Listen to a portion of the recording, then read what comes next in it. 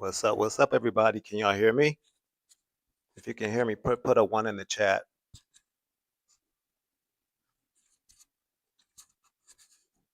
If you guys can hear me, put a one in the chat.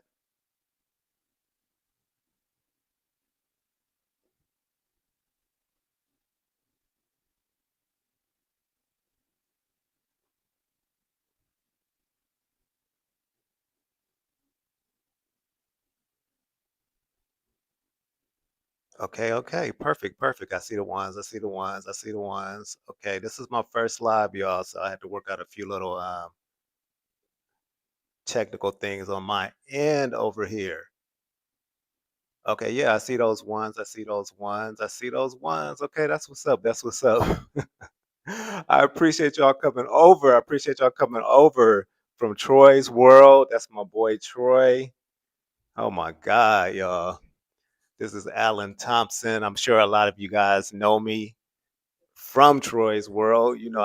I've been over there on Troy's World for a while now, part of the Troy's World family. I see those globes, Troy's World. Yes, yes, Troy got y'all over here. We all are family. We all are definitely family. So that's what's up. I see those ones. I see those ones. What's up, everybody? Let me look at some of these comments. Where y'all tuning in from? Let me know that where everybody is at. Let me go back up here and see some of y'all comments up here.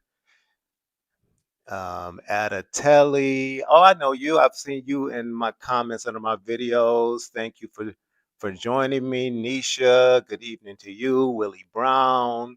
Sparkle Thickness. What's up? Welcome to you. No niche. Welcome from Troy's World. Thanks for coming over. Willie Brown, Africa Twin, Sparkle Thickness from Fort Wayne, Indiana, Africa Twin. You said Tuskegee, Alabama, Willie Brown, Houston, Texas. Oh man, wow. Okay, so we got a little bit of everything. Oh my God, I got a lot of comments here. Delicious Sparkle, thanks for joining me over here. Where else are we tuning in from, everybody? North Carolina, Gemini, thank you for joining. Integrity, California in the house. I'm in Cali too. I'm in Los Angeles, in Hollywood. So I got my fellow Californian in the house. Pittsburgh, Pennsylvania. Me, Ma Lee. Thank you for joining me over here. Oh my God, Nebraska. You just gotta have faith. I know that's right. You gotta have faith. From Nebraska, you over here. Thank you for joining me, Shea Butter. Okay, I love me some Shea Butter. From Montgomery, Alabama. Thank you for joining us, Nisha. Thank you for joining me, Forever Gorgeous, Miami, Florida. Okay, Miami. Oh, Miami, Florida. I think that's where the girl Troy was just talking about is supposed to be. Oh, Wi-Fi and Fireflies. Okay, okay, okay. I see you. I see you, my girl, from over on Troy's World. We used to cut up in Troy's World chat. Lady T, Stonecrest, Georgia. Okay, welcome. Celine Saxon, greetings from East Orange, New Jersey. Okay, East Orange. I think that's where Whitney Houston was from. I think I used to live in New York City for some time. And yeah, no face Peter Pan. No, I'm kind of I'm in Hollywood. You know how that go. I can't reveal my identity. So yeah, we'll leave it at that. ATL gal from Atlanta, Georgia. Okay, ATL in the house. Luke 101 from Seattle. You got this, Alan. I really appreciate that. I appreciate those kind words. Don Parker from Cleveland, Ohio. Okay, Cleveland in the house. Louisiana. Twin B, thank you for joining me. Fan Creo from Orlando, Florida. Okay, Disney World. Rockwell Lions from New Orleans in the house. Okay, New Orleans. All right, all right. Love it. I love it. I love it. Miss Optimistic Granny. I didn't recognize that name. You've been under my comments already. I appreciate you coming over from Troy's World. Welcome. Georgetown, Texas. Okay, that's Jail Marie Wade. Seasoned Soul from Atlanta, Georgia. ATL in the house again. Oh my God, y'all. Oh, Brooklyn, New York. Rep your hood. I used to live in New York City. Thanks for joining from New York City. I used to live in Oh man, I lived in Fort Greene, Brooklyn. I lived in Bed-Stuy, Brooklyn. I love Brooklyn. Brooklyn in the house. Thank you for joining. New York, another New York. Justin D. 224. Thank you for joining me. Trap and Tay from Texas. Oh my God, Bronx, New York. I got my New Yorkers up in the house. Y'all were gonna make me take a trip to New York this summer. Do a live in New York City. Where was that Bronx at? I was gonna say your name, but so this chat moving so fast. Oh my God, another New York, Brooklyn, New York. Prince Paul. We got Chattanooga, Tennessee. Byron James, Pittsburgh, Pennsylvania. T. Smith. Another Brooklyn, or did I say Prince Paul already? Brooklyn, welcome. Dallas, Texas. Okay, Veronica in Dallas. Thank you. Um, oh man. All right. So we'll get to uh, talking because I can just go down and see all these people. Just y'all telling me where you're from, and I really appreciate it. People are all over the country, and I really appreciate that. So no, okay. Oh, I love it. I love it. All right, y'all. Man, this was a night on Troy's World, y'all, wasn't it? It was quite a night. So what's going on? What is going on? And what is going on with Marcus? I mean, you know, we can rehash everything so far as, just what's going on with these, with the guy that called in, what is his name? Ola. You know, what do y'all think about Ola? What is the consensus overall? What do y'all think? Y'all think he was telling the truth? What do y'all think so far as what Ola was telling us? You think it was the truth or a little bit of the truth sprinkled in with whatever that fit his narrative? What do y'all think? And I'll tell you what I think, of course. Do y'all believe him? Well, this is what I'll say. And y'all can, of course, talk amongst yourselves as I'm talking. Um, I would say this, that to me it don't really matter what he has to say, because it doesn't matter. What we know is what Marcus has been doing, and at the end of the day, we know Marcus is going to be facing some legal issues at this point. So to me, the issue at this point for me, Ola can say whatever, the girl can say whatever. And I don't blame Troy for not talking to what was the girl's name, Yaya, whatever her name is. Definitely commend Troy for not talking to her because she's underage. But I love the way Troy handled that. Right, Troy really handled that really well because um, you know it confirmed that she was underage, because there was a lot of speculation of, well, maybe she just turned 18, and kind of a lot of people were saying that, and now it's confirmed. Um, she's 17, and not only is she 17, she just turned 17. That I think is the thing now that is confirmed for us. Marcus is in gonna be in some trouble. He's gonna be in some trouble at this point, and it's all coming to a head now. And somebody in the chat said Troy went off. Troy did go off. And look, yeah, Troy, exactly. She just turned 17.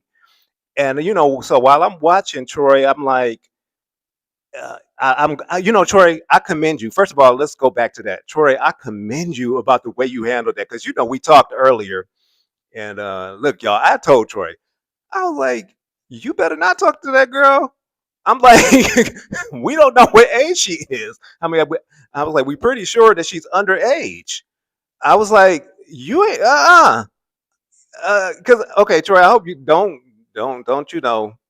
go off on me or anything like that. But I'll tell a little bit of it. Troy called me, and so he told me that she called him, and I'm just listening. I'm like, okay, and so he's telling me everything she's telling them and everything. And of course, he had already told me he talked to the old dude Ola and all of that.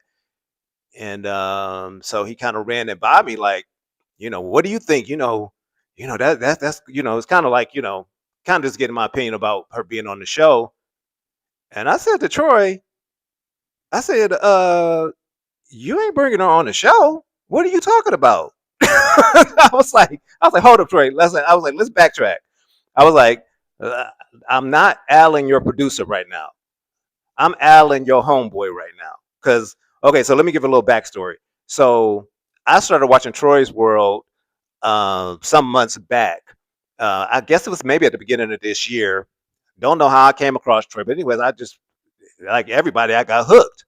And somehow me and Troy ended up because I would make certain comments, and so I ended up at some point reaching him out with to him on Instagram with some information. And anyways, we gained a rapport, and I became one of his producers. And so ever since then, we've had a certain rapport. And then we found out we both were from Detroit as well. I live in Los Angeles now. I've lived in Los Angeles for longer than I basically lived in Detroit, but I'm originally from Detroit. So, anyways, we gained a certain rapport. But anyways, all that to say, when he brought that to me about this underage girl today, I said, "Now, Troy, you know you can't talk to her, right?" I was like, "That ain't gonna work." you know. And so he was like, "But I mean, man, can you imagine if we bring her on and I mean, man, the people they really would want to hear that." I said, "Troy," I said, "We not gonna play that game." I said, "You not bringing her on the show." I said, "Now look, I'm not talking to you as Alan, your producer right now. I'm talking to you as Alan, your homeboy from Detroit. We both from Detroit. You cannot talk to her. She's underage." And I said, the fact is, even if she's not, you can't talk to her. I was like, because regardless, Marcus is going to be in some type of trouble about this. So I was like, I would advise you to be very cautious about that. So, that was kind of my take on it. And I was like, just, I can't tell you what you're going to do or, how to handle it. I said, but I'm talking to you as a friend right now. I would stay far away from it. And I was like, because from what I know, I'm positive that that girl ain't 18. And I said, and considering what the topic is and what the allegations are, I said, oh no, no, no, no. You cannot talk to her. And so, we kind of left it at that. And so Troy ended up calling me back. And then this is what else I told Troy. I said, don't listen to your your counterparts in this sector. I was like, because a lot of them, they're gonna jump on it. But wait a minute, Trey, what you said? He tried to tell me what to do, wrong thing to do. Right, right, right. Wait, we gonna get to that, Troy. Because when you started that show, I was like, oh hell no, no, Troy didn't. Is Troy really going here? So I was like, wait a minute, what are you talking about? You have to put her on the line. I'm like, I told you, but don't call her, don't talk to her, don't. So, but I told Troy, I said, these people in look, this is my first live, y'all. So if I end up saying something wrong, it is what it is. I'm just saying what is I'm just speaking the truth. I was like, these other people in your sector, some of them, look, they ain't got nothing to lose. Heck, some of them might be on probation. They already been to prison. So some of them, yeah, they gonna go ahead and talk to her because at the end of the day, they want a viral moment. I said, but Troy, you got a family. I said, Troy, you have businesses. I said, Troy, you have something to lose if you talk to this girl. Anyways, I'm giving y'all a little inside information. And so, anyways, but I mean, but it's the truth. And I mean, we all love Troy, and we know Troy is an upstanding guy. You know what I'm saying? So even tonight, when his blood pressure went up and he was going off and using the N word and cussing and look, we know Troy. Troy, at the end of the day, Troy is an upstanding guy. He had every right to go off because ain't nobody gonna play Troy for no fool. You know what I'm saying? It's like we know at the end of the day, Troy's an upstanding guy. At the end of the day, Troy has a good heart. So Troy did the right thing. But when he first started, and he was like, he was putting her on the line. I'm like, not Troy. I know we had this conversation. I'm like, I know you are not about to talk to this little girl. And then when he went on to ask about I guess that was supposedly the aunt, and is that her guardian? And then she got on the phone. I'm like, not Troy. You know, you can't handle it this way either. But Troy is smart. He was smart about it. He went about it the right way. And Troy knew from the time he started that show that he wasn't going to end up talking to her. But he was strategic in what he did, and I commend Troy about the way he handled that. It was a smart move on Troy's part. But at the end of the day, what Troy wants to do is he wants to um, expose and bring the truth of the matter to what's going on. And I commend him for the way he handled it. And I think we all love Troy that much more because of the way he handled that, and even the way he handled the young man Ola. Because you can't play around with these people. And that's what I talked to Troy about earlier. I said, these are kids. They think you gonna play their kid games. It's like ain't nobody playing with y'all. It's like, we're adults. We already know the type of games these kids play, but they think that they're smarter than you, you know. But we all know it's like, nah. But at the end of the day, like I said, excuse me, at the end of the day, um, I don't really care what none of them got to say because we already know who the real problem is. Um, Look, enough about Troy. We here to talk about Marcus. That's what Troy said himself. Oh, really, Troy? If I want to make this whole live about you, we gonna make it about you. How about that? No, no, you right though. You right. You right. I had to give you a props though, Troy. Look, this is all your people over here, so I got to gas you up a little bit. But no, you are right. We here to talk about Marcus. But yeah, Troy, you got worked up tonight, Troy. I feel like I know you, but I saw you on rare form tonight. Veins popping out your forehead, and I'm like, damn, Troy, calm down. Go take a drink of water. Like, look, I know you don't drink, but go get a drink, take a shot or something, something. But no, it's all good, Troy. You were upset and rightly so, cause like I say, these kids they want to play games with somebody, and it's like, nah, we're not playing those games over here. But so yes, so Marcus. So I hear a lot of you saying, let's talk about Marcus. What are my thoughts on Marcus? Oh my God, y'all really want to know that? You want to know what my thoughts on Marcus are? Well, so first of all, look, make sure you like, subscribe, share, turn on that notification bell. I've posted, let me tell y'all something. I started this channel, I don't even think it's been 2 weeks. Look, it seemed like it was just yesterday, but I think I'm coming up on 2 weeks. I have like 31 videos so far, y'all.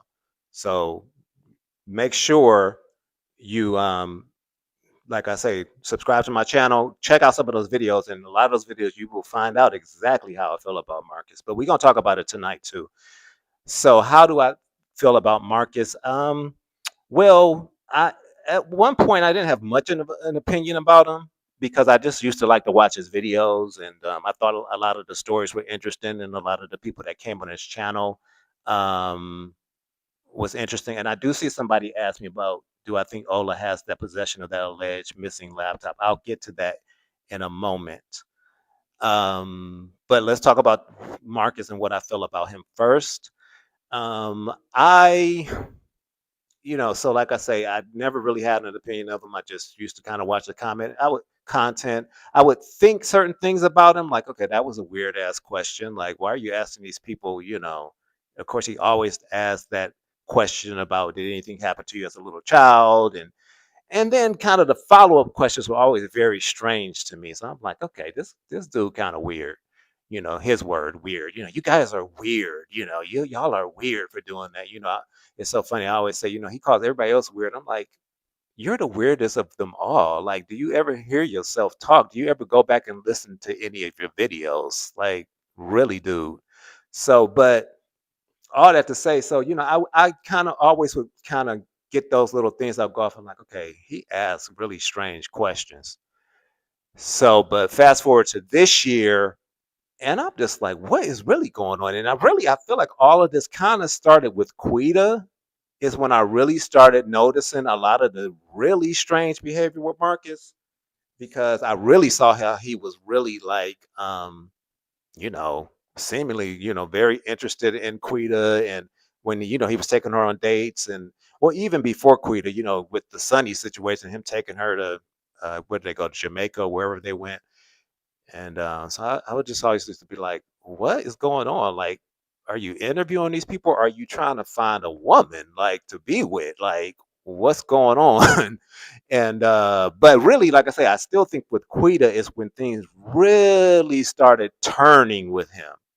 And he did really, just like somebody just said in the chat, he got out of hand, like Pippi just said in the chat. He started getting out of hand. I'm like, what's going on? And with Quita, it was so funny. I knew he was sleeping with her because it was kind of like people were like speculating it, but a lot of people was like, "Oh, nah, he was sleeping with Quita," and I'm like, "Oh, he definitely is." I was like, "There's no doubt in my mind about it."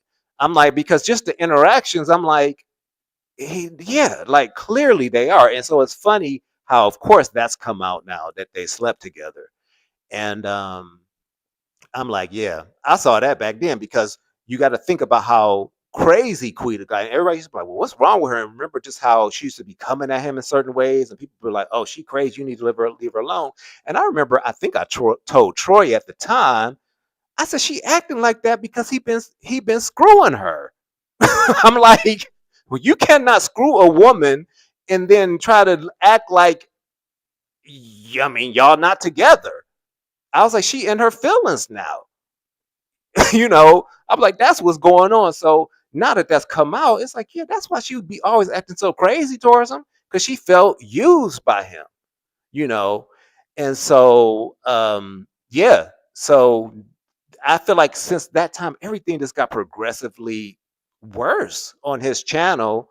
And then, of course, now he's introduced this spicy content, and which is just, I mean, the weirdest thing ever. Like, who wants to watch that? Like, who wants to watch it? But I mean, clearly a lot of people, because according to him, he has thousands of subscribers um, to that spicy content channel, or website. And but I just find it extremely, extremely strange, that you want all these people to have sex. It's just everything is sex, sex, sex, sex. And so yeah, so how I feel about Marcus at this point is that he needs to be stopped, and it seems like that is what is possibly about to happen. It definitely seems like that day is definitely coming. Um, because he has just gotten just, I mean, just out of control. Just like, I mean, me and Troy got this has have this running joke. It's like, is he really this stupid? Like, and we just start cracking up because it's like, what in the hell is going on? Like, he cannot be this stupid, but I think he is. Like, because it's so funny whenever I hear people saying, like, they say, well, Marcus, he a smart person. It's like, is he? I don't think smart people do the things he's doing. Smart people, you know what smart people do? Smart people see the end of a thing from the beginning. So what smart people do, they say, okay, let me see, is this a business I want to invest in? Okay, well, where would this lead me in 5 years from now? Where could I be with this investment? So with Marcus, for instance, with this spicy content channel, okay, let me see. I live in Georgia. Oh, let me see. Oh, corn is illegal in Georgia. Okay. So let's see. Oh, but I'm gonna do it anyway. Yeah, but you know what? It probably won't catch up to me in 5 years. I won't be in prison until maybe 3 or 4 years from now. I'm gonna go ahead and do it anyway. That's not smart. It's illegal in Georgia. Anybody, it's an easy Google search or Chat GPT.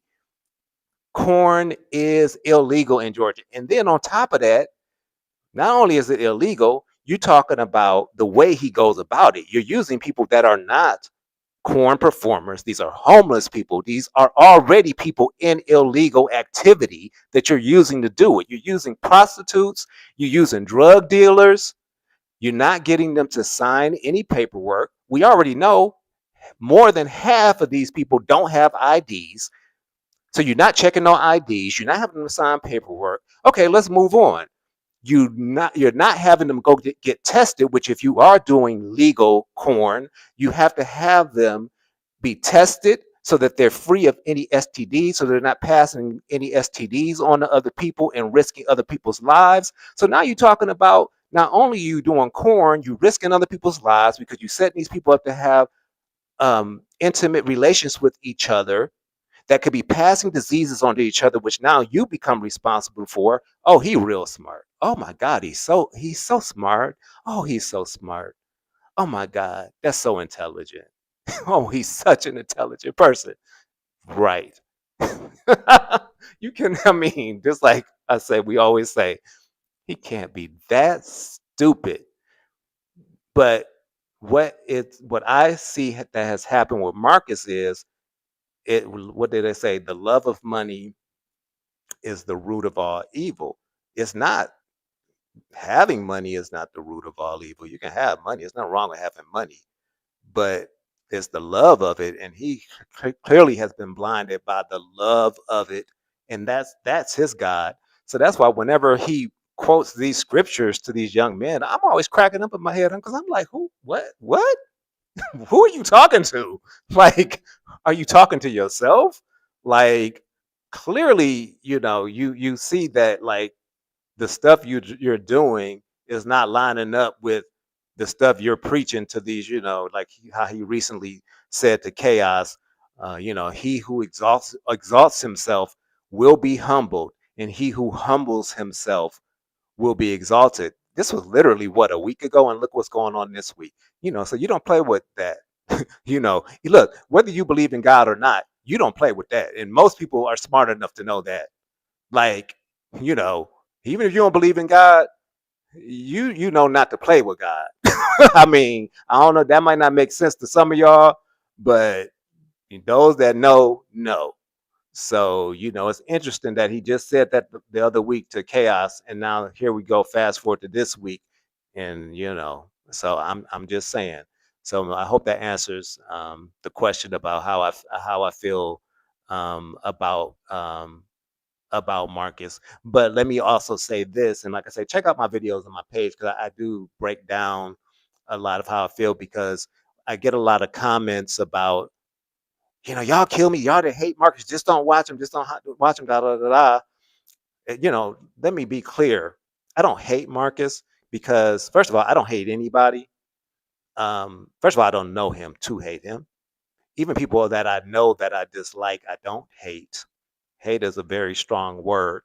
But even people you love, you can point out what's wrong about them. Actually, the people that you love are the people that you can point out what's wrong about them the most. So now I ain't saying I love Marcus because again, I don't know the look, I'm about to be Detroit and I don't know the nigga. So I don't love him, I don't know him. But I don't hate him either. Like I said, at the end of the day, I don't know him. All I see is what he presents to the world. So yeah, I got an opinion about it. And what you got to say about it? We all have an opinion about something. And the fact of the matter is, I started watching him at a time before it was what I'm seeing now. And yes, I continue to watch it, because at the end of the day, that's what people do. We like to see mess. I mean, let's be real about it. It's just like a television show. We like the drama.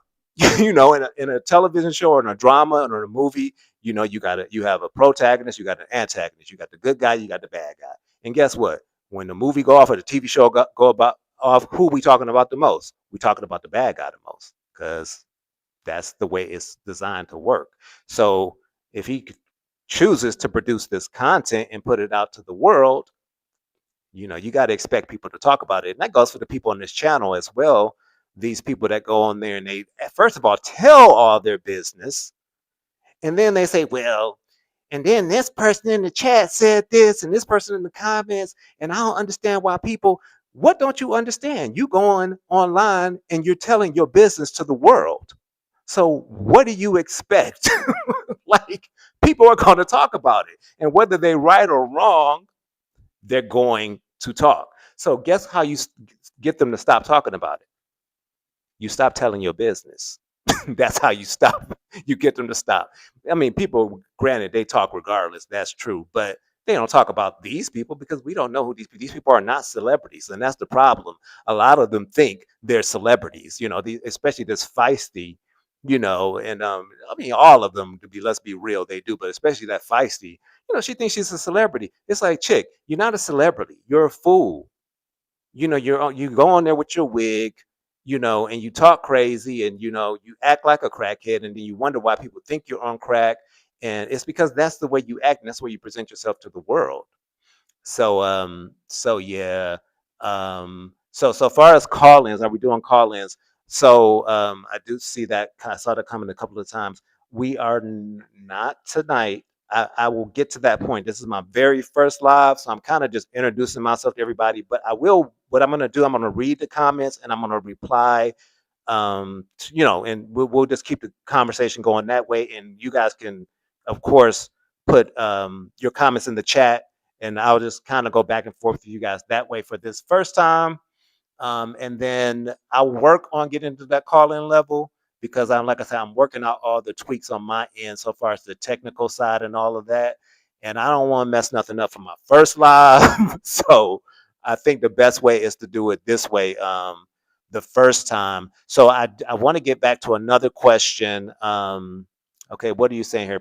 Troy is saying Polo spoke about you the other day. Did you hear him? Okay, I'm on. Let me talk about that. And then I'll go back to the person that asked me about that computer situation with Ola. I didn't forget about your question. So, and if I miss anybody in the chat, just know it's not intentional. This chat move fast. So, because I'll be seeing how y'all be getting on Troy. Right, call-ins. Wait a minute, that's my area. Troy, whatever. If they want to call in on my show, they can call in. No, let me stop. No, that really is your thing, Troy. It really is. You're kind of right about that. I'll see if I end up doing that. But okay, so let's talk about Polo. Okay, so y'all look, I got a video about that on my page, so make sure y'all go check that video out about Polo. So the other day, I'm watching. Do y'all have y'all drink yet? Do y'all have some wine? Y'all got whatever your drink of choice is. Go ahead and pour a drink. So, because look, I'm on the West Coast. So, what time is it here on the West Coast? It's 8 o'clock, 8 p.m., a little after 8 p.m. So, I think a lot of y'all are on Eastern or Central time. So, y'all are Eastern time is 3 hours ahead, and Central 2 hours ahead. So, yeah, it's a little later, but y'all up. Go ahead and pour a drink if you want. If you drink, if you don't drink, then make a cup of tea or something. But anyways, so with Polo, man, let me tell you. So I'm watching one of Marcus's videos. It was the Makeover Monday one. So we were all wondering what the heck is going on with Let me wait, hold up. Let me see something right quick. Oh my God, what the heck? It's 477 people in here.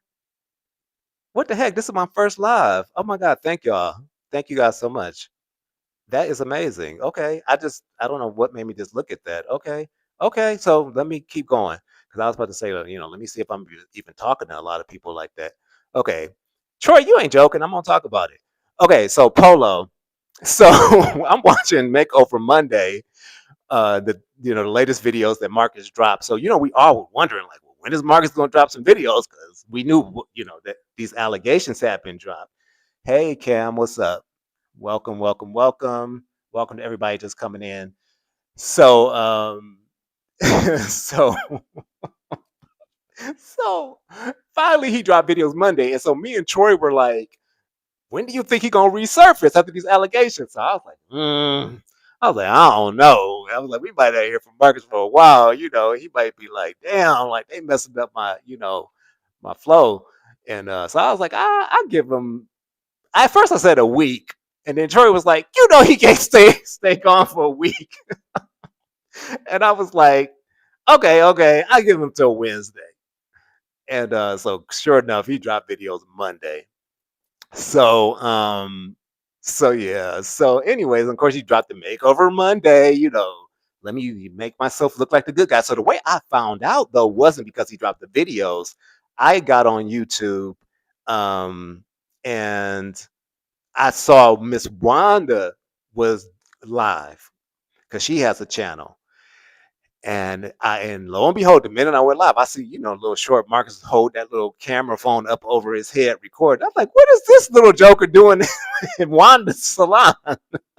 And then I saw Polo, I saw Feisty and Tragedy. I'm like, what the hell is going on? so, so, so then, so yeah, that's how I knew. I was like, okay, so those are going to be the next videos he drops. So he ends up dropping the videos, and in one of the videos, I think it was maybe the first one. He was with Polo, and they're driving, I guess, to they were driving to Miss Wanda's, and Polo, I guess, have some beef with another channel. He's like, yeah, y'all need to stop talking about me. I'm the main topic of conversation. And so, I'm just watching the video, and then all of a sudden he said, and yeah, and Alan Thompson. And when I tell you, I'm like, my eyes like opened up real wide because I'm like, Alan Thompson, like, what the heck? How does he know me? Because like I told you, I just started this channel. Like, it has not even been 2 weeks. Like, so I don't think anybody's watching me like that because I'm a new channel. I don't have that many subscribers. I'm like, what the heck is he mentioning my name for? And so Polo says, and Alan Thompson, he was like, you cool, you cool. He's like, but you clout chasing. I'm like, what? I'm like, so I just like burst out laughing because I'm just like, well, he went easy on me because let me tell you, the dude before me that he talked about, that channel, I don't really know what the channel is, so I'm not mentioning what the channel is because I don't know the person like that. So but he was going in on him. So I was like, so once he said and Alan Thompson, I'm like, now hold up. What's going on? What you about to say about me? And, the first words out of his mouth was like, you cool, you cool. I'm like, okay. I'm like, we good, Polo, we good. So so, so of course I had to make, but then I had to make a response video.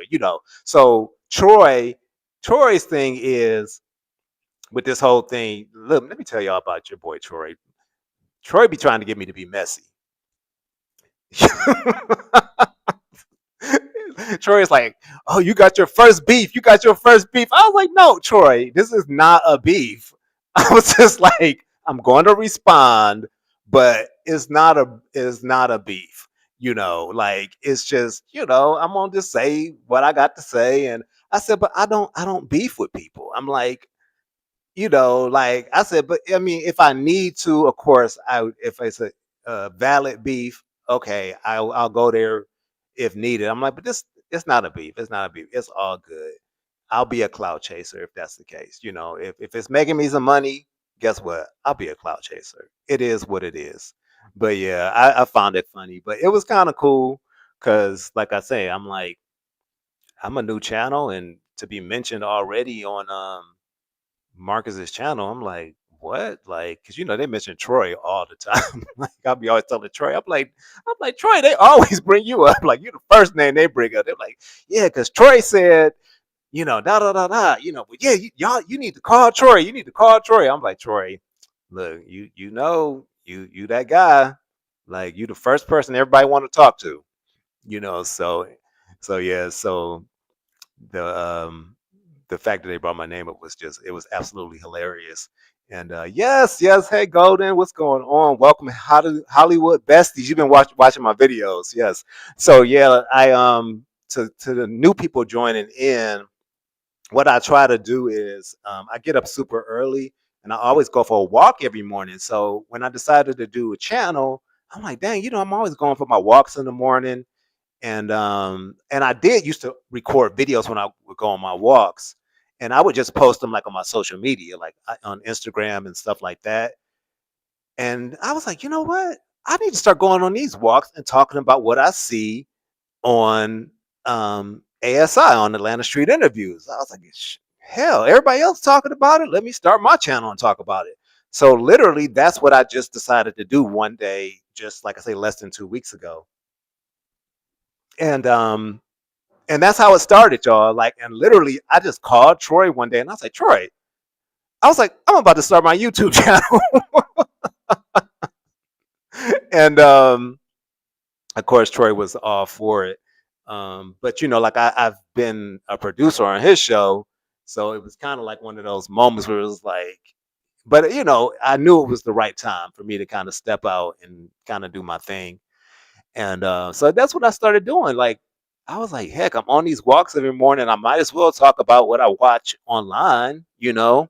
And so yeah, so that's the way I started my channel. And so what I do is I try to show you guys a little bit of California, a little bit of mostly Hollywood because that's where I live while I go on my walks. But what I'm going to start doing, I'm going to start taking you guys to some other locations as well to kind of just show you guys some other things as well, just to give you kind of a different view.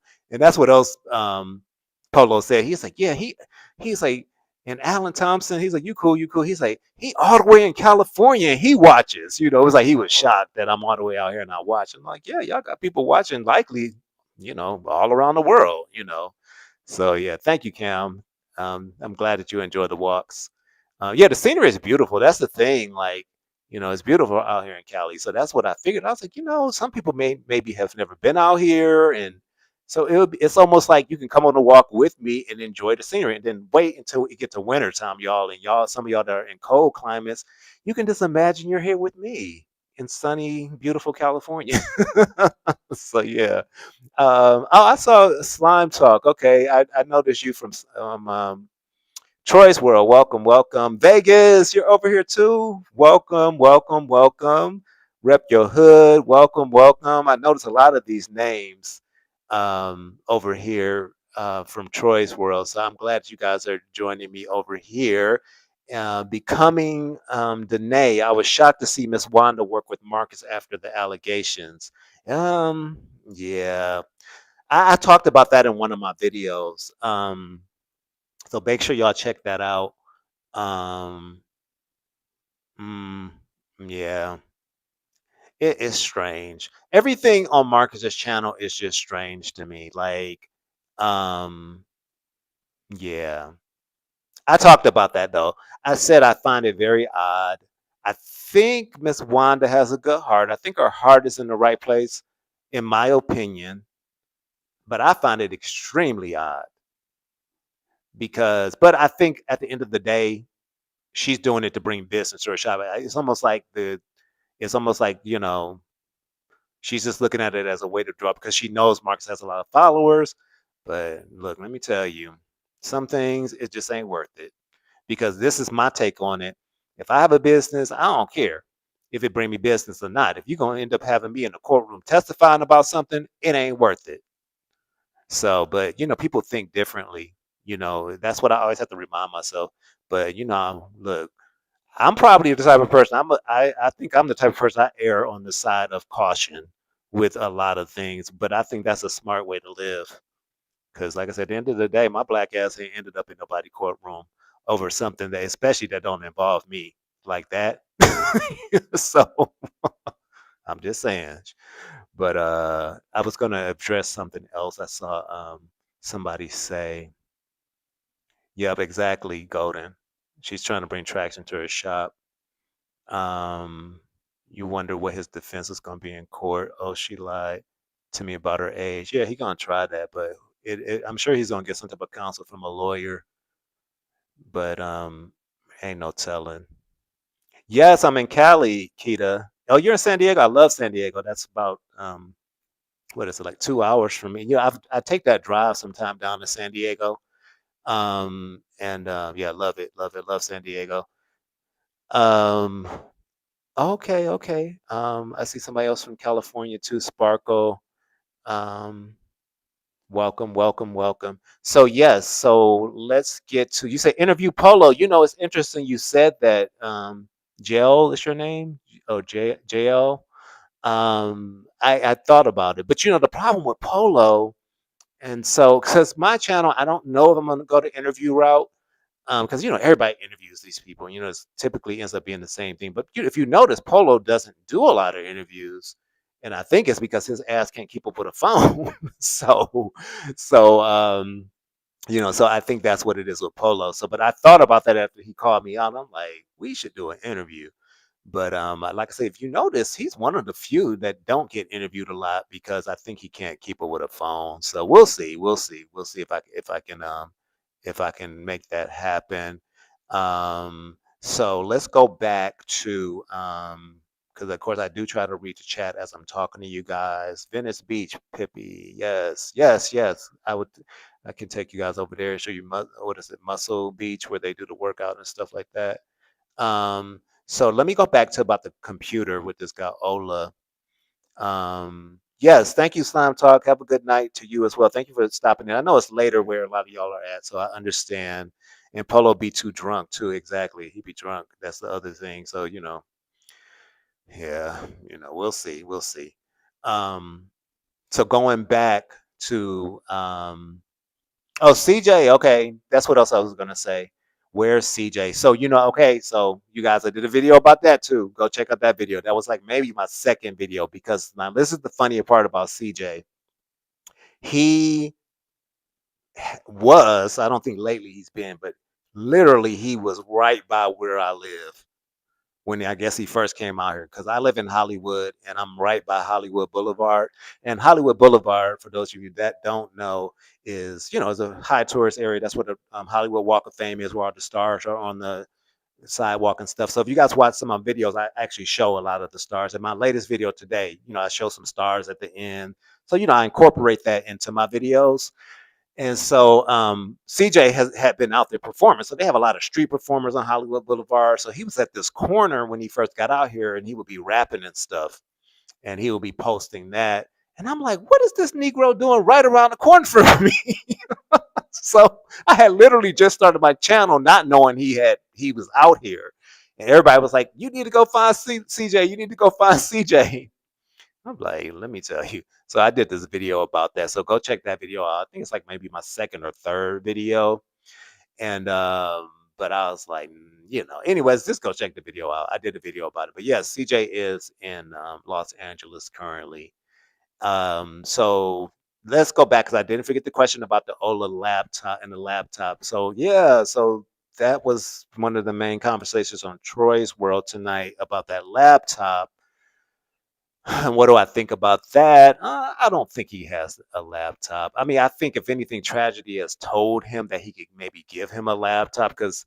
So this is what, from my understanding, um, how did you get here? Two sisters, Nashville. Welcome, welcome. What did Troy drop us off again like last night? Yes, he did. Look, Troy be tired. Troy work about three different jobs. So yeah, he dropped y'all off over here.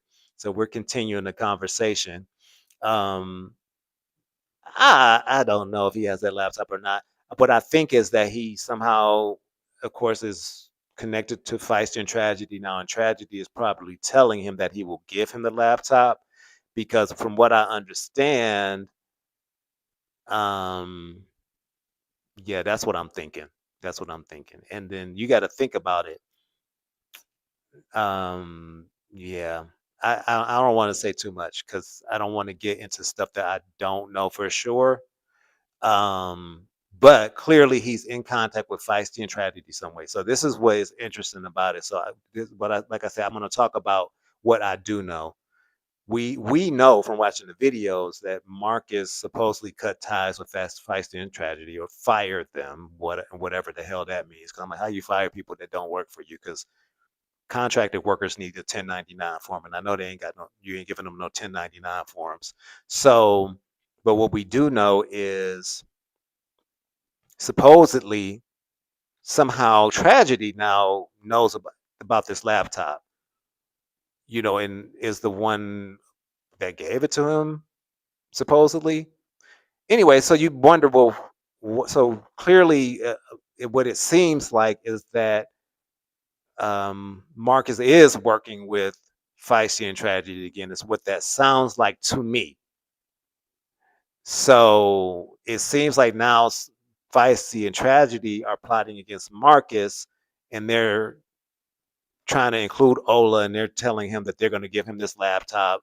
That's what it sounds like to me. So that's what it definitely sounds like. But again, is Marcus that stupid? Why would he work with? I mean, Feisty and Tragedy again at this point. I mean, he should clearly know they're not gonna be on his side. But this is it's all a mess. It's all a mess. Um, So, so do I think he has the laptop? Who knows? He could, he couldn't, but the way, the way he's trying to sell it to Troy, it just sounds crazy as hell. It's just like, and why would he think Troy would want the laptop? Because then, considering what is on the laptop, it's too much illegal activity going on. It's just like, what? What is going on? You know? So yeah, nah, it's no telling. I think it's some truth to some of the stuff Ola is saying, but I think it's some, non-truths mixed in there with it. And but um I think that like I say, I don't really care about Ola like that because at the end of the day, it's clear that young man probably is, been in the streets for a long time. He's still fairly young, and you know, I think at the end of the day, Marcus is the one that needs to be held responsible because Marcus is the one that goes after these people and then, to me, puts them in deeper trouble than they're already in, if that makes sense. You know what I'm saying? So for me, somebody like Ola, I'm like, he already a dude that's already been in the streets. He already got a criminal record from what he said. And Marcus intentionally seeks people out like that. And then yeah, Marcus is gonna throw people like that under the bus because Marcus has said in himself, he's like, they're already in a down position anyway. So what difference does it make if I just film them? I'm just filming what they already do. But he doesn't realize that he encourages them to continue in that same type of behavior and in certain instances do things that are even worse. So like I say, it's like at the end of the day, I really don't really care about whatever that guy is doing. It's like at the end of the day, we know who the real problem is. So so yeah, yeah, right. Troy is Jamaican. He got 15 jobs exactly. Yep, you don't believe they have it, Nisha. Yeah, I don't either. It sounds weird. It just sounds kind of strange to me. Hey, Gregory, I recognize your name. Thank you so much. Thank you for coming up from Troy's World. Thank you so much. Thank you. Um, Cassie. Hey, Cassie, I remember you too. Welcome. You said you think he does only because Marcus has left that laptop and quit. Yep. Yeah. And see, that's what I'm thinking. Yeah, you're right. On that side. But see, now this is the thing. Yeah, exactly. Because he leaves it. Yep. Um, so this is what I'm thinking though. So it seems as though now, of course, Feisty and Tragedy are in that Airbnb is what it sounds like because Tragedy has been talking to this Ola guy.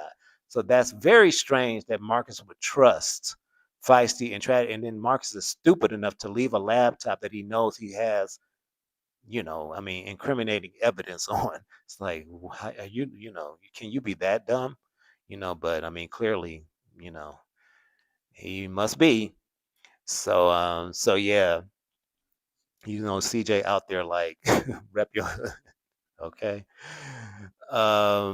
Yeah, Marcus is in trouble with that camera. Um, yep. Lex got away. Um, yep. So yeah, y'all, that it's crazy. Um, so what else? What else? What else, you guys? What else do we need to talk about tonight?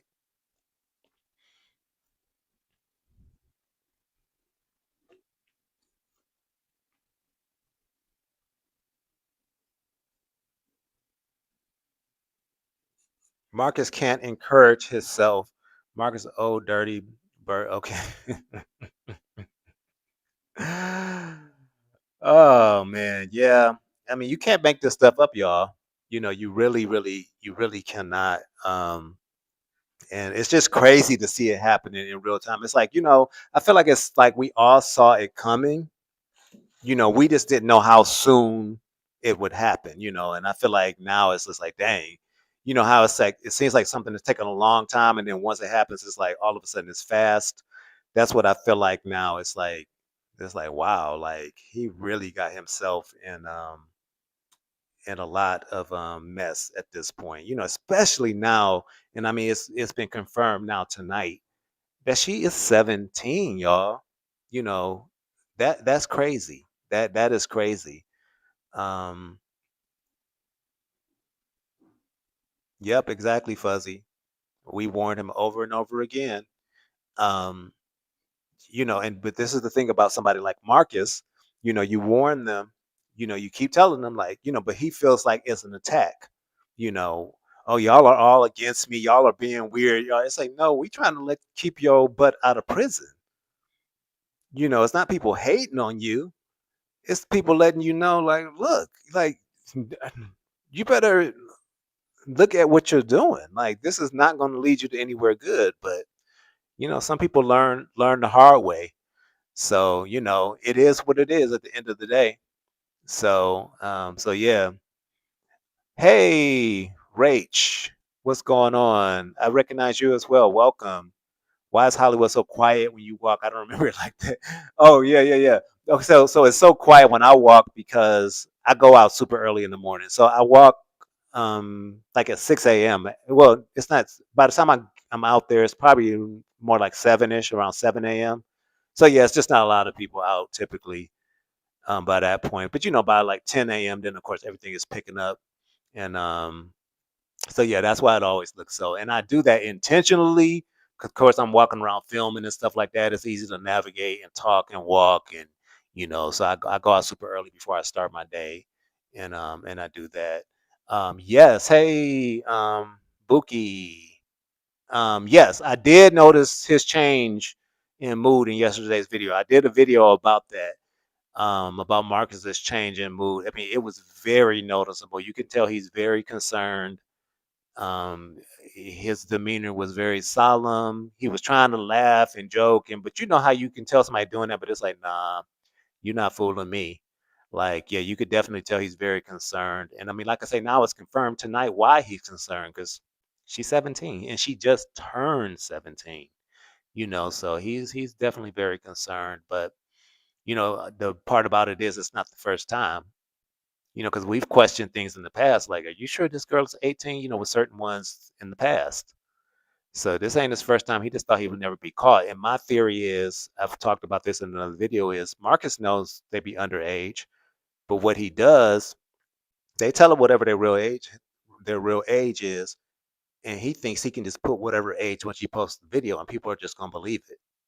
But he knows. First of all, he look. Once you become a certain age, you can tell when somebody is underage. It's like somebody that's 16 can tell me they're 20. I'm like, you are not 20 because you already been there before. You've been through all those stages of life. So you can tell when somebody is a certain age. Just like the minute he walked in with them in that diner, I was like, whose kids? I'm like, are these his nephews and nieces? Because of course we know who his kids are. So I was like, are these his nephews and nieces? Like, who are these kids he's coming in this diner with? It's like, what the heck? Like you can definitely definitely tell. So yeah. Mhm. So yep, exactly. So let's see, what else are you guys talking about? The cocky and arrogance. Hey, Cassie, again, the cocky and arrogance is what's playing against him. Just my opinion. If he had the stance of, dang, my bad, I think things may go a bit differently for him. And I'm assuming, but yeah, no, that's you got it right. I agree with you 100%. Again, I said that in a video that if you can just at least admit, stand in whatever it is, and say, look. I was wrong. It don't mean you still not gonna pay the price for it. Now, let's not get it twisted. Your ass still might go to prison. But at least if you just say, you know what, if you admit to it, whatever, it can lessen the blow. You know what I'm saying? But I think it's just the arrogance that so many of us see. It's like, come on, man. Like you gotta see what you're doing it's wrong. It's just wrong. So so yeah.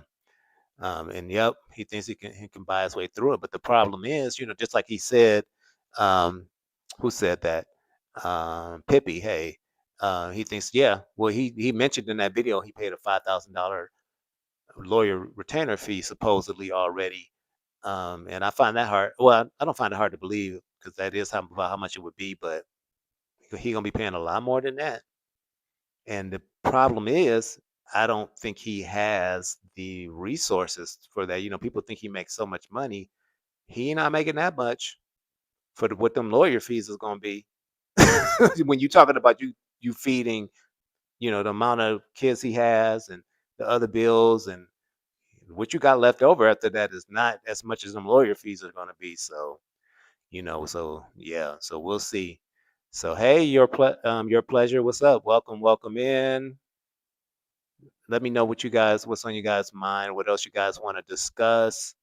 Um, yep, viral stream clips. Welcome. Yep, I agree with you. He said the people trying to railroad him. He on his R. Kelly Gail King flow. Yeah, yeah, yeah. He did say that. He said in that video, people are trying to railroad him. It's like, no, you railroading yourself, homeboy. And again, I spoke on that in one of my videos. And I said, what men do is they take accountability. They don't blame other people. At the end of the day, we all are responsible for our own lives. You can't go around blaming other, and that's what he kept doing in that video. I think people are getting what they want. It's like, dude, you're a 44-year-old man. You're not no teenager. That's a teenager line. I guess everybody's getting what they wanted. Dude, you are a man. You're a 44-year-old man. Ain't nobody about to have no pity party with you. You need to own up to what you've done and be a man. The man that talks about being a man and what men do. You know, come on, man. Ain't nobody, nah. We not going there with you. Like, the way I operate, I don't let myself have no pity party about myself. Look, I'm the first person to know when my ass wrong. And guess what I do? I be like, now look, Alan, you was trifling when you said that. And then what I do, I try not to do it again. And I mean that's the way you handle things. Not just as a man, that's how you handle things as an adult, So yeah. So that's how I feel about that. So exactly. An overgrown kid. It's just like, and we see it when he's dealing with these kids on this channel. It's like, what 44-year-old man, first of all, want to be hanging around these kids? It's one thing if you interviewing them, but you can tell he enjoys hanging around them. It's like, look, I can deal with about maybe an hour. After that, I'm like, I gotta go because I'm not on your level. It's like I ain't trying to hang out with no kids. Like people in their you know 20s and younger. Like for what? Like I can't relate unless I mean if your family, nephews and nieces stuff that's different. But other than that, I'm not friends with people that age because first of all, they're young enough to be my kids. Like, what do I? Well, why would I want to be around them? You know. So yeah, it's crazy. Exactly. Everyone is against me. That's his thing. So, what you mean? I be Southern Charisma, Alan? Do you do be on one? What do you mean? I haven't seen a lot of these comments because they move really fast. Be on one like what? What do you mean? You a mess, Southern Charisma. We supposed to be cool. What you talking about? Oh my gosh, some of y'all are a mess. Yes, a state of arrested development. Exactly, Cam. That's exactly what it is. The money and control, Pippa. Yep, Pippi. Yep. Um, Cassie. Exactly. Hopefully, the family doesn't let it get swept. But see, I don't think that it will really matter too much if the family sweeps it under the rug, because who knows if she really has family that cares like that or not. I think at this point, it's not even about the state because clearly the state hasn't been moving on anything fast. But at this point, he's dealing with federal charges, which is completely different than state charges. So with the feds, it don't matter if the family press charges or not; they're coming after your butt because the thing with Marcus is with her, he has that website, so they don't have they don't the family don't have to do nothing. The website is illegal because that type of content is illegal in Georgia. And then on top of that, they're going to find they know that she's underage.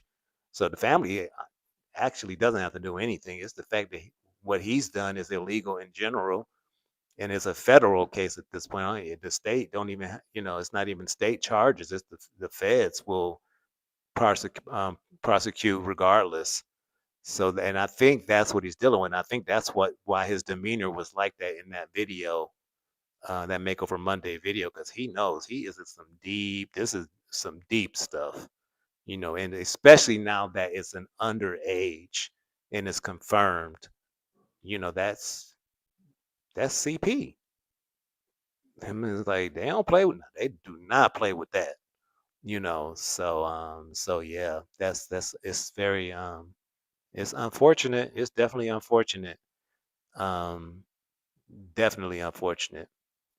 So, yep, right. She's now been alerted to the National Center for Missing and Exploited Children. Yep. Wow. Cassie, that's why I don't understand how Cat pulls up on Polo and Marcus. No shade, but I work, drive, have a child, a place, and I couldn't imagine going. Exactly, Cassie. I said that. I don't know if I said it in one of my videos or not, but I know I said it to somebody, probably Troy. um, I was like, Cat is she's a strange one. Cause I'm like, what does she be? What does she want to hang out with them for? Like, she seems like she kind of got something going for herself. She has her own business. It's like, and you're hanging around them for what? Like, but I'll go back to when she first was introduced to the channel. I believe she has a crush on Polo. She don't want to admit it. But because I remember when she first came on the channel, Marcus was kind of trying to flirt with her, and she clearly wasn't feeling Marcus. But then when she met Polo, I remember they walked off holding hands, and Marcus was chasing after them. Like it was like Marcus was jealous that she seemed attracted to Polo. So I think Kat is, yeah, it's weird.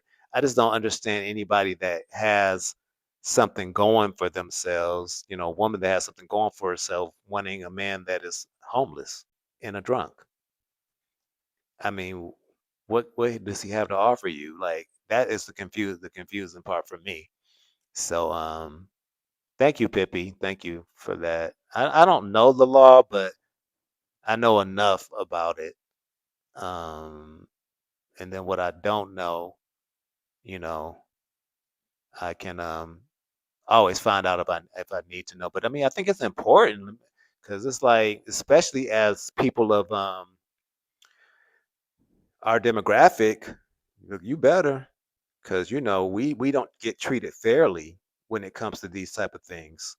So it's like, look, you better know a little something, because that's why I say I always err on the side of caution, because I already know it doesn't play out fairly for us, you know. So it's like, yeah, you better know a little something. You know what I'm saying? So, yup, Fez is serious, exactly. Yup, he exploited her. Thank you, sister Terrain Harris. Yes, thank you for tuning in. I agree. He definitely exploited her. Viral stream clips said watching Paula do a spicy scene is weird. It's extremely weird. I think it's weird to watch any of these people in those and do that type of content, because for what? Like, what the hell? Like, I mean, let's be real. For what? Like, who wants to see that? And again, I think it's just Marcus want to see it. I think that's the end of the day. And I think, clearly some of his viewers want to see it too. But yeah, for what? I mean, really, I don't want to see none of them people. It's nothing intriguing about it. It's nothing. I mean, it just isn't. I mean, but I guess maybe some people. I guess. Um, Hmm. Who is Kay? Two sisters now. Kay wanted a free meal and drinks from Marcus. I'm not sure, or maybe you put the wrong name, Kay. I'm not. I was trying to think of who that is. Oh, Cat. You mean Cat, probably. Hmm. I mean, but I don't know if you're talking about Cat. I mean, she got her own money. She seems to be doing well, but I mean, that could be. I don't know. Like I say, Most of the people that come on this channel are a little different, so there's no telling. It is definitely no telling. Um, oh, thank you, Golden. I see. I thank you for that. I see your. I don't have a moderator yet, so I do see your comments in my chat, and I just want to thank you for that. Um, for putting comments. I mean, you're almost like a moderator. I haven't gotten that far yet, so I just want to thank you for putting that comment in my chat. Thank you so much. I really appreciate that. Yes, it's puzzling, Jersey, Dooney. Like, what the heck? Like, I don't know. It's just kind of like, but so it made me think about. So in another video that's recently been out, Polo met this woman in front of Aunt's barber shop. This light skinned woman, and oh my god, I did a video about that too, y'all. So again, make sure y'all check out my videos on my page. As y'all can see, I have a lot of opinions and a lot to say. So Polo meets this woman. Um, in front of Ant's barbershop. I think they were going to Ant's barbershop for something. So he meets this woman, fair, decent looking woman. She looked like she was a working woman and all that. Anyways, he got the woman's number. And so, Marcus in the background acting all thirsty. Oh my God, she is fine. Look at her feet. Because she had her sandals on and she had her feet toes down. I'm like, Marcus, calm down. Why are you sounding like a thirsty perv in the background? And so, he got the woman's number and all that.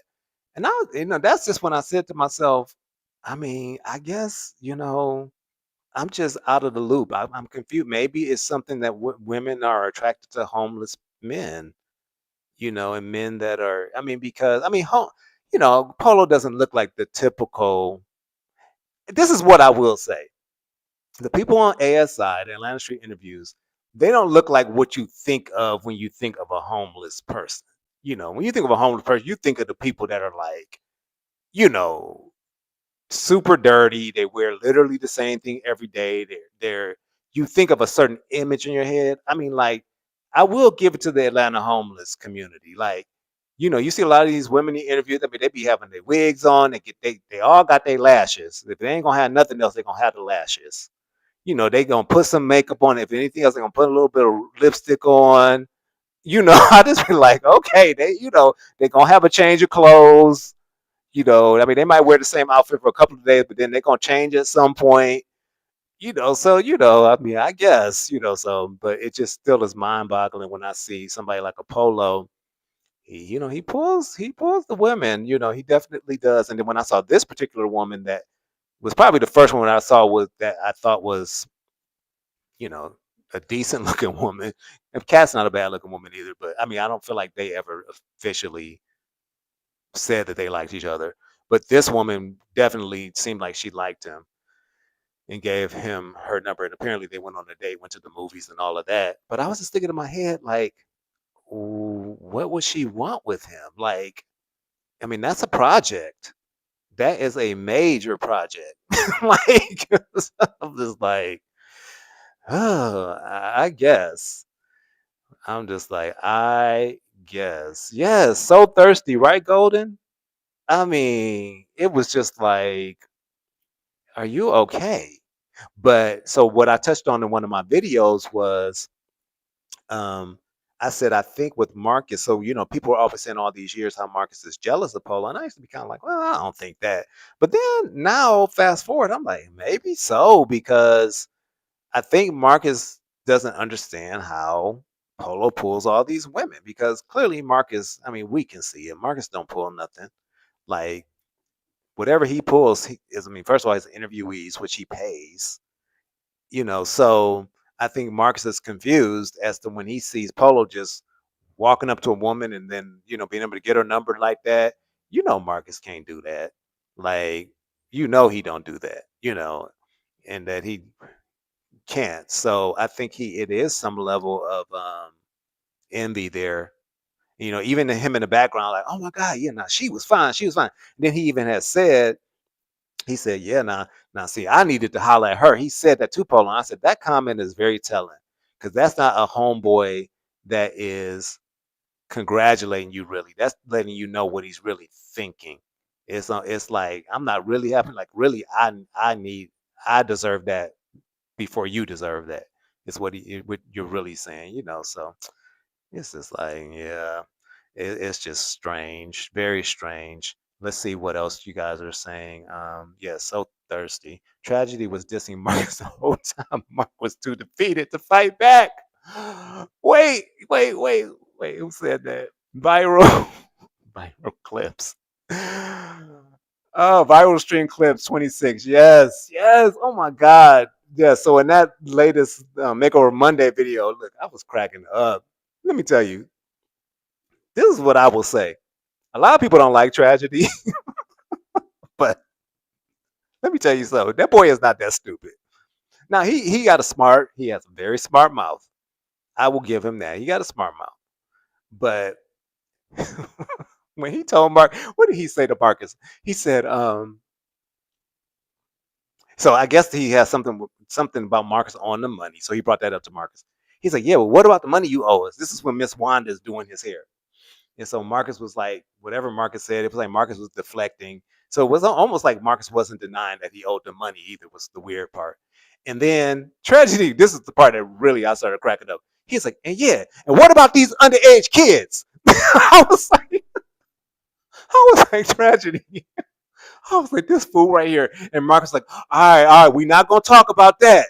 Da da da da, and then Tragedy was like, well, okay, well, yeah, well, but okay, well, I'm glad you're doing good though. Your son is good. I was like, okay, Tragedy, you going because you know how Marcus feel about whenever you bring up that. And so at that point, Marcus left. He got out of there so fast.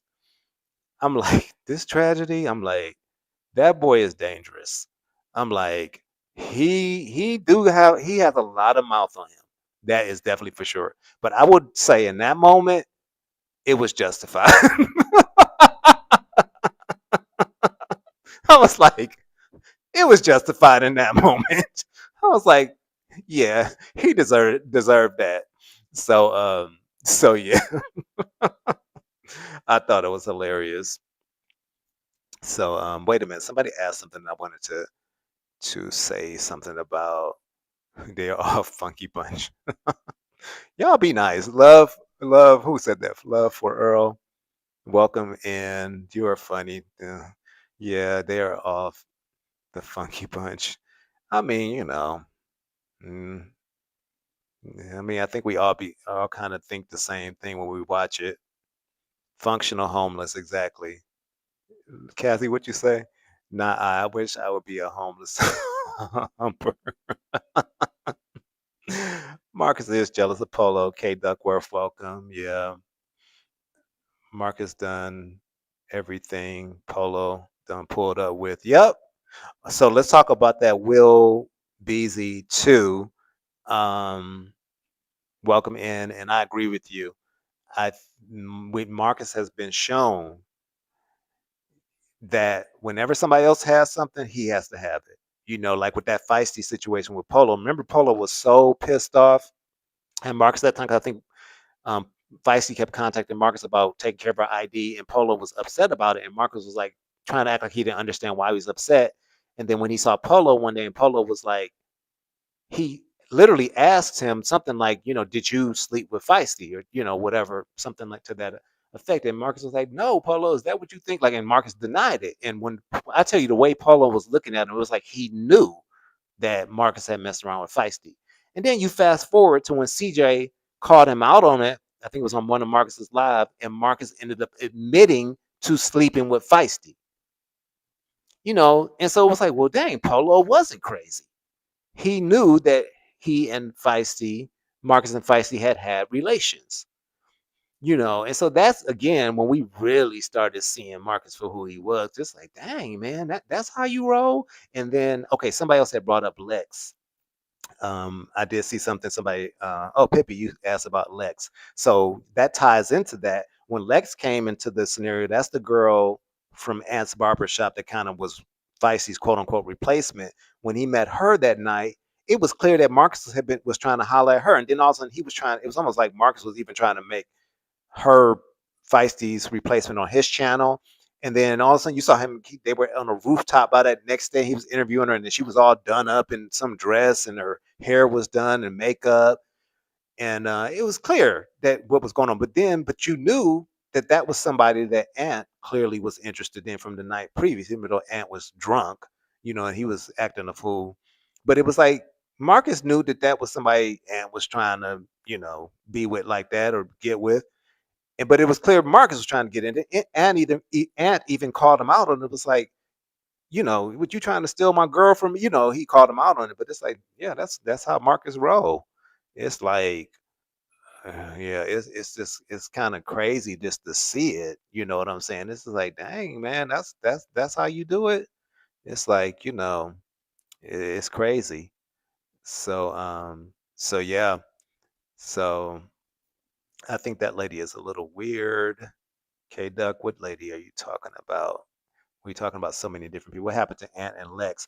I don't know, Pippi. I don't. Well, Ant. You know how things have been going now. Everything is all over the place now, so it's kind of like you don't really know. I think Lex, from what I think, because he deleted those Lex videos not long after he posted them. So I think because Lex had that ankle monitor, and she's another strange one. And so whatever's going on with her, I think it was. I think she was like, yeah, I can't be on camera probably. So, but I don't know if she's still dealing with Ant in that barbershop or not. Um. So yeah. Yup, rage, exactly. 5 layers of pants, same outfit for 5 days, dirty nails, feet, laying in the passed out with part hanging out. Wow. Southern charisma. Exactly, I agree. Those women don't want his little legged creepy self. Well, he comes across as a creep, you know what I'm saying?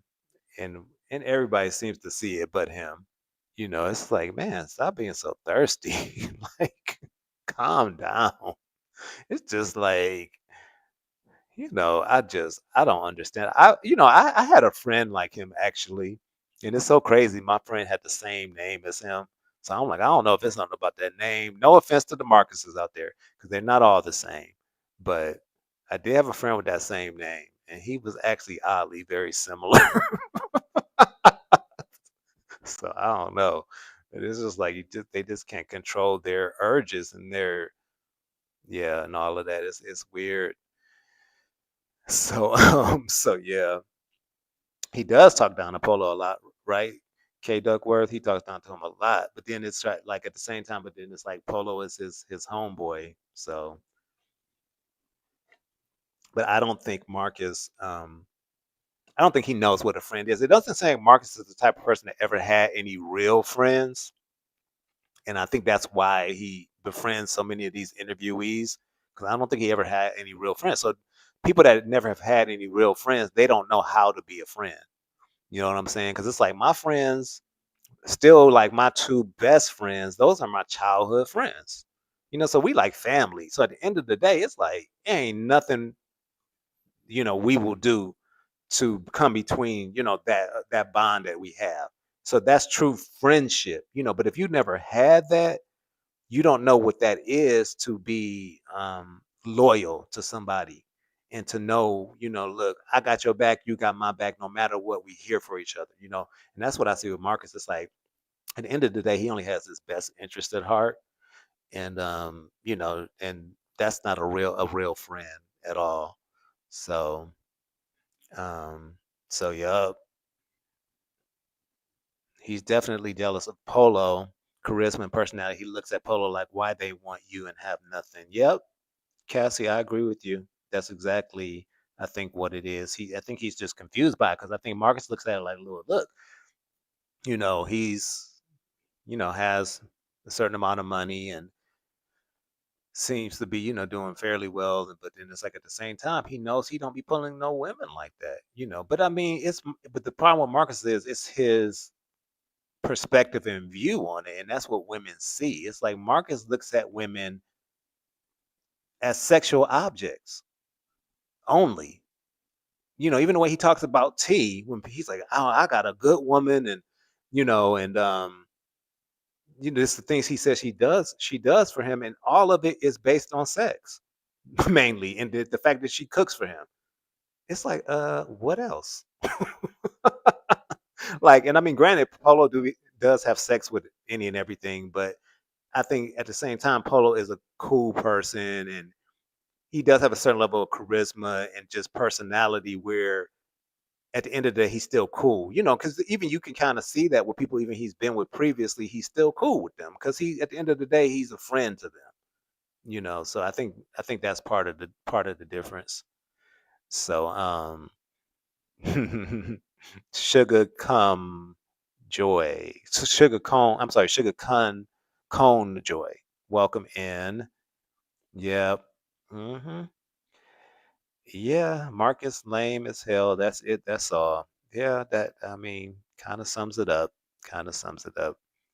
Yes, tragedy is quick at the tongue, Pippi. That boy, he's something else.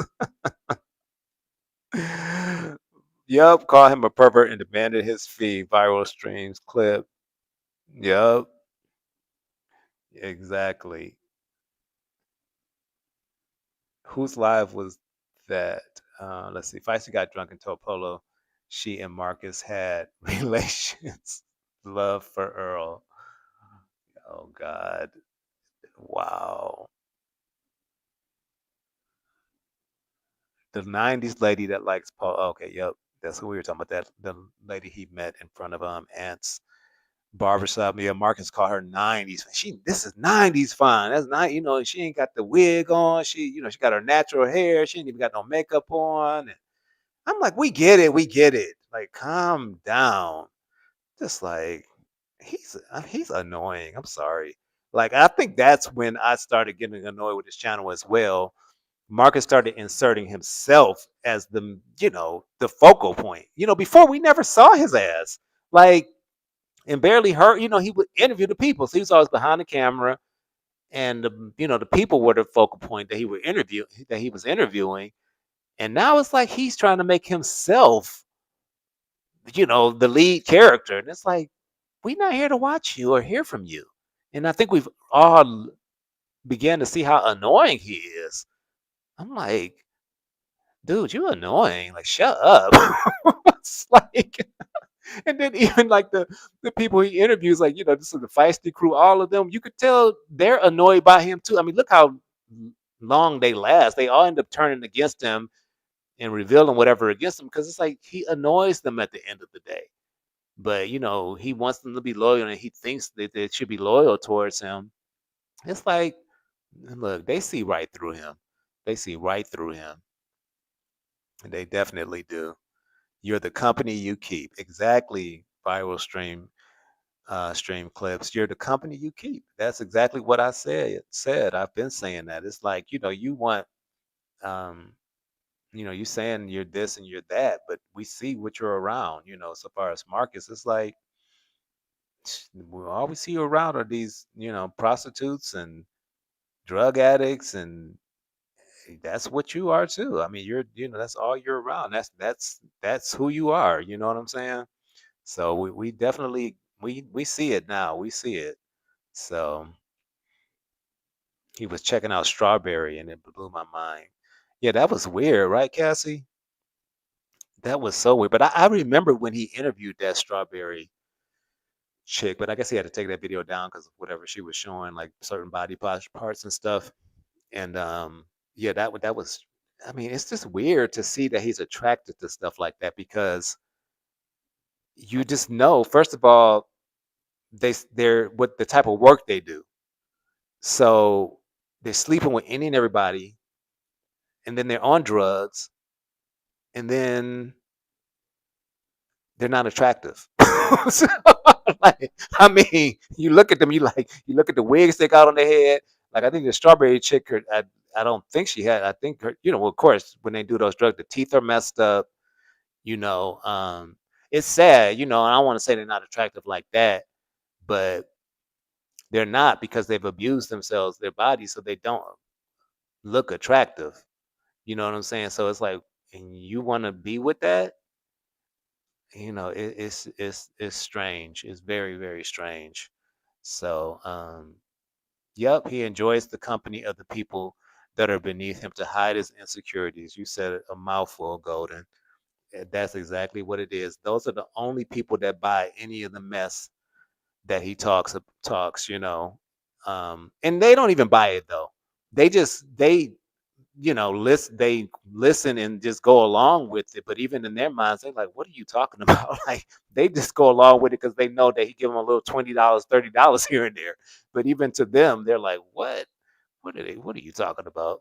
Cassie, what you said, get out of your head, Alan. I was typing that about T, and you were saying if my man was online, say how great a woman I am, and I was only listed things I do for him, I would be exactly like, what the hell?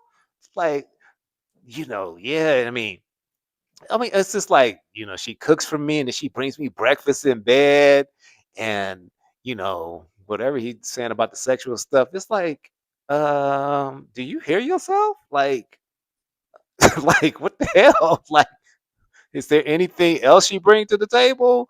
Like, it's just so weird. Like, especially hearing it from a man of his age. Like, okay, if you in your like, teenager in your 20s, you expect them to say something like that.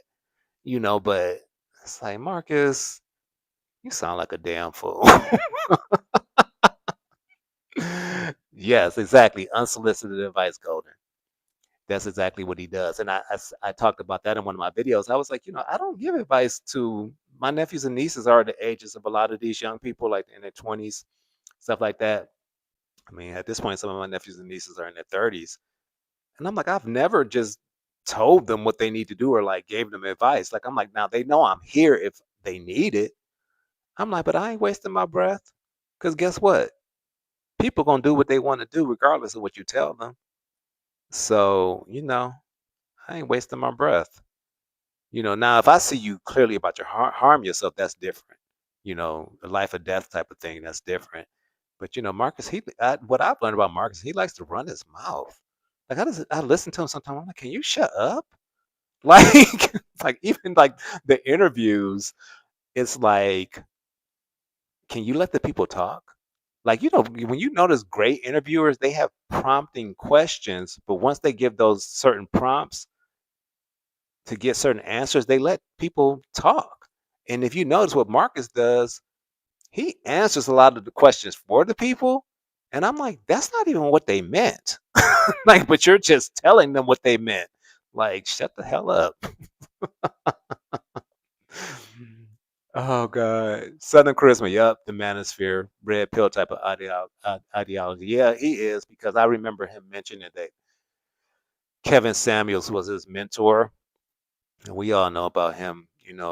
Um, he's not with us anymore, that guy, but he used to say some stuff that was out there. But yeah, that Marcus has mentioned on at least a couple of times I heard him say that was his mentor. I'm like, oh, that explains the foolishness. That explains your crazy way of thinking.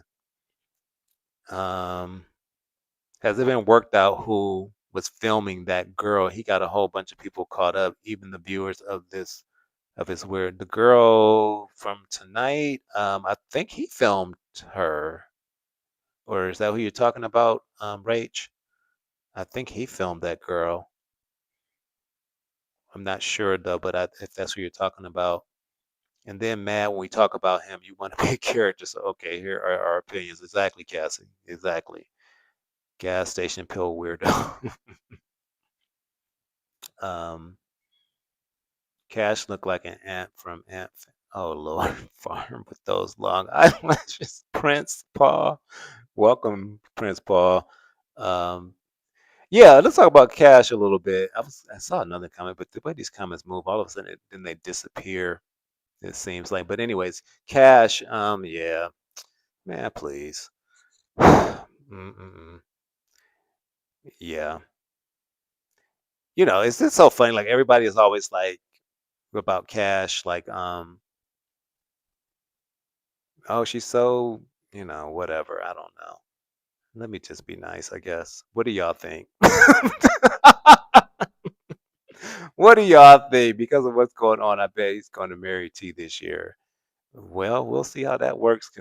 Depending on where he ends up this year, Madam Pink Justice, welcome. Yes, that was your comment. Yeah, we'll see.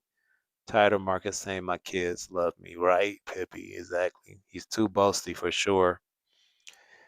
Let's see. Pippi, I do pay good attention, right? I be catching everything. Uh, Cam, what's up? He said he uses big words, knowing damn well those addicts would not know the meaning. That is hilarious. He really does cash Prince. Yeah. I was about to start talking about that, but unless y'all want to talk about it, I don't really have much to say about it. I did say in one of my videos about cash that to the men that cannot tell that that is, not a natural born woman, I don't buy it. I mean, like, really? I don't care how done up, whatever it is, like, hello. I don't know. To me, I knew from the beginning. So to the ones that try to act like they didn't know, I just say, what world are you living in? Like for real. Exactly, Southern charisma. Exactly. It's just like look, you better look a little more closely at certain details of people. You can tell, like, I really don't get it. Like, I just be like, I don't know, maybe it's because I live in a place like LA. Maybe these are people that just live in places where they don't have, transgender people and different types of people. But I'm like, look, I know how this is. Look, you got to be real good to get that past me. Like, I know exactly what to look for. And I'm like, and then you just got to look at certain, it's just certain things. But what I notice about people are very surface. A lot of people, some people, you have to look at energy. You know, when you look at energy, it's very easy to tell. Masculine and feminine energy are very different. And then, all of us have, that's a whole nother conversation. But, people have a mixture of both. But yeah, it's still masculine and feminine energy are very different. So I don't care how many hormones you take or whatever you do.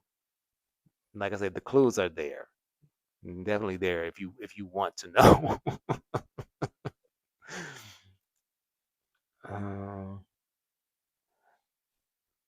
so what else are y'all talking about? I think she is going to get an eye infection messing with two sets of lashes every 2 seconds, and she's still doing it. Rage, right? Those lashes. What is it about Atlanta and the lashes? Like that's the main thing I noticed when I started watching Atlanta Street interviews. I'm like, I never knew homeless people got their lashes. Like all of them were like cashes and homeless, granted. So she says. I don't buy that actually. Because first of all, whenever we see her, she's in the streets with the homeless people. So I'm like, now she do be done up every time and in different outfits. But as we've learned on Atlanta Street interviews, that don't mean much because a lot of them still look presentable, but literally are homeless. So yeah, I don't buy that she's not technically homeless. Um, but yeah, them lashes be something else, man. I'd be like, dang, they all be having them lashes now. Atlanta don't play with those lashes. Oh gosh, y'all are a mess. I cannot with some of these comments. Yes, Pippi, I agree. I agree about California having the best of the best. And you can tell by the hands of the feet and the Adam's apple exactly. Key to be. Yep, yep. Like I say, the clues are there for sure. If you want to know, the clues are there. But I have a feeling a lot of these guys don't want to know. I mean, because you got to look at even with Polo. Um, he tried to act like that in the beginning when he first met Cash. That was some years back. I saw that video, and Marcus revealed to Polo that Cash was, a trans, and Polo tried to act like, oh, what? No, he tried to act like, he was like not with it. Fast forward to today, we all know what happened. So, like, okay, right, like, okay. Hey, Dominique speaks. What's going on? What's going on? Yes, I'm glad you caught a live too. This is my first one. This is my first one. Look, Dominic, it's so funny. I shouldn't even bring this up. But somebody in Troy's live, so Troy redirected everybody over here to my live. And then somebody in Troy's, people just say the most outlandish stuff. So somebody in Troy's live said, they were like, "Oh, I'm out. I'm not going to Alan's live. He sounds just like Dominique." I'm like, "What?" Like me and I love you, Dominique. I love your content. I love your channel. But I'm like, me and Dominique are two different people. Like, I mean, we are. I mean, I was just kind of like, people say the strangest things, but I just laugh because I'm like, but people on always say people sound like certain people, and I'm like, they don't. That person doesn't sound anything like that person. But I was laughing. I was just like, okay. It's like that's what you think.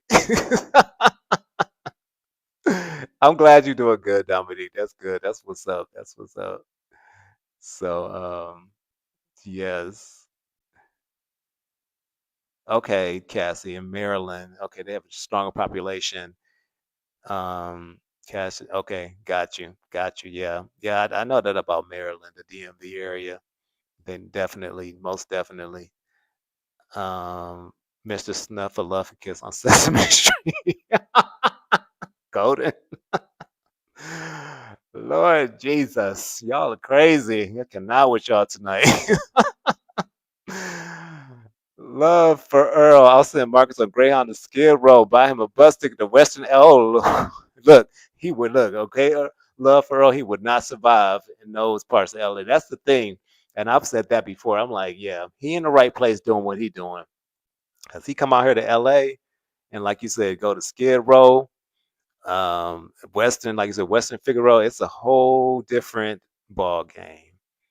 He will not be able to pull those same stunts he pulling in Atlanta with the homeless people out here. Because I mean, these homeless people out here are, like I said, them homeless people in Atlanta living in luxury compared to the ones out here. Like LA got real homeless people. Like granted, Atlanta got some that are the real homeless people, but like I said, the ones that be on his channel, I'm like, look, y'all clean compared to these homeless people that I be seeing in LA. Like I said, you go to Skid Row in LA, you'll be like, what is? I mean, it's like a third world country. Like you'll be like, what in the what? Like, yeah, it's a whole different ball game. So, yup, yes, so crazy. But yeah, that is too funny. What? You took a bus ride all the way from South Carolina to Los Angeles, Pippi? That is long as hell. I could never. Oh my God, that's at least on the bus, what, like 2 days probably? It has to be a 2 day because the buses be stopping in every damn city in every state. Like, you better than me. I mean, I could never. That is too long of a bus ride. Scammers in Atlanta, yeah. Yeah, I mean, scammers are everywhere. Atlanta's known for that, though, for sure. They everywhere, though, because even out here in LA, people out here are strange, too. It's a different type of scamming, but, everybody out here is more, it's like that opportunist mindset, you know. Exactly, Golden. They would devour him in LA. Times Square, New York. Yes, Dominique. I used to live in New York. I lived in when I started my live, there was a lot of people in New York here. And I lived in New York actually for 10 years. I went to college in New York. And hell yeah, that New York, that's a whole nother breed of homeless people too. They would devour Marcus' ass. Then they wouldn't they don't play them type of games, you know? Like yeah, he would not last the day. Mm. Oh, 3 days, Pippi. Okay, because you're from Bakersfield. Okay. Yep, I knew it had to be at least 2 days, so 3 days. Yeah. Yep. I've been in LA for 12 years, Rach. Been here for 12 years now. Yep. I've been in LA for 12 years, and LA has very large I actually, LA statistically has the most homeless people of any city in the United States.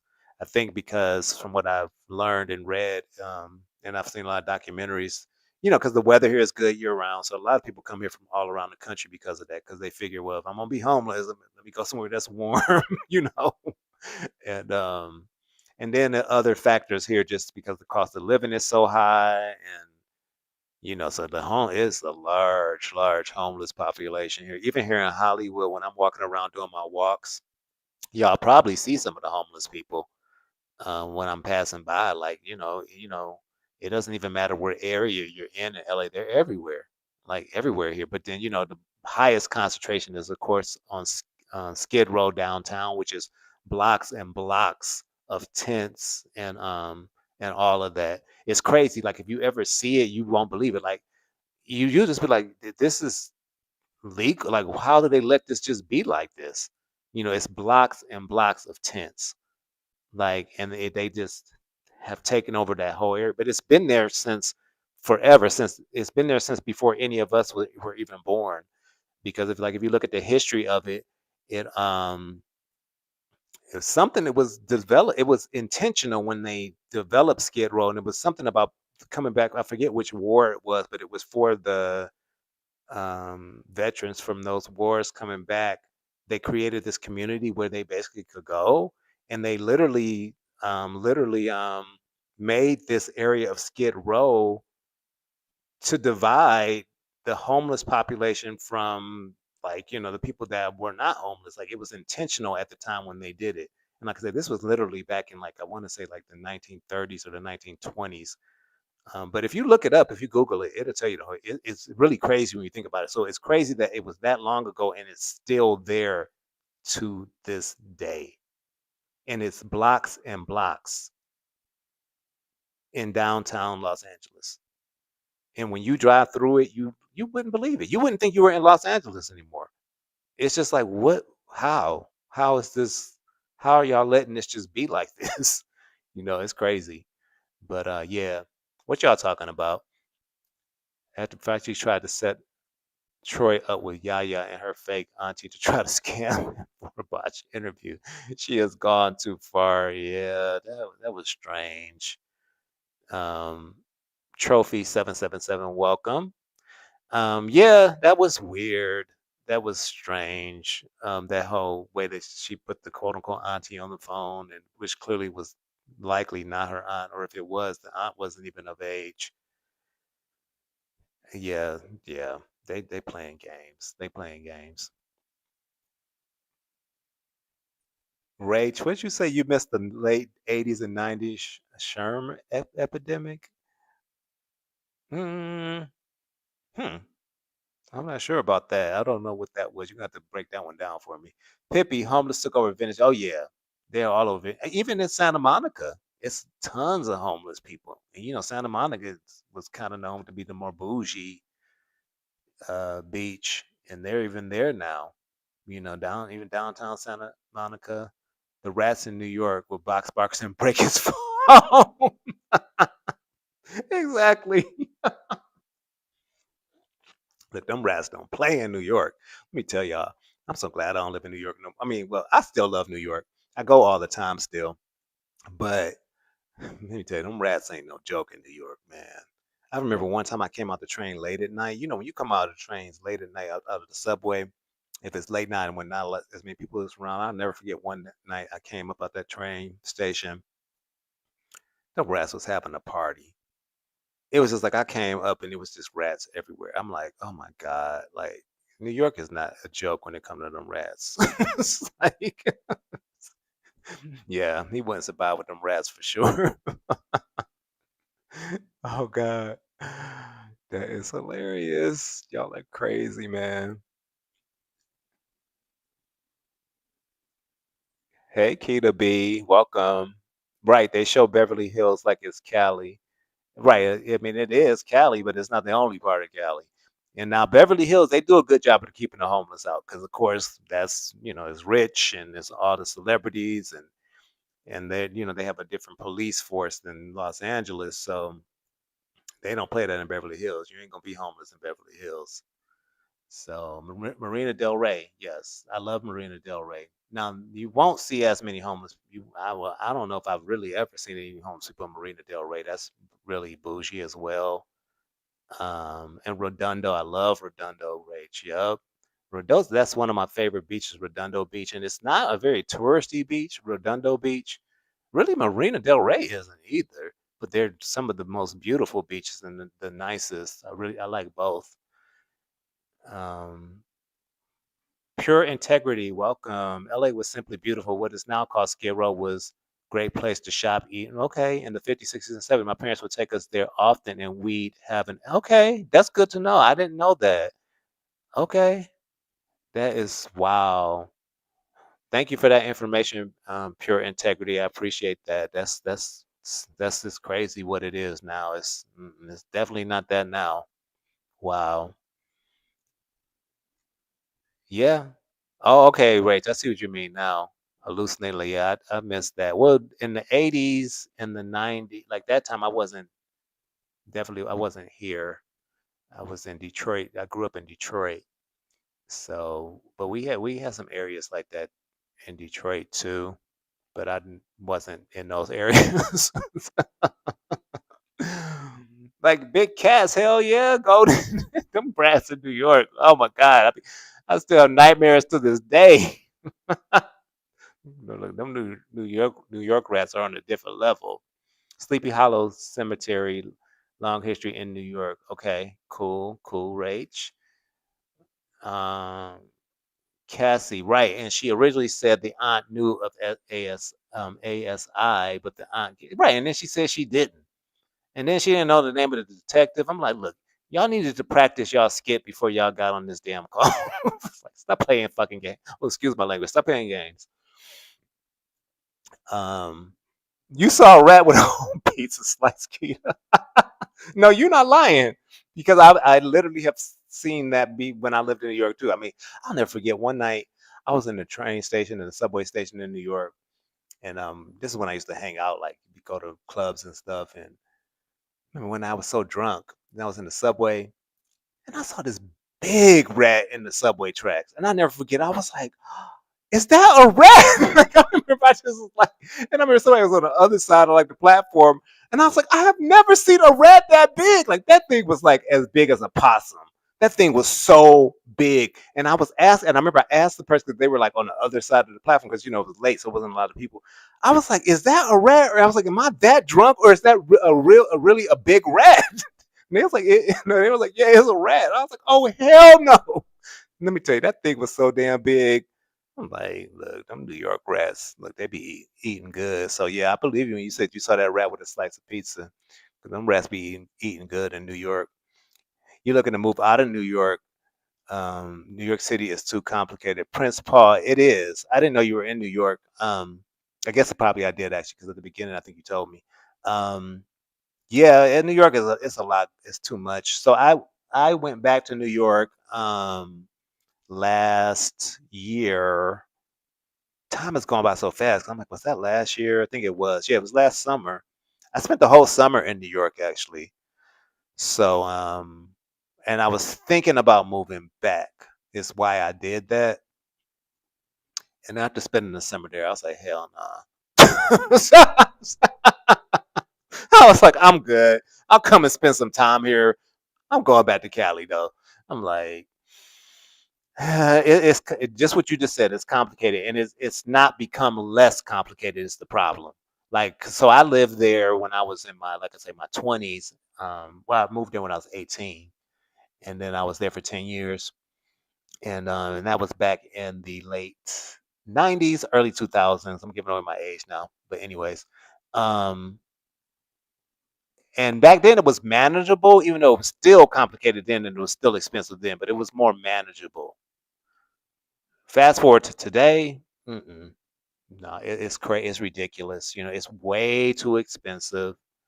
It's just made it's even harder now just to live an enjoyable life there. You know what I'm saying? It's just, yeah. I'm like, nah, I'm good on New York.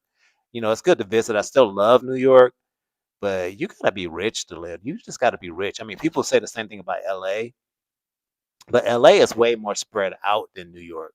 So you can find stills out here. Like, you can still find like, like if you really look, you can find something that can work out for you here. Even though it's still expensive, and I'm not gonna say it's not expensive. But New York, nah, it's like you really can't. It's just like you said, Prince. It's complicated. It's just complicated. It's like everything is way more complicated than it needs to be. Yep. So I agree with you on that. Pure integrity. Love that name. Maybe you need to talk to Marcus about that. Some integrity. Skid Row is so frightening looking. I haven't visited. Yeah, it's. Let me tell you what. I definitely don't be going down there. I'll just leave it at that. I don't even go to downtown LA. LA is one of the few cities in the US where downtown is not the place you want to go. It's like when people come visit LA, downtown is not like the tourist attraction here. Like, here the tourist attractions are actually where I live, Hollywood. Everybody got to come to Hollywood Walk of Fame. And then the beaches, of course, Santa Monica, the Santa Monica Pier, Venice Beach, of course, Beverly Hills, and Hollywood Hills, and ain't nobody going to downtown LA though. It's like ain't nothing down there. I mean, they've done a lot of revitalization. Certain parts are cool, um, but it's nothing. It's like ain't nobody going down there. So, Meter made 250K in Beverly. Wow, really, Rach? That's crazy. Beverly Hills, Bel Air, exactly, Pippi. Yep, yep. Yep. Thank you, K Duckworth. Yeah, yeah. We needed this after Troy's Live tonight. That was heavy. I was like, yeah. So I think it was meant for everybody to be redirected after after Troy's Live over here. I mean, because look, this Atlanta Street interview stuff. Let's be real. It's you watch too much of it, and it can be. You just be like, I need a break. It's like I need a break from this foolishness. Especially now. It's like at this point, it's definitely not entertainment anymore. In other words, you know what I'm saying? It's with these type of allegations. It's like, nah, man, no, And so the people that even remotely defend any of it, no, we ain't doing that. We definitely not doing that. So, yeah. But yeah, you're welcome, K Duckworth, and I hope we can continue to do this because look, we all be dealing with enough in our lives that we don't need no extra stress. Look, let's be real about it. So it's weird. ASI used to be somewhat of a stress reliever for me because it'd be like I would just be interested in the stories, and it would be kind of like my time when I would get home to decompress and catch up on some of the videos, and But now when I be watching that crap, I'm like, what the hell? What the hell is going on? like what? Like, okay, yeah. But Feisty telling the world Troy paid her $300 for an interview, which I believe 100% he a fool for doing that Feisty interview with Troy. Wasn't even memorable, but I must say Troy is a okay. Trophies. Welcome to the chat. Okay. I look, I get it. Everybody has an opinion, so yeah. I mean, these people, they're opportunists. They all are gonna go on these different platforms and try to get what they can get, and you know that's why for me, like I was telling y'all earlier, I have to see if I will interview anybody, because so with the whole CJ thing, for instance, he's out here in LA. He was right by where I live, performing on Hollywood Boulevard. And so I did a video about that, and everybody was like, "Oh, you need to go interview CJ." So I didn't do the video until everybody was saying that. And so but at the end of the day, I ain't trying to meet none of these people, and even not even just meet them. Even if I did like on a live and talk to them, what they gonna tell us that we don't already know? Because at the end of the day, all they're doing trying to do is come on and get money. from people in sympathy, and they're gonna want to put the cash out, and you know what I'm saying. So for me, I'd rather just talk about them like we're talking about them now, and we don't need to talk to them. Damn interview. They done told us everything we need to know. We know that they trifling most of them, unless they coming on telling us about a job they got. Then we don't need to talk to them. So yup. So what else are y'all talking about? Let me see. Their house party. Cassie.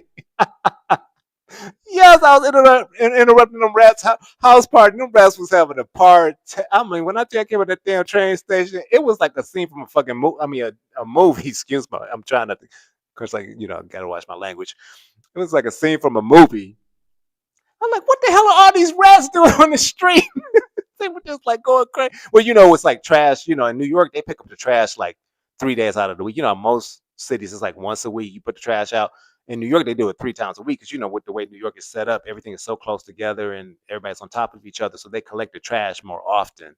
So you pick the trash out 3 times a week. If it's not like where you got buildings where it's a dumpster in the back or whatever. You pull the trash out to the street, whatever. So it was a day like that where trash was out on the curbs. And I was just like, oh my Lord Jesus. I'm like, I cannot. I'm like, why do I live in this city? But it's like you got a certain time. What do you know? What I realized, you have a certain tolerance for things when you're younger. That once you start getting a little older, you don't have the same tolerance no more. Because like when I was back in New York last summer, and I spent like the whole summer there, I was like, you know what? I'm not built for this no more. Like I need to go back to the comfort of Cali and the laid back atmosphere and be able to lay on the beach because like all this fucking dirty ass subway crap and walking every damn where. I'm like, I ain't cut out for this shit no more. Ah, that is hilarious. Mm-mm-mm. Yep. Pure integrity. You're exactly right. Redondo, Marina Del Rey, Malibu. Yep. Santa Monica, Venice Beach, where all the great and fun stuff to hang out in. Yep. Exactly. It's like where most cities is like you go downtown to do that. In LA is a beach. It's really a beach city. So and then the other part that people don't realize, LA is not really a nightlife city. It's really a day party city because everything is beach parties and that everything here you do stuff outside mostly because the weather is good year round. So everything shuts down here early. Like for instance, it's 9:38 p.m. here now. You go out in the streets of LA, stuff is kind of dead. Stuff shuts down early here. Like it ain't like New York, like where you going all night. Like nah, like by you good even on the weekends. If a club is open till 1 a.m., then that's late here. So it's a little more common here in Hollywood. A lot of the places will stay up like, open till like 1 a.m. like on the weekends. But that's about the latest it's gonna go. We as in New York, I mean, it could be literally, all night. Well, especially when I lived in New York back during that time. Excuse me, back in the late '90s, even early 2000s, you could go to clubs that were open until 6 a.m. Like you would be perfectly fine if you didn't get there till 2 or 3 a.m. You still had a good few hours still to party. But it's not like that here in LA. LA is definitely more of a day party, beach parties, stuff like that type of type of a city. Cassie, I'm using this time to clean up my 14-year-old son's room while he out of town with his dad. I gotta stop spoiling this child, but he didn't just doesn't clean like I do. Yeah, well, that's normal, I think, because you say he 14. Look, I can only imagine. Yeah, I think all mothers do that. I know my mother used to do that when I was 14. Look, I was completely different when I was 14 than I am. Like now, I'm a neat freak, but when I was 14, I definitely wasn't. I'm picturing the way my room used to look right now when I was 14, and that crap used to be trifling. So I can only imagine. I only can imagine. What you say, Rach? Oh, you talking to Pippi 70s too? I don't know that Sherms hit Long Beach again in the 80s. Okay, it was bad. That is too funny. Don't move back. Only visit Prince. Paul, exactly. Yeah, that's how I feel.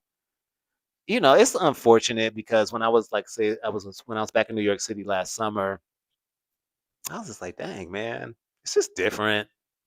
I think everything has changed, though. You know what I'm saying? Everything has changed. So I was like, I love New York, but I gotta go. I can't live here no more. But New York is still New York. It's still got that a certain vibe to it. It's not really the same though. But it's still New York though. It's still New York. But I already know the way I am now. I definitely can't live there no more. I'm just like, nah, this is not. Now I could if I got to a certain level of money. I definitely could. I could then. But until that happened, no. Nah, I'm good. I'm good on New York. Let's see. Trophy 777. You said New York City is so overrated. It's rat fest, smell like bum, piss, riddled with crime, and expensive. I wish I could disagree with you. I so wish I could say something to come back at you with that, but look. I mean, I mean, I don't see any lies in the statement. I mean, but there, I don't know. I do still love New York. Don't get me wrong. I do still love it, but everything you said in that statement, I can't counter. But I can give some positives, like some other stuff that are reasons I like it. Like you know, anyways, yeah. It's still some great stuff about New York, but it is true. It's definitely rat infested. There's a lot of rats, and it does smell bad in most places, and it's expensive. And the crime has gotten worse for sure. So when I lived there in when was that? The late, like I said, late '90s, early 2000s. The crime was not that bad anymore because it was bad in the '80s and early '90s. By the late 2000, early 2000, that was probably when New York was about at its best so far as crime and stuff. Like it was pretty safe actually during that time because that's when they cleaned up Times Square and all that. They shut down all of those dirty movie theaters in Times Square because that's what Times Square used to be known for, like the peep shows and all that. So all that got shut down in like the late '90s, right when I moved there.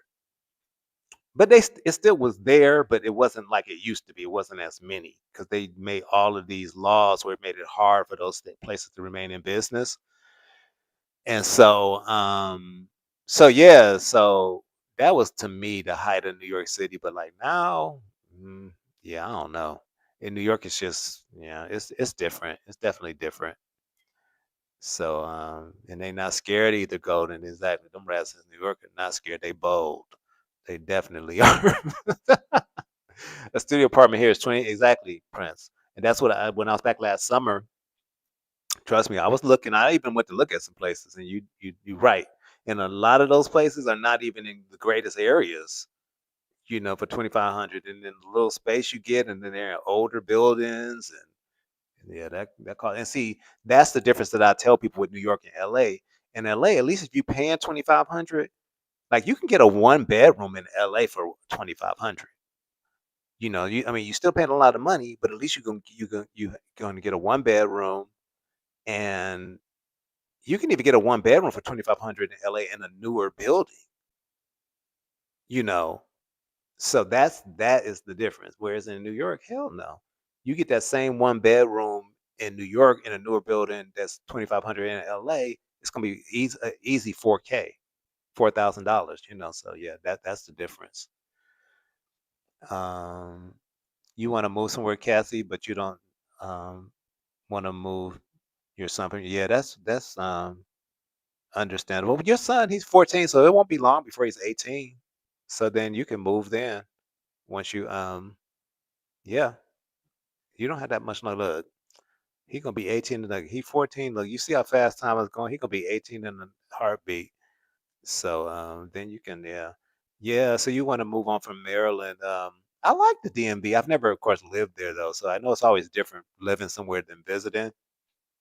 But I really always have really liked the DMV area in Maryland. Well, DMV. Maryland, DC, Maryland, Virginia.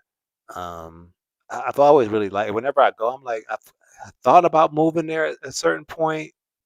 Um, I've always liked the DMV though. It's something about the just the East Coast. You got a lot of cities that I think that's what I liked when I did live in New York. Because you got New York, you got Philly, you got the DMV, you got all those cities right there that are in close proximity that you can get to easily. So that is what I like about the East Coast. So whereas when you're out here in Cali, you just I mean, Cali take up damn near the whole West Coast. So it's not like you got a lot of different states you can go to. Out here it's mainly just, a lot of people here we go to Vegas because that's only a 4-hour drive. That's really about the only place you go to out of state that's close. Other than that, a lot of the West Coast states ain't there's nothing in them like that. So Cali is kind of like its own country. So, yep, yep, 2,500 Southern Charisma for a studio, and I mean, when you say studio, it's really a closet. It ain't probably no studio that you like what you thinking. So, yes, upstate New York is much cleaner, yeah, but there ain't nothing up there. Ain't nothing upstate New York. That's the problem. Hmm. You only visit Cali now, Rach. Hate the humidity to see it. The South gets so humid. Atlanta. Look, I'm giving you guys my backstory. Now, I lived in Atlanta for a little bit as well. I've lived in New York. I've lived in Atlanta, and now I've been in, like I said, Cali, in Los Angeles for the past 12 years. But I lived in Atlanta actually for 7 years. So that's another connection that I had to Atlanta Street Interviews. So I know a lot of the places that they're at, and I'm like, I remember. So yeah, but it gets so hot in the summertime. The humidity is off the chain in the South in the summer. So yeah, yep. So and people drive crazy in LA, Keita. Yes, they do. They definitely do. I do not disagree with you on that. They drive crazy as hell here. Goldie, you said even the police are afraid on Skid Row. Oh, that is hilarious. Mm-mm-mm. Good night, Kay Duckworth. I appreciate you joining in. I know y'all got to get. It's late where y'all are at. Look, it's 9:48 here. But yeah, I appreciate you joining in. Come back again. I'll try to do. I guess we'll do this like once a week. I'm not trying to go. Some people be going live every night. I ain't trying to overkill y'all with the lives, but yeah. Have a good night, Kay Duckworth. I understand you got to get up early. Pippi, do I live in Bel Air? No, I live in Hollywood. So yeah, I live right in the heart of Hollywood. Uh, you know, high tourist area because I'm right by Hollywood Boulevard. I'm right in the heart of this, all of the action. To be honest, like right in that, where all the action is. But I live, kind of in the cut, so I'm not like on the main strip. So where I live is quiet, like on my little strip, because it's weird. Like it's Hollywood Boulevard, there's all the action and the touristy stuff and all that stuff going on. But then when you go down a lot of the side streets, it's quiet and residential. And so yeah. Hmm. Oh yeah, yeah, Rach, you saw the Roosevelt. Yep. In the latest video I did, I showed the Roosevelt Hotel. Yep, lots of stories and history. So yep. So I went to a movie premiere at the Chinese Theater, which is across the street from there. And then afterwards, they did an after party at the Roosevelt Hotel, and there's a bowling alley in there. It's so cool. The bowling alley in this at that hotel. They have a bowling alley in there. I was like, wow. I'm like, that is so cool. So, yup, that is so cool. Thank you, Keita. Thank you for subscribing and liking. I really, really appreciate it. Okay, Prince. So you say you don't live far from Manhattan. You can see my hand sky when I hang. Okay, that's so cool. Yeah, when I lived in so when I lived in New York, I lived. Of course, in New York, I just feel like when you live in New York, you end up moving a lot, especially when you're not originally from New York. Which I wasn't. And so I lived in Brooklyn.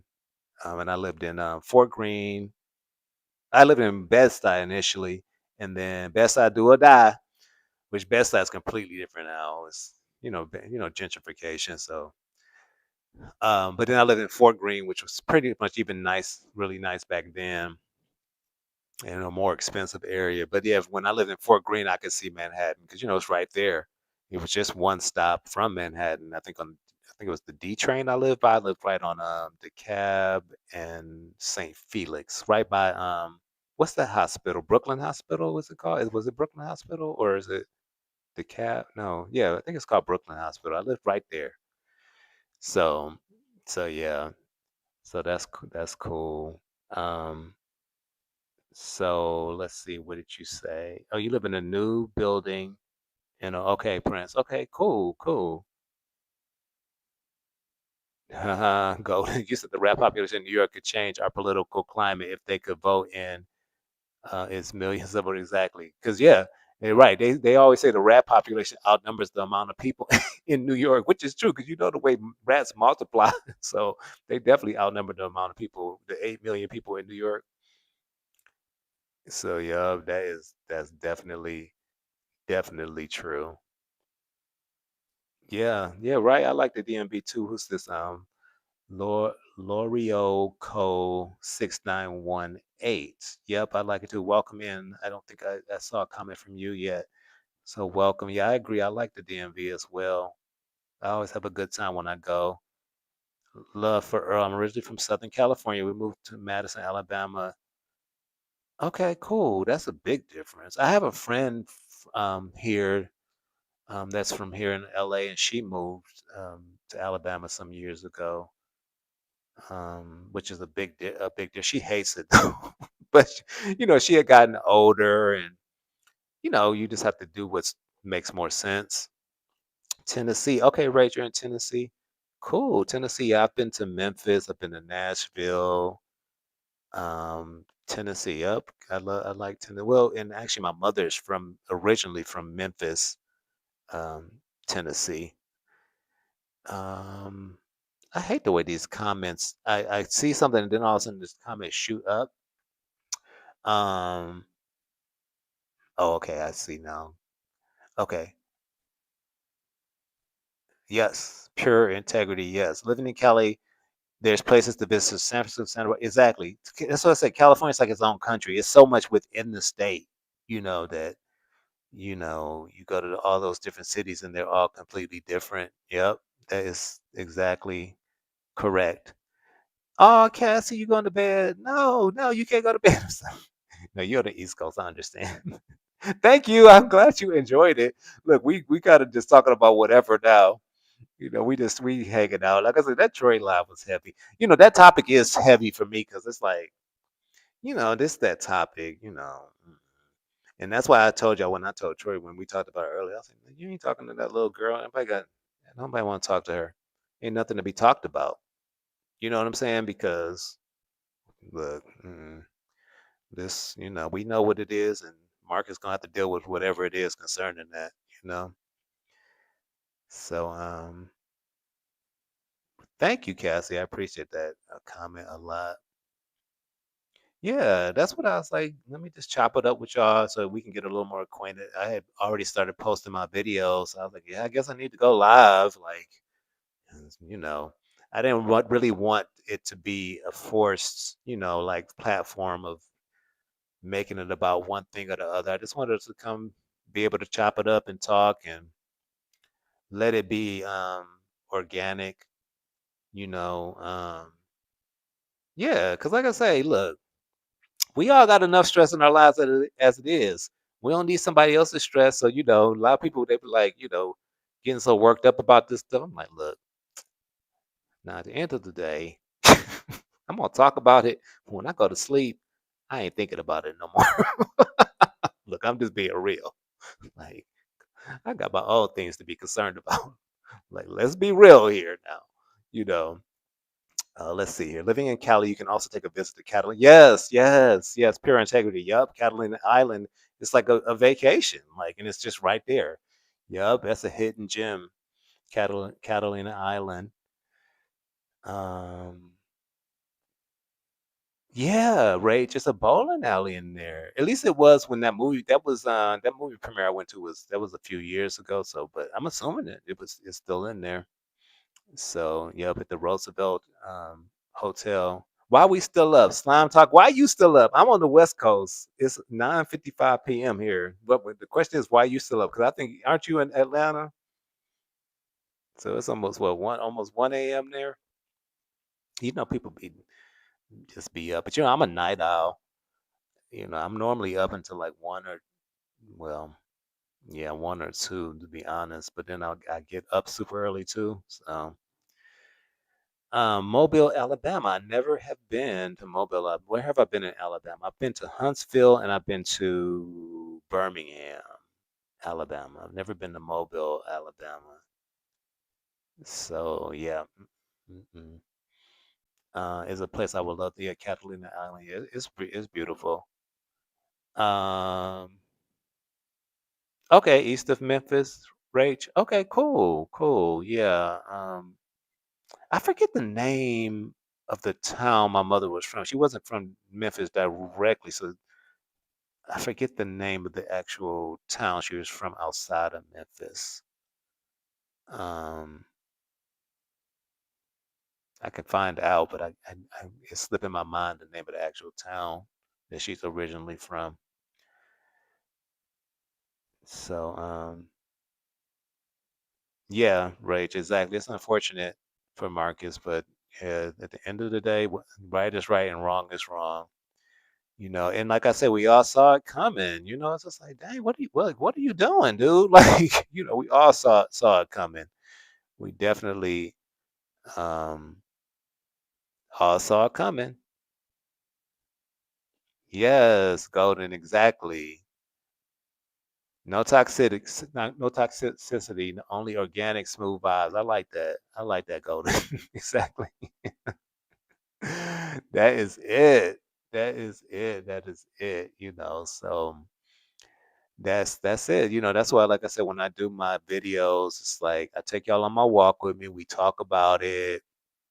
It's commentary. You know what I'm saying? Like, um, people I've got some comments where people like, oh, if you hate Marcus, I'm like, when did I say I hated him? I'm just like, look, if you listen to me long enough, you should be able to already tell. Like, I ain't got time to be hating on nobody. Like, for what? Like, people are think for some reason because you can call things as you see them and you speak truth that translates into hate. It's like, no, no, that's not the case. That's not the case. But you just gotta let are gonna have their opinions. So it is what it is. So so much history, yeah. No, it definitely I know it's a lot of history there in Memphis. Yep. Pure integrity warning comes before destruction. Yeah, that is the truth. That is the absolute truth. But I just think he definitely been ignoring those warnings. That is for sure. I'm just like, because you just see some of that stuff and you just like, how do you think this is okay?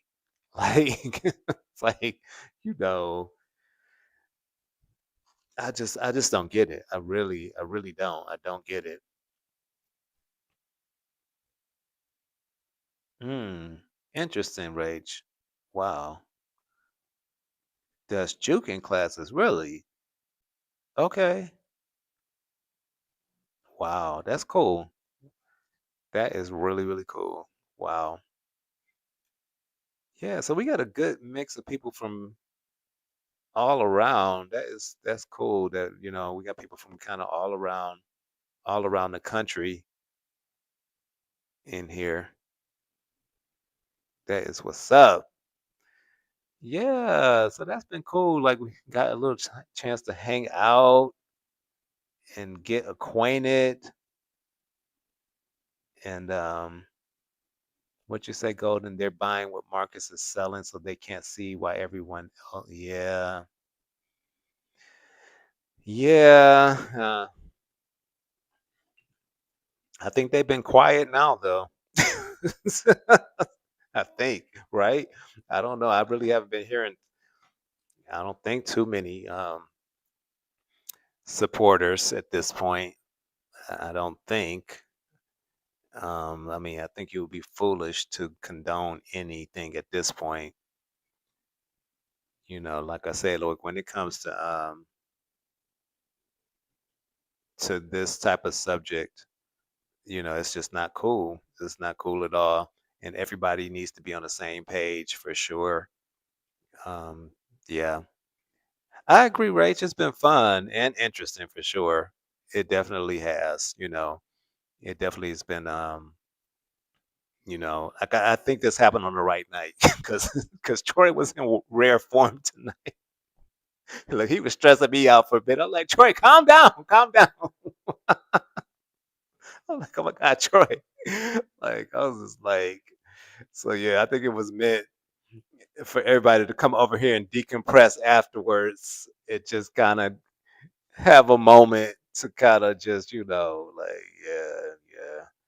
So, hey, what's up, Michelle? What's up, Michelle? Welcome, welcome. Yes, Troy sent y'all over here. Troy is just like, man, this is like a blessing to me. I'm just like, y'all are coming over from Troy's world. I'm like, wow, yes, thank you for coming over. We've been talking for dang, we've been on here for 2 hours and 30 minutes. Oh my God, this is so funny. Yeah, we've been talking about a lot. We've kind of just started talking about anything and everything now. Um, Thank you, Golden. Yeah, I had fun. This was a good first live. It was definitely a good first live. We had a lot of good conversation. A lot of good conversation. Um, okay. Okay, Ray. So you still gotta replay Troy's live. Okay. Got you. Yeah, yeah. Troy, that's my boy. He is funny. Definitely. But he was going in tonight though. Yes, thank you everybody for your support. Thank you so much. Yeah, they almost got Troy, but he put the thing. Yup, he sure did. Yeah, Troy was like, "Oh no, y'all ain't about to get me." He sure did. Did anybody hear content creator prayer for Marcus on last night? I think her name is Purology Eats. Had me wrong, huh? I didn't hear. I had to go check that out. Pure Integrity. I don't think I. No, I didn't hear that. Hmm. I gotta go. I've heard of that her name though before, but I don't know if I've ever watched anything by her. So yeah, I gotta go check that out. I just finished Troy's live. He was in rare form. I got nerve flashback to being put in my place. But okay, that's how I felt too. I'm like, oh my God, like, oh Lord, like, look, he was going in. User UZN, I'm sorry, UZ9JN. Yes, welcome in. And yeah, he was in rare form. I'm like, look, Troy, don't play now. Like, don't let that calm demeanor fool you. Hey, Michelle, what's up? Welcome. Thank you so much. Thank you. I really appreciate that.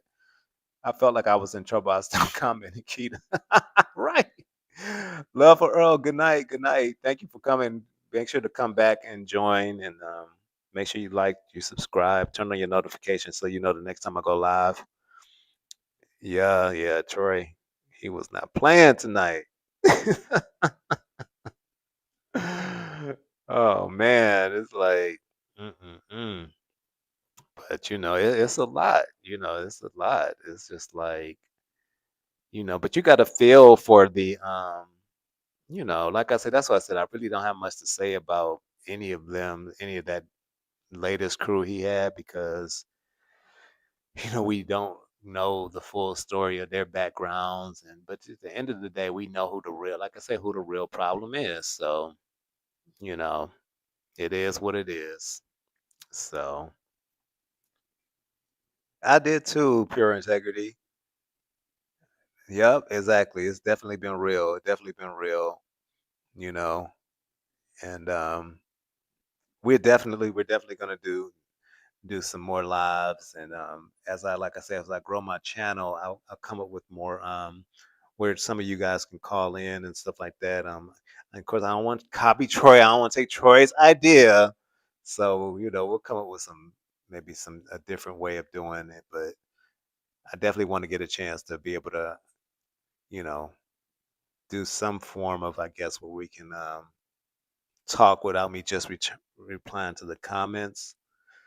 Um, yeah, will have to get to that point and do it that way. So, exactly, yeah. Kita, he was tired. Yeah, Troy was tired. He definitely was. Look, I can't even blame him. And then I guess he said that he had called him at like 4 in the morning or something like that. So yeah, he was by now he was pissed. He like, look, don't be playing no games with me. Like, tell me what your name is, and if we're gonna do this, we're gonna do this. Like, yeah, he was not playing no games. Mm-mm-mm. Yeah, it was definitely interesting to witness. Man, oh man. Mm-mm-mm. But what do y'all think? What do y'all think is gonna happen next? Like, yeah, what do y'all think? Like, yeah, what do y'all think is gonna happen next? Thank you, Pure Integrity. I appreciate that. Look, wherever it goes, it goes. But I do appreciate that. I just appreciate the love so early on because I didn't have any expectations coming into this, and I really didn't. But I just figured, like I said, if I go on these, I walk every morning. That's just always been my thing. Like I try to just get out before I start my day, clear my mind. I'm like, look, I might as well just start recording and talking to people while I do it, and then I watch this ASI stuff, and then I've been really kind of watching that stuff and had some strong opinions about it. I'm like, look, let me start my YouTube channel. Like, look, might as well, so yeah, but yeah, y'all, I really appreciate everybody coming in. Anybody else got anything you want to add, you want to say? Speak now or forever hold your peace.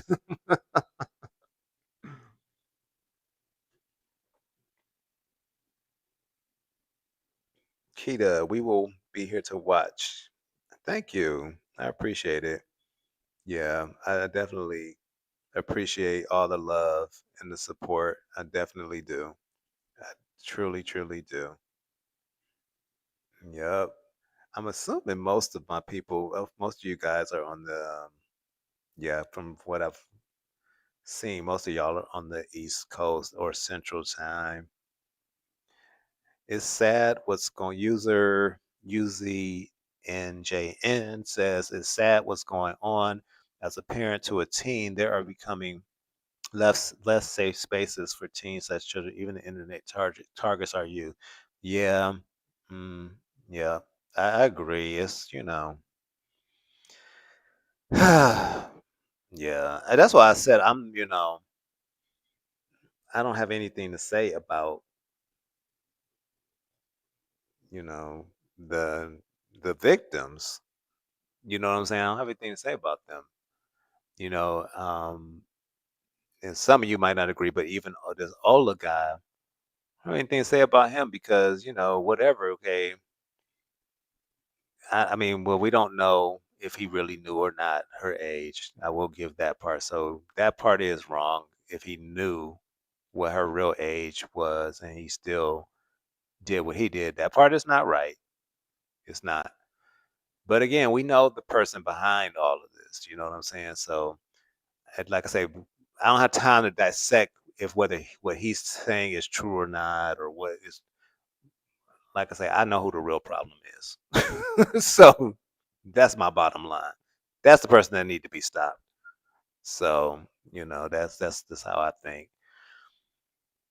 Yeah, Golden, right? Yeah, yeah, I think so. That's what it seems like. It seems like that's what's gonna happen. I think as well. Um, and then it's so funny because everybody's like, "Y'all ain't gonna have nothing to talk about." Then even Marcus said, "I'm like, well, we're gonna have more to talk about." Look, there's gonna be a lot to talk about then. It's like. hello, like, you know, gonna be a lot to talk about. Good night, pure integrity. I appreciate you coming in and joining us. Definitely come back. Definitely appreciate your insight, especially on that stuff about Skid Row. I didn't know that. So thank you and get some rest. And we will definitely do this again. Rach, you're good. Yeah, the data is definitely getting dug up for sure. Um, Thank you, Golden. Thank you. See you next time for sure. And thank you for you know, um being my I guess my moderator in a sense, because I don't have a moderator yet. So I was just like, oh, Golden, you doing your thing. Like, thank you. I appreciate that. And we'll definitely be doing this. But we're already is it Wednesday? Well, it's not Wednesday here, but where y'all are at a lot of other people, it's Wednesday already. So I think maybe we'll make this a every Wednesday night thing. But I'll let you guys know. Um, yep, that is true. Kita, I agree. It's scary. My daughter's school computer guy. Wow, mm, that's crazy. Me personally do not want to see I don't want to see Marcus downfall, but this guy just wouldn't take heed. So, yep, pure integrity. I agree. That's it. And I said that in my message to him in my one of my videos recently. I said, I'm not. I don't have. I'm not invested one way or the other. I don't want to see anything bad happen to him, or. But I'm like, I mean, he was. We have been telling him. People have been telling him. So it's just like he can't blame anybody but himself at this point. So hey, be positively welcome. Thank you for joining us. I don't think I've seen a comment from you. So that you said the two statements that Marcus states is the states for white women and OnlyFans. He states do not view corn as bad. Okay, huh? Interesting. Hmm. Okay. Yeah, I don't know. Yeah, the only thing I know is that what I know is that it's illegal in Georgia, so he's been probably not wise in doing any of it. And then not only it's not legal in Georgia, and then it's not legal, and then the way he goes about it, even in a legal state, like I live in California where it is legal, but the way he's going about it is illegal even in California because the people are not being tested. They're not signing no contracts and paperwork. He's not checking IDs, so he's doing stuff in so many levels that's mm, just not good. Yep. User UZN UZ9. Right. He didn't listen. It's something about people not being able to take criticism. Yep. They lead with emotion versus logic. Exactly. Yeah. That's exactly it. King's disease is real. Yeah. Yeah. Thank you, Golden. I so appreciate you. I really, really do. It was a whole man from another country talking to her. Huh. Interesting. Wow. Hmm. Wow. Yep. Exactly. Pure integrity. They'd rather know it all than to listen. And that's why I said I don't give them no advice unless you now if you want it, I'm here. But I am not talking to you till my face turn blue. You're not even gonna take my advice anyway. So that's what I said when you hear Marcus trying to give them all this advice and it's always just strange to me anyways when you hear him doing it because I'm like, but you're giving them this advice, but at the same time you having them shoot spicy content and then participating with them and with all the foolishness. So make it make sense. It's just like, you lead by example. I mean, trust me, they observe. If they see that what you're saying lines up, then you don't have to say it. So you know, so they know when he preaching all that stuff, but they know who you slept with and who you trying to sleep with and the things you say when you off camera. They're not buying none of that stuff. Hmm. Wow. Yeah. Yeah, it's a lot going on, but we got to protect the youth. You know what I'm saying? You have to protect them, and that's what I had said. Like in this scenario, it's like when you're dealing with people that are underage, it's like they're not fully developed yet mentally. So they think they know what they're doing, but they don't. So it's like when you're dealing with somebody then like with Marcus, who's taking advantage of them, it's like it's our duty to speak up on behalf of them and to say something about it.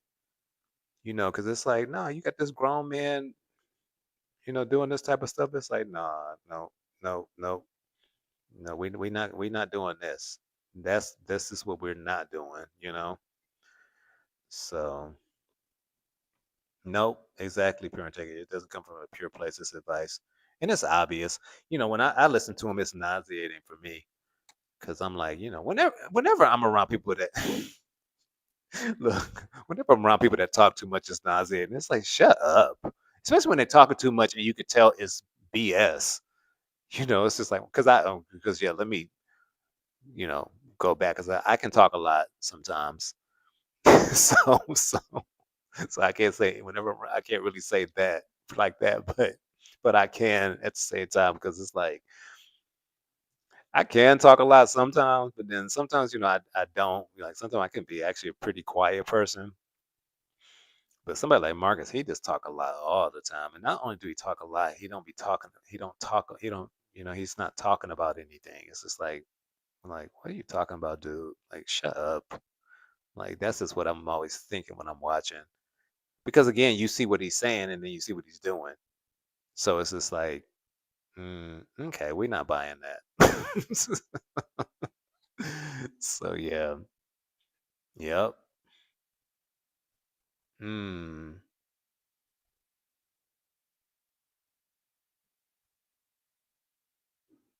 Embrace, you said I would like Marks to clarify that statement. So he was or wasn't targeting girls based on race and only fans.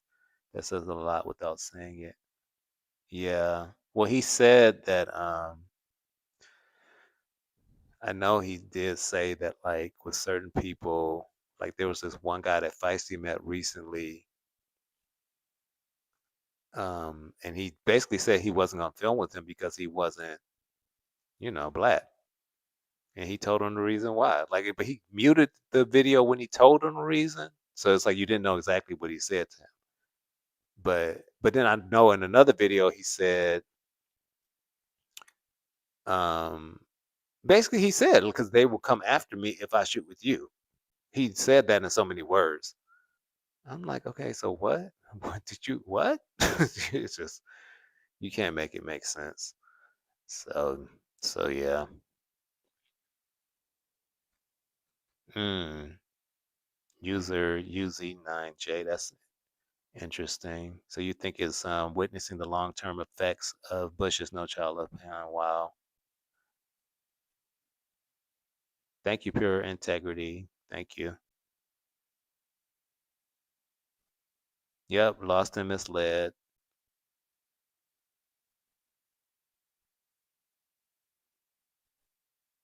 Hmm. Wow.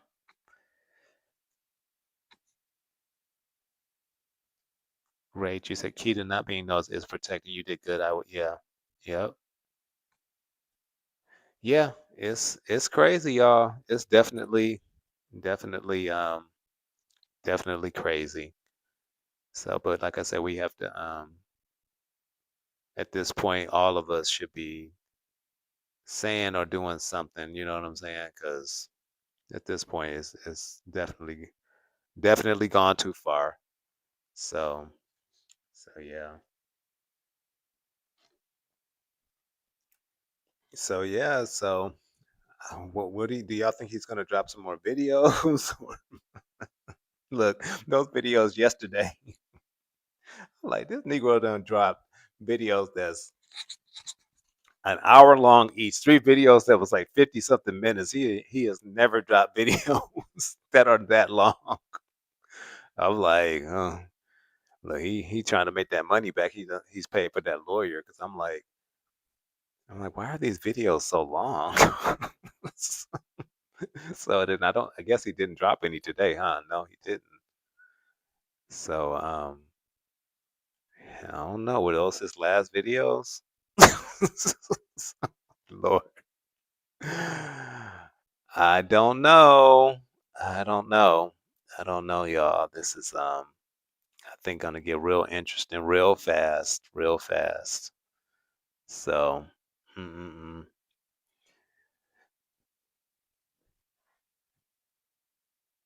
Yeah, he won't stop until he's legally forced to. Yeah, I think so. Because even we saw that yesterday with the videos. Because I'm like, dude, you probably might want to kind of lay low for a minute. And then even a lot of the stuff he was saying, I'm like, you probably just shouldn't just. It might be. I don't know. There's a lot of stuff he was saying. I don't know. I mean, I had said I think that he should say something, but you got to be very careful at the same time about what you say. And then a lot of stuff he was saying yesterday really was not helping him, because it was almost like an admission of guilt, And when I was saying that he needed to say something, I wasn't saying that he should admit to any guilt, but he should say something, it's a PR type thing. When you see people that are in the hot seat, these celebrities, when they get in trouble, they come out and they're like, I just want to assure you guys, they might even say something like, I'm not perfect. I've made mistakes in my life, but I want to assure you guys that, the allegations against me, blah, blah, blah. They make a statement like that. So that's kind of like what I was saying. But, um, when he posted those videos, he was alluding to a lot about it, but it was almost like an admission to guilt, but then he wanted like people to feel pity and sorry for him. I'm like, that ain't gonna work. It's just like, that's not gonna work. So yeah, that's crazy. He will clean it up for a minute, but he will need his supply eventually, Rach. Yeah. Well, in this case, he's not gonna have a choice but to clean it up because I think at the point he's at now, I mean, they will do what they need to do to, I think he's at that point. He's gonna have to at this point make some changes. If if he's not prosecuted, because you know that's what it seems like it's leading to at this point. So he's not gonna have a choice. So yeah, he didn't drop anything. Pure integrity, exactly. He didn't drop anything today. So he's probably busy talking to that lawyer today. If he really did pay that $5,000 retainer fee, and possibly that lawyer told him, do not put any more videos out. That's quite possible. That's the reason why those videos were so long yesterday. He's like, look, let me make some real long videos so I can make some more money to pay this lawyer. Because now you got to think about it. If the lawyer tells him don't drop any more videos, and that's the way he makes his money, how is he going to pay the lawyer? You know, um, you know, that's the part right there. So, yep. Mm-mm-mm. Give it until Friday, the 1st is coming. Okay. Hmm. His ID checks. He ain't got no ID check system, Ray. Look, another lie. Then one thing I learned about Marcus is vast majority of the stuff he says is a lie. He is a master at lying. I figured that out about him a while ago. I'm like, this dude just be lying about any and everything. You know how I figured it out? When I figured it out was that, so this is an interesting story. I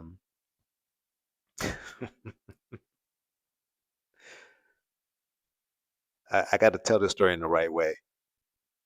He and I worked at the same place at a certain point. So of course I can't get too much information about that. But I found that out in one of his lives. I was like, "What? He used to work there too?" And he went on to say, and I was making six figures. And I know what he did at where we worked at the same place together. I was like, this Negro is lying. Because I worked there and I know how much I was making, and I was in a higher position than he was. And I wasn't making this no six figures. So I was like, this Negro just be lying about anything. I'm just like, he just lied a lot just because he can. So yeah, ever since then, I was like, I don't believe anything that he says. I'm like, yeah, mm-mm. Yeah, exactly. He should have said something, especially to his subscribers, and that's the thing you do when you're a person that has a large following. It's not like I said, you don't come on and admit to anything or not admit, but you give a general statement because that's you've built a certain rapport with your followers, so you owe it to them to say something. But then the way he did it, he decides to do Makeover Monday and make these little comments here and there, like, "Will y'all just pray for me?" Because yeah, y'all might not have any more content. It's like, no, that's not the type of comments you need to be making or statements you need to make. You need to be a man and you need to come and make an official statement. And like I say, of course, you got to do it in a way, the legal way. People understand that, but you do need to you need to say something. So let's see what y'all saying. He's friends with the lead attorney, the YouTuber. Okay, I think I've seen that attorney's videos. I know I've seen that name. And with the lead attorney, that explains a lot. Interesting. I'm trying to remember who that guy is, the lead attorney. I know when I see that name, it sounds familiar, but I can't think of what who that attorney really is, though. Huh. Okay, so you say he's mentioned him and says he's learned a lot from him. Interesting. I'm gonna have to look him up. The lead attorney. Rage. I figured it was a lot looking at his lifestyle, but child support is expensive. Exactly. Yeah, exactly. That's the thing. You look at his lifestyle. It's like you've been making six figures all these years, and you renting an apartment, and you lease your Jeep. It's like, and Atlanta has gotten more expensive over the years, but it's not. It's still overall an affordable city. So somebody making six figures typically is not renting an apartment. And yeah, I'm like, you ain't making no six figures. Or you weren't making six figures all those years as you were stating.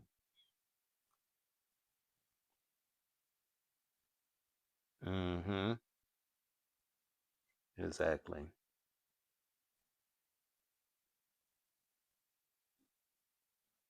Right. More than the boss. Not. Lead attorney is a red pill kind of guy. Never knew. Hey, never knew. Welcome. I didn't see it coming from you before. Okay. Yeah, I know I've heard of him, but no. I'll check out maybe some of his videos to see exactly who y'all are talking about.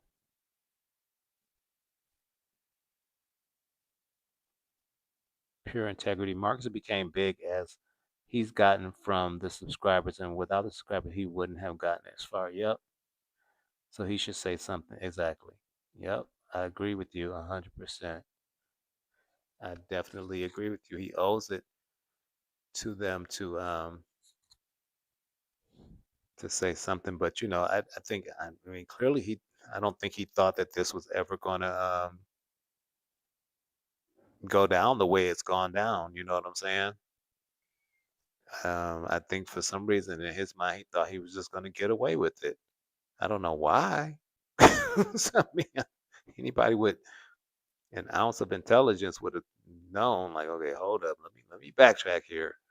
Let me rethink some things. So, hey, be positively.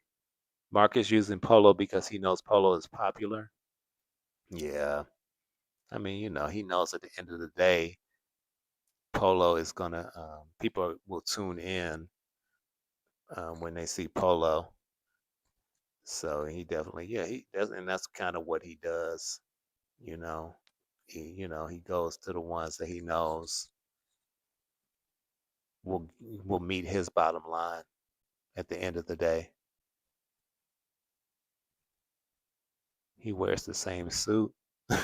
Oh Lord, y'all talk about that attorney, I guess. I cannot. Oh wow. Mm-mm-mm. It's definitely some characters out there, no matter what people do in life. Wow. Mm, that is hilarious. So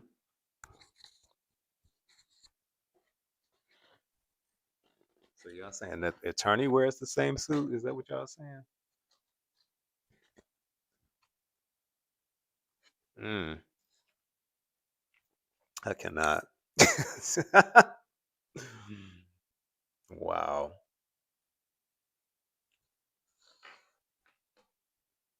Mm-mm-mm.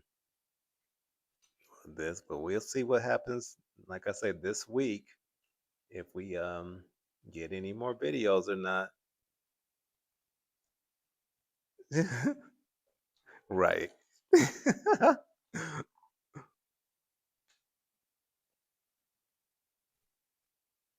Never knew 3343. Hey, what's up? Welcome. I don't think I had a comment from you yet. He was the highest paid in super chats in the black community for 2 years. Really? Who are you talking about? You talking about Marcus or who?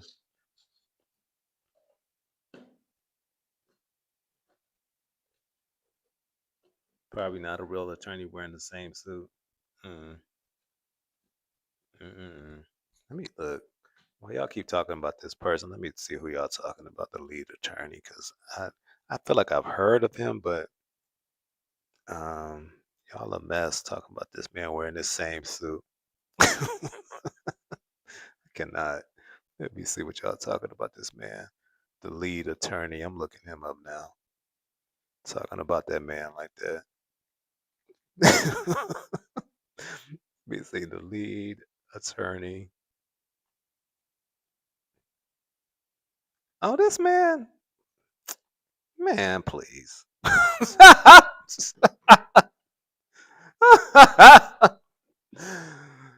Hmm. Okay, good luck, Marcus.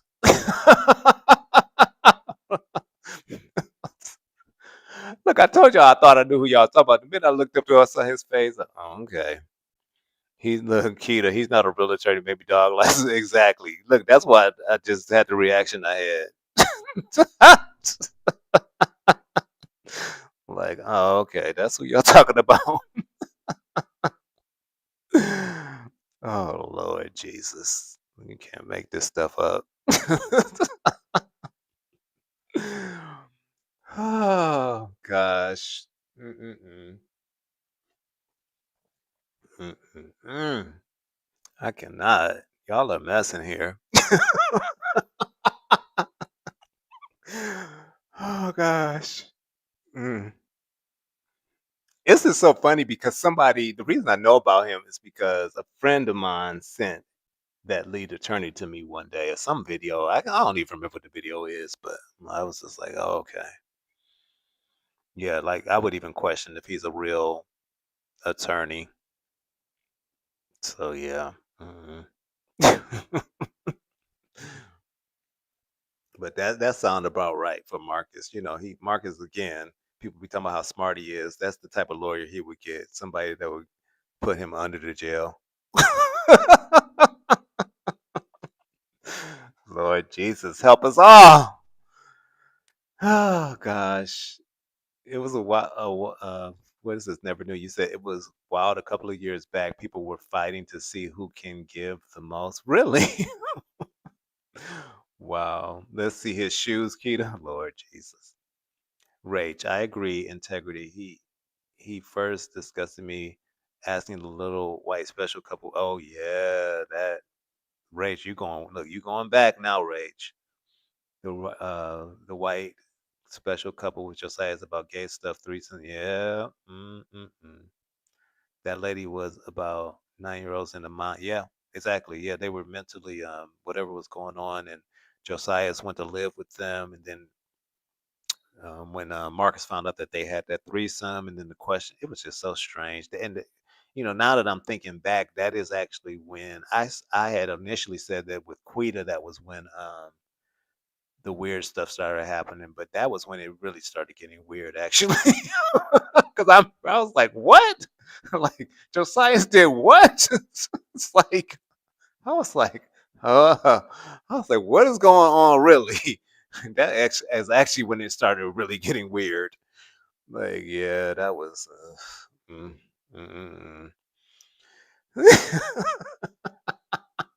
User UC9. I know.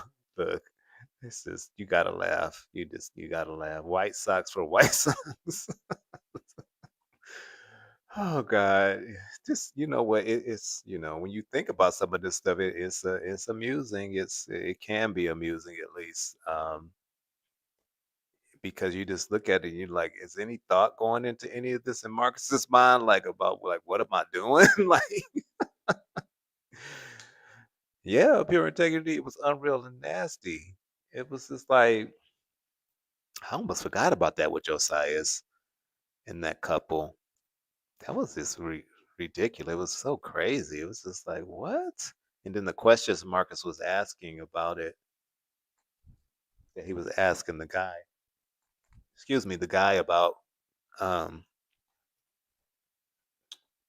the couple, the husband. And it was so sad because the husband, he passed away according to the wife. The husband passed away. So yeah, that story was strange. Um mm-mm-mm. Yeah, that was the turning point, right? I thought because like I said, I had said Quita, but actually that was when it got weird. Was that whole Josias and when that what went down with that couple and Marcus' interest in that, and yeah, that was when I was just like, what is going on? Yeah, he was obsessed with Josias. Never knew. He definitely was. Yeah, yeah, he died, right? Right. Yeah. I thought that's what I remembered. They were intellectually disabled. Yeah, and you think Polo's last girl was disabled? Yeah, yeah. Well, which last Polo's girl? Because Polo has had a lot that were intellectually disabled. Like pretty much everyone he brings around. Because I just remember within the past, but there's been a few that he's brought around. I remember it was one that he brought in Marcus's Jeep. That's when that whole crew was still intact. And literally, she never said one word and was just like in her own world. And then even this latest one that he did that spicy scene with, I was just like, can she talk? Like, what's going on with her? Like, yeah, so go ahead. That lead attorney. Look, I just was like, y'all kept talking about. I was like, I know I heard that name before, but I couldn't put two and two together. Like, I couldn't picture who he was in my head. But I was like, I think I've seen some of his videos, or I was like, let me go ahead and look this guy up. And I saw that face. I'm like, oh Lord, what the hell? I'm like this little yeah. I'm like, okay, next. Okay, never knew what you said. Remember the twins, the girl when she left ATL, she didn't want to talk to Marcus at all. The twins. I'm trying to remember who you're talking about. The twins. I don't remember twins. You're gonna have to refresh my memory on those. I've watched Marcus probably. I guess, damn, time goes by so fast. I guess it's been 4 or 5 years, maybe, but I'm not remembering the twins. Hmm, interesting. Remember cousin Eddie on National Lapoon's Vacation, the white shoe. Oh wow, yeah, the husband passed, pure integrity. Yeah, I remember because he went back to interview the wife. Yeah, that was kind of messed up. That whole scenario. That yeah, it was. I don't know. People just live the type of life that I could never. Um, it's too. That's too much mess. Disabled or not, there's too much going on. Um, yes, I'm glad Josiah's broke free as well. I see him with the new girl. I think they live here in California actually, but they live in Northern Cali, the Bay Area. So I'm pretty sure that's where they're at now. Um, and yeah, I'm glad that he broke free too. I mean, overall, Josiah seems, he seems sober now from when I see him on because they have a channel together. I haven't seen any of their videos recently, but he seems to me it seemed like he's medic. Well, I don't want to say he's medicated, but it does seem like he's taking whatever for whatever. You know what I mean? Like he seems very subdued. But he doesn't seem like he's on like drugs anymore. You know what I'm saying? So, which I think is good. So, the one outside the barber store at the Jeep, maybe a couple of them. Oh, okay. Huh. Hmm. Oh, I know who you're talking about, Rach. But like I say, he's it's Paulo always got a new woman. So and like I say, all of them be intellectually delayed. I know which one you're talking about though. It was the one in front of the barbershop that he brought. Yeah. But he got a new somebody every week, and like almost every single one of them is something that you're like, hello, what's going on? She was just standing there, yeah. Kita, yeah. I remember now, yeah. Yes, Josias never knew was aggressive with people. He definitely was. That Josias was a mess during them times when he was on the channel. You felt she was, Kita, you felt she was looking at you through your TV. Lord Jesus, I cannot. Y'all a mess. I cannot deal with y'all tonight. The twins were the 18-year-old boy and girl. Huh. Okay, you're talking about the one never knew. You're talking about the ones that the guy, the boy, he's at Morris Brown in Atlanta on the scholarship, and the girl went back to Chicago. I think that's what you're talking about. And they both got scholarships though. And they got them through Jamal Bryant at New Birth. I think that's what you're talking about. Let me know if that's what you're talking about then.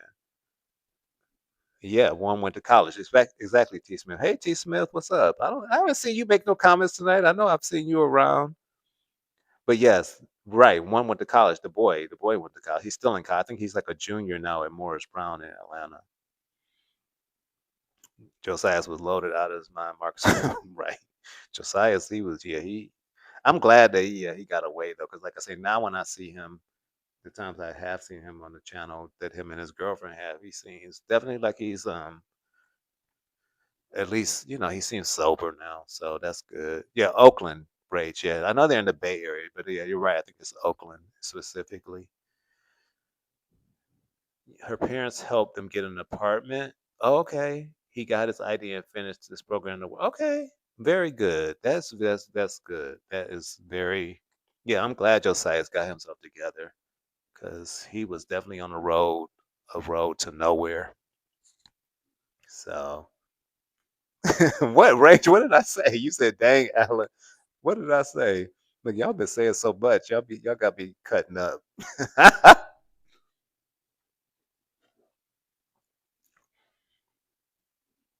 mm.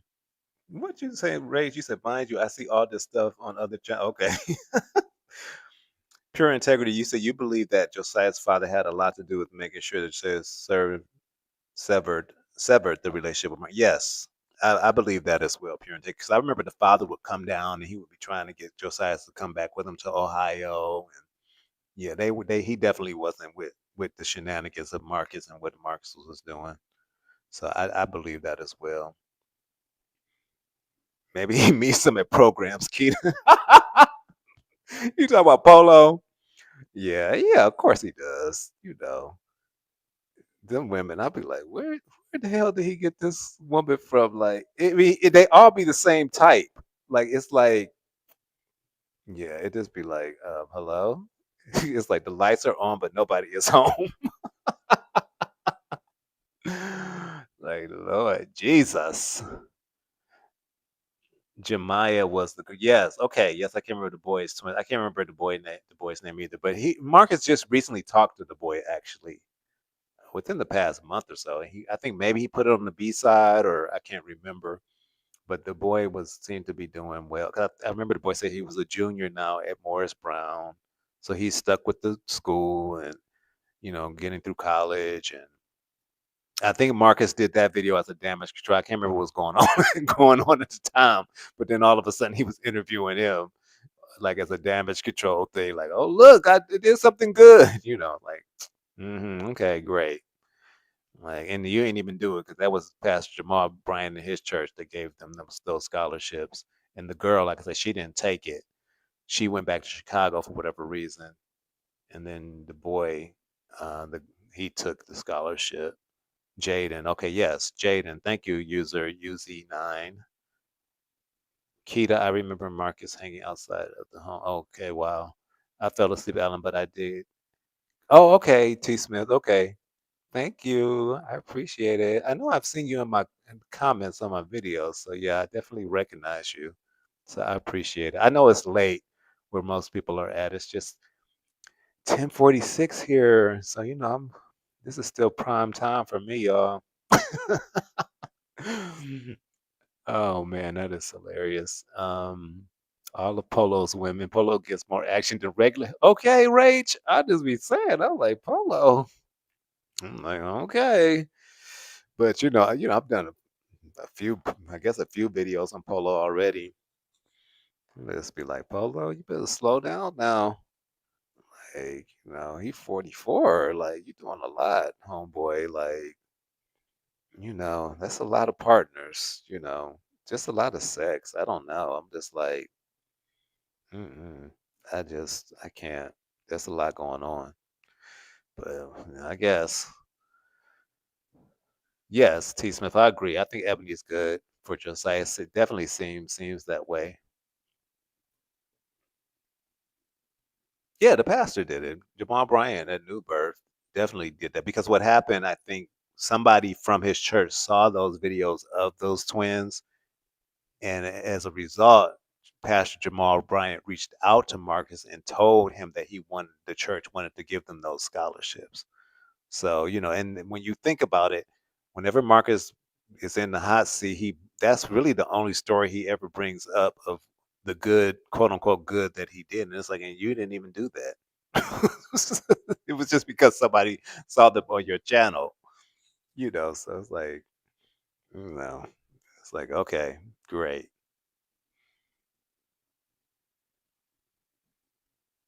Hmm.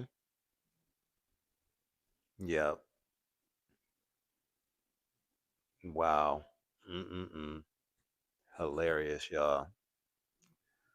Mm. Yep. Pure integrity polo is not well. He's not, And that's the thing. That's the type of people Marcus loves to deal with because he can manipulate. He can, they can be his puppets. Polo is definitely not well. Yeah, he's definitely not well. You know. So, but those, like I said, are the people that Marcus likes.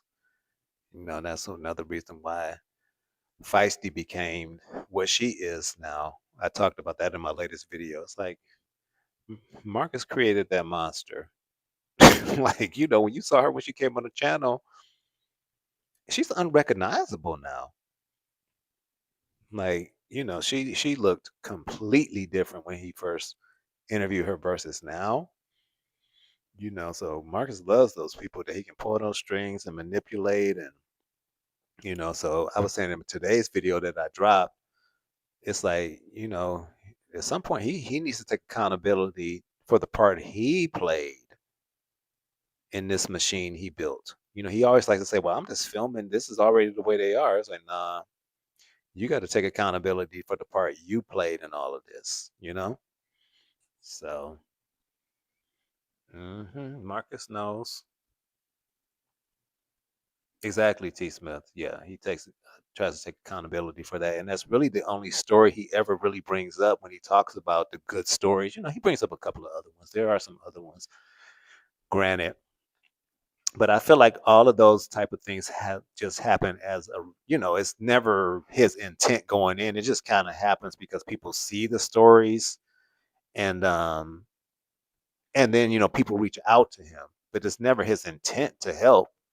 Anybody can see that, you know.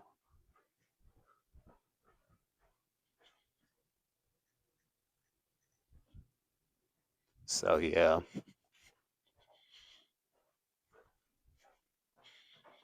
let's see what else are y'all saying. Let's see. Marcus has caused and has done a lot of damage to these people, more than he actually helped. Yep, pure integrity. I feel the same way. I definitely feel the same way. Um, Definitely caused more harm than good to most, and I mean, especially now, it's like you don't have any type of it's just like whatever now. You just put it out on Front Street now, with the spicy content, and it's just, it's just like, man, what is really going on? Um, yeah, yeah, definitely more harm than good. More harm than good, and that's what we all see. And and then he tries to, with the little bit of money that he gives them, you know, it's just like $20, 30. I mean, we've heard it enough times where we know how much he gives them. The going rate is $20 to $40 for the interviews, which is nothing. That's enough to what, get something to eat. And then for the spicy scenes, there's 100, between 100 and the highest I think I've heard is maybe 150, which again, that's enough to get something to eat. Then that's the way the prices are these days. So whatever he's paying them is just enough to eat. Like what you like, it's nothing to help them actually pay, go get an apartment or go get, you giving them money to get something to eat, and in their cases, get some drugs and some alcohol, and then if whatever left over, then get something to eat. Like, man, please.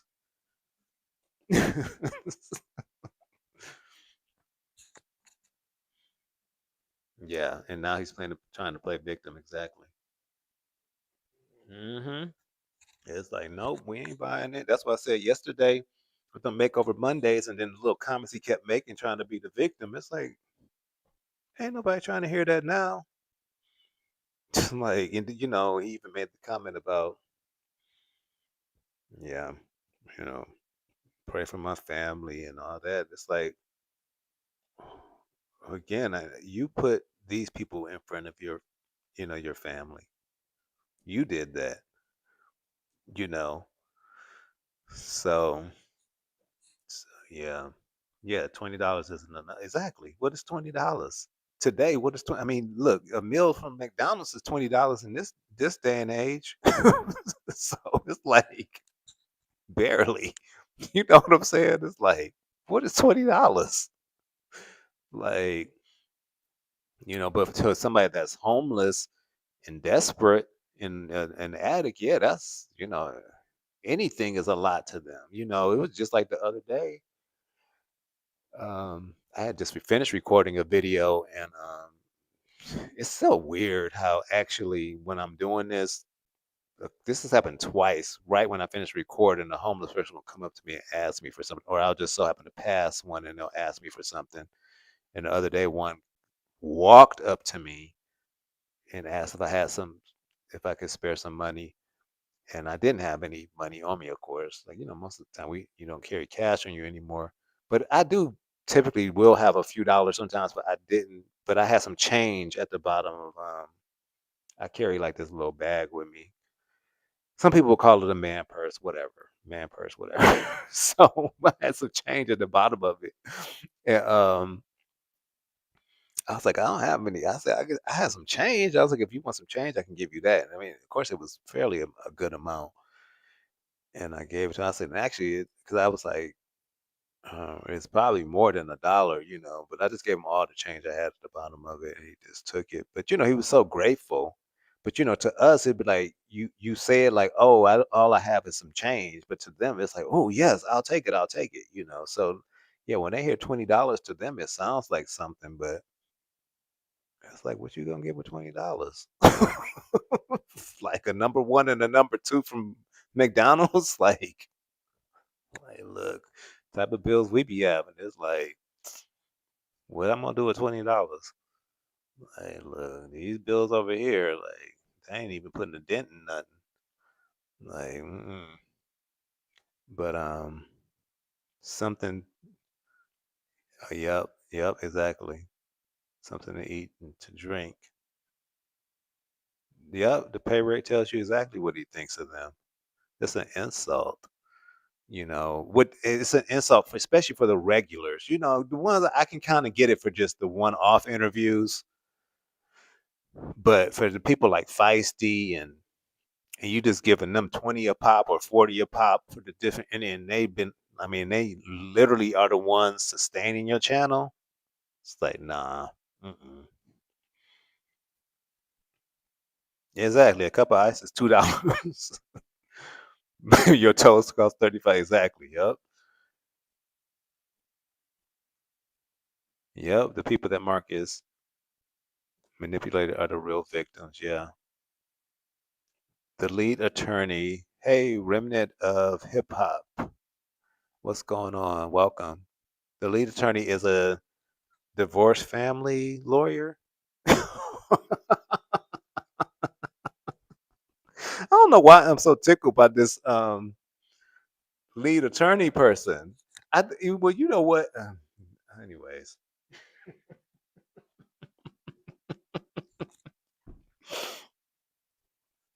I can't deal with y'all tonight.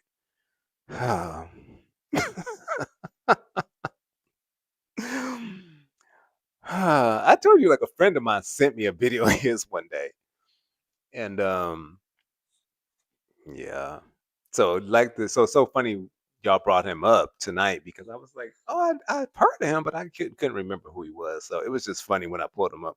I'm like, this that Negro my friend sent me that night, and I think the reason he's funny to me is because whatever video they sent me, the lead attorney brought up Kevin Samuels.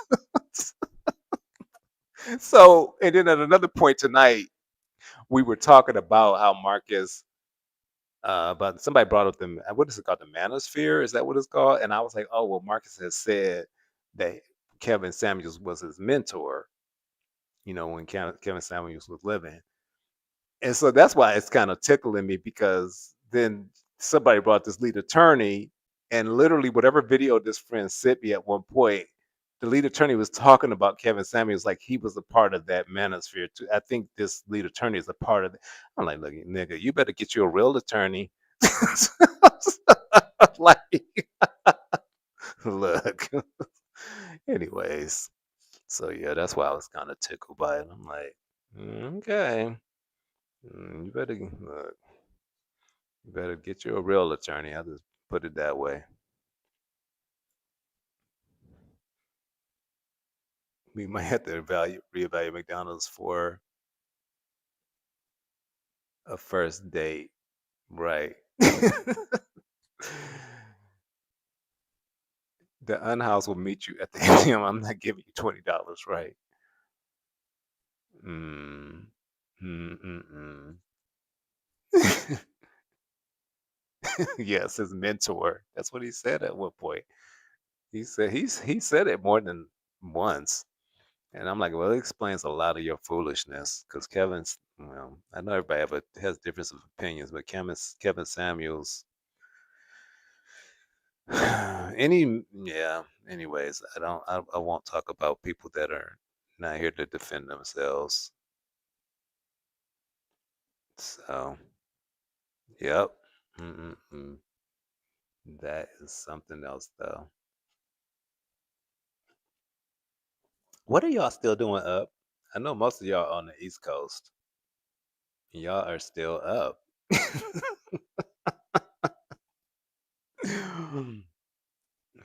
Oh my gosh.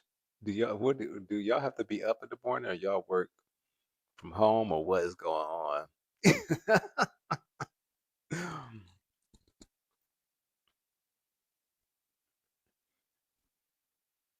Wow.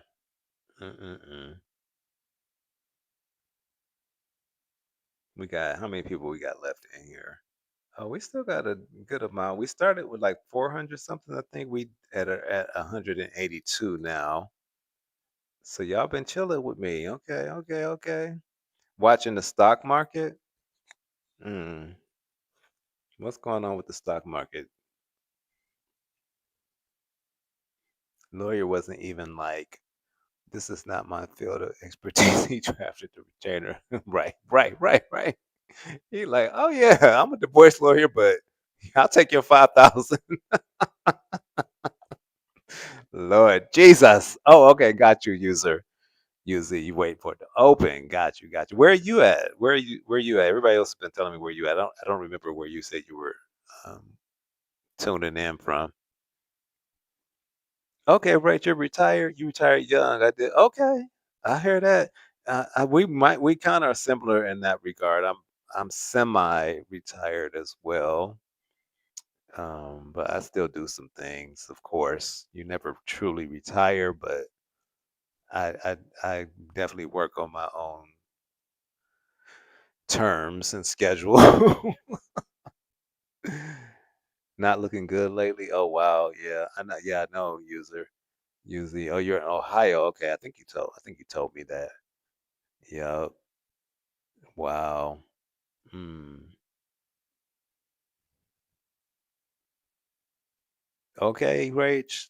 That's the question right there. I'm with you on that. Let us know how to turn that 20 into 260 million. That is the question of the day for sure. Yep, Rach. Yep. So we're in the same boat when it comes to that. Okay, Kitty, you work from home tomorrow. You work remotely. Okay, cool, cool. Yeah, it's so funny how now the work from home thing, like it's so normal now for people to um, work from home. So that's a great thing. I did a little. Well, I mean, technically, I work from home too, but I worked a regular job from home for a minute a couple of years back. I tried it out because I was like, I had got to a point where I was like, okay, I need some extra money. And I got a job. Let me tell you, I lasted 6 months. I was like, look, y'all getting on my nerves. And yeah, I was like, let me go back to doing my own thing because, yeah. I was like, well, did I tell you guys I used to be a flight attendant? So yeah, I used to be a flight attendant. And I did that for 20 years actually. So, so working a job that's like an office job was kind of foreign to me, and but it was a work from home job. But I was like, nah, it's like I'm good. It's like I'm good on this.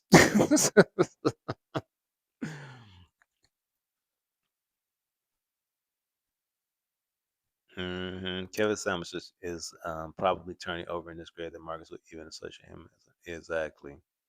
Yeah. hmm I agree. hmm Yeah. User, it's so funny you said that about better children on Red Bulls. I don't know if that's safe with testosterone. So, user, you know what's funny about that you brought that up? That's what Kevin Samuels basically passed away from was those Red Bulls because I think from what they said, from what I remember, well, I know he used to drink them all the time because now I was not a Samuels fan, but I know I used to. How you come across videos, he always would drink those Red Bulls, and he died of a heart attack. Those Red Bulls, they're bad for your heart. Um, yeah, and Marcus drink those Red Bulls all the time. I'm like, you're not supposed to drink those all the time. Like, now occasionally, if you need a little boost, okay. But I mean, he drinks those on a regular, and it's like, no, Yeah, exactly. He said, "Go back to work rates. We need a discount on flights." Well, I still get my discount because I retired from doing. Well, COVID was a blessing because it was not a blessing because not COVID itself, but what happened during that time. All of a sudden, the airlines had to downsize, so that's why I was able to do an early retirement. So yeah, I still got my benefits. So yeah. Mm.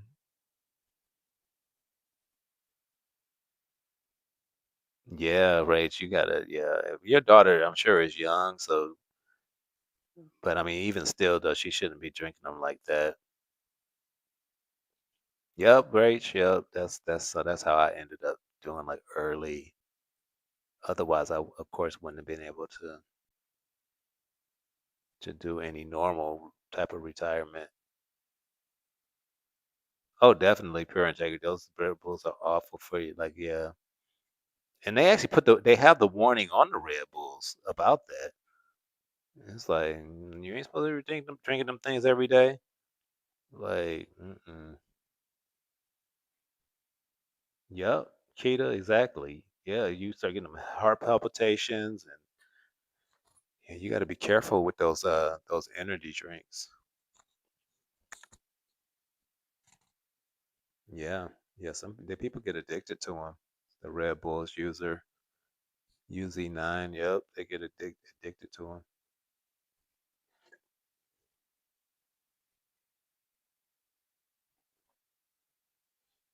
Yep, it's crazy, definitely crazy. But I noticed that about Marcus that he drinks those Red Bulls, but that's because he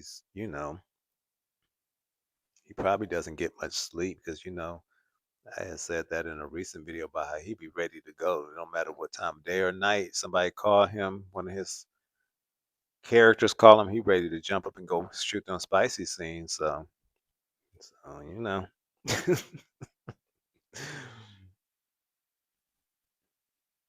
mm, Rach, you said you do reflect a happy beast working yourself into it. Yep.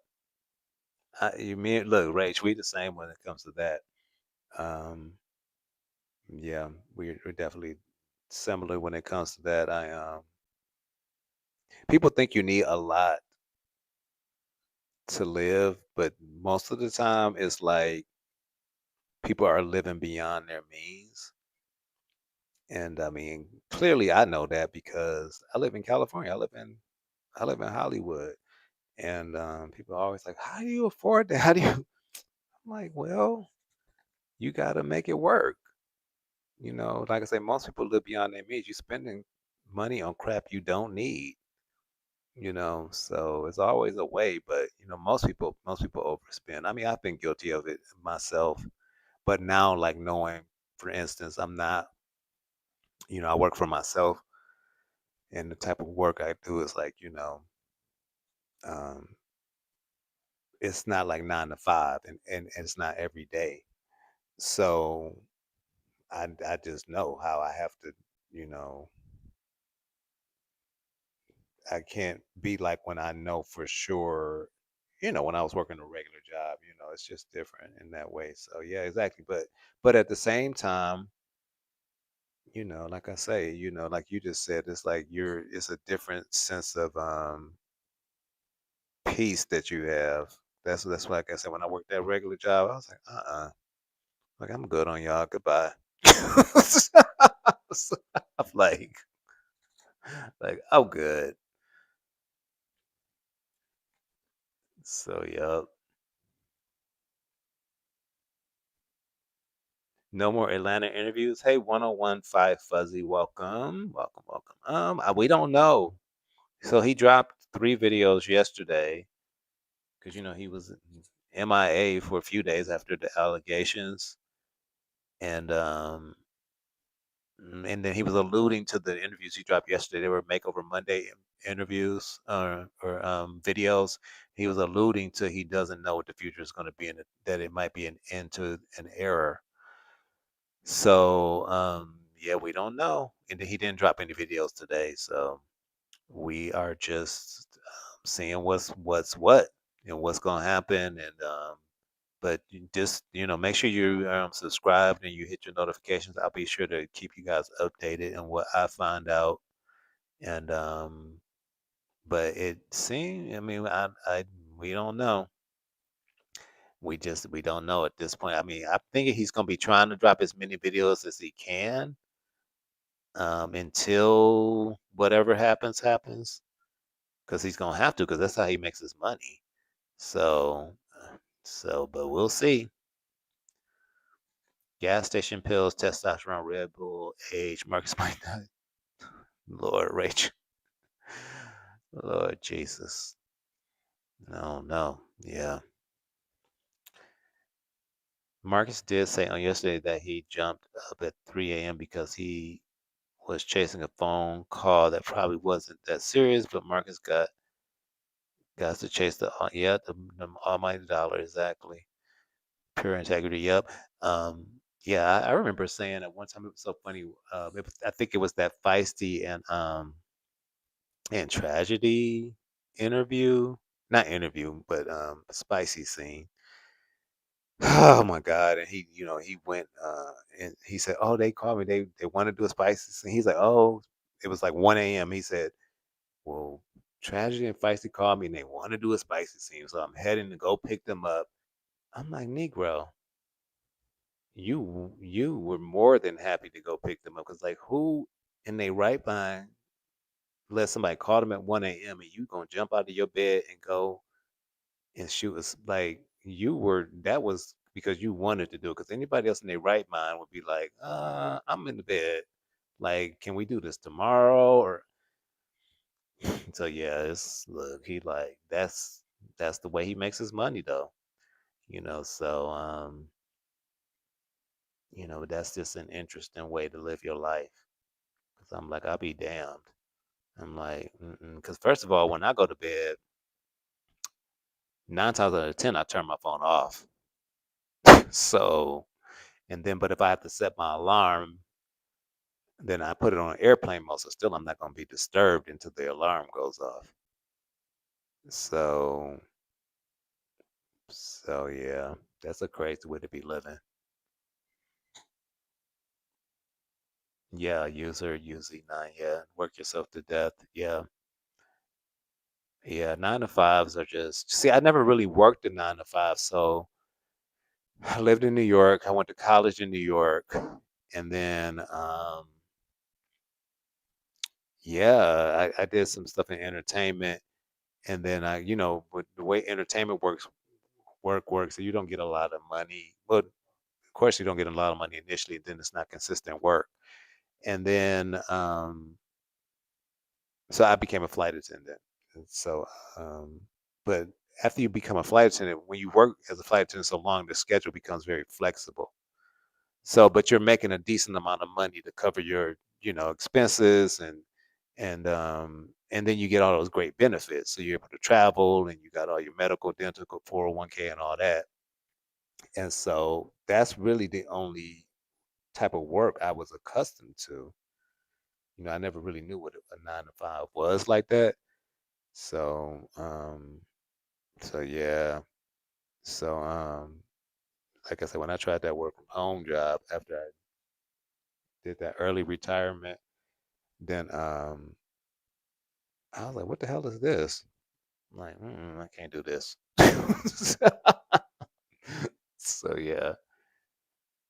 Hey T Smith. Oh, thank you. I'm glad you like my morning walks with my perspective. Yeah, yeah. That's what I was telling people earlier. I was like, I do my morning walks all the time anyway. So I was like, well, heck, let me start pressing record and just talking to people. Like, I might as well talk and do my little morning walks and be a little something different. So I appreciate you telling me that. Um and I'm glad that you enjoy it.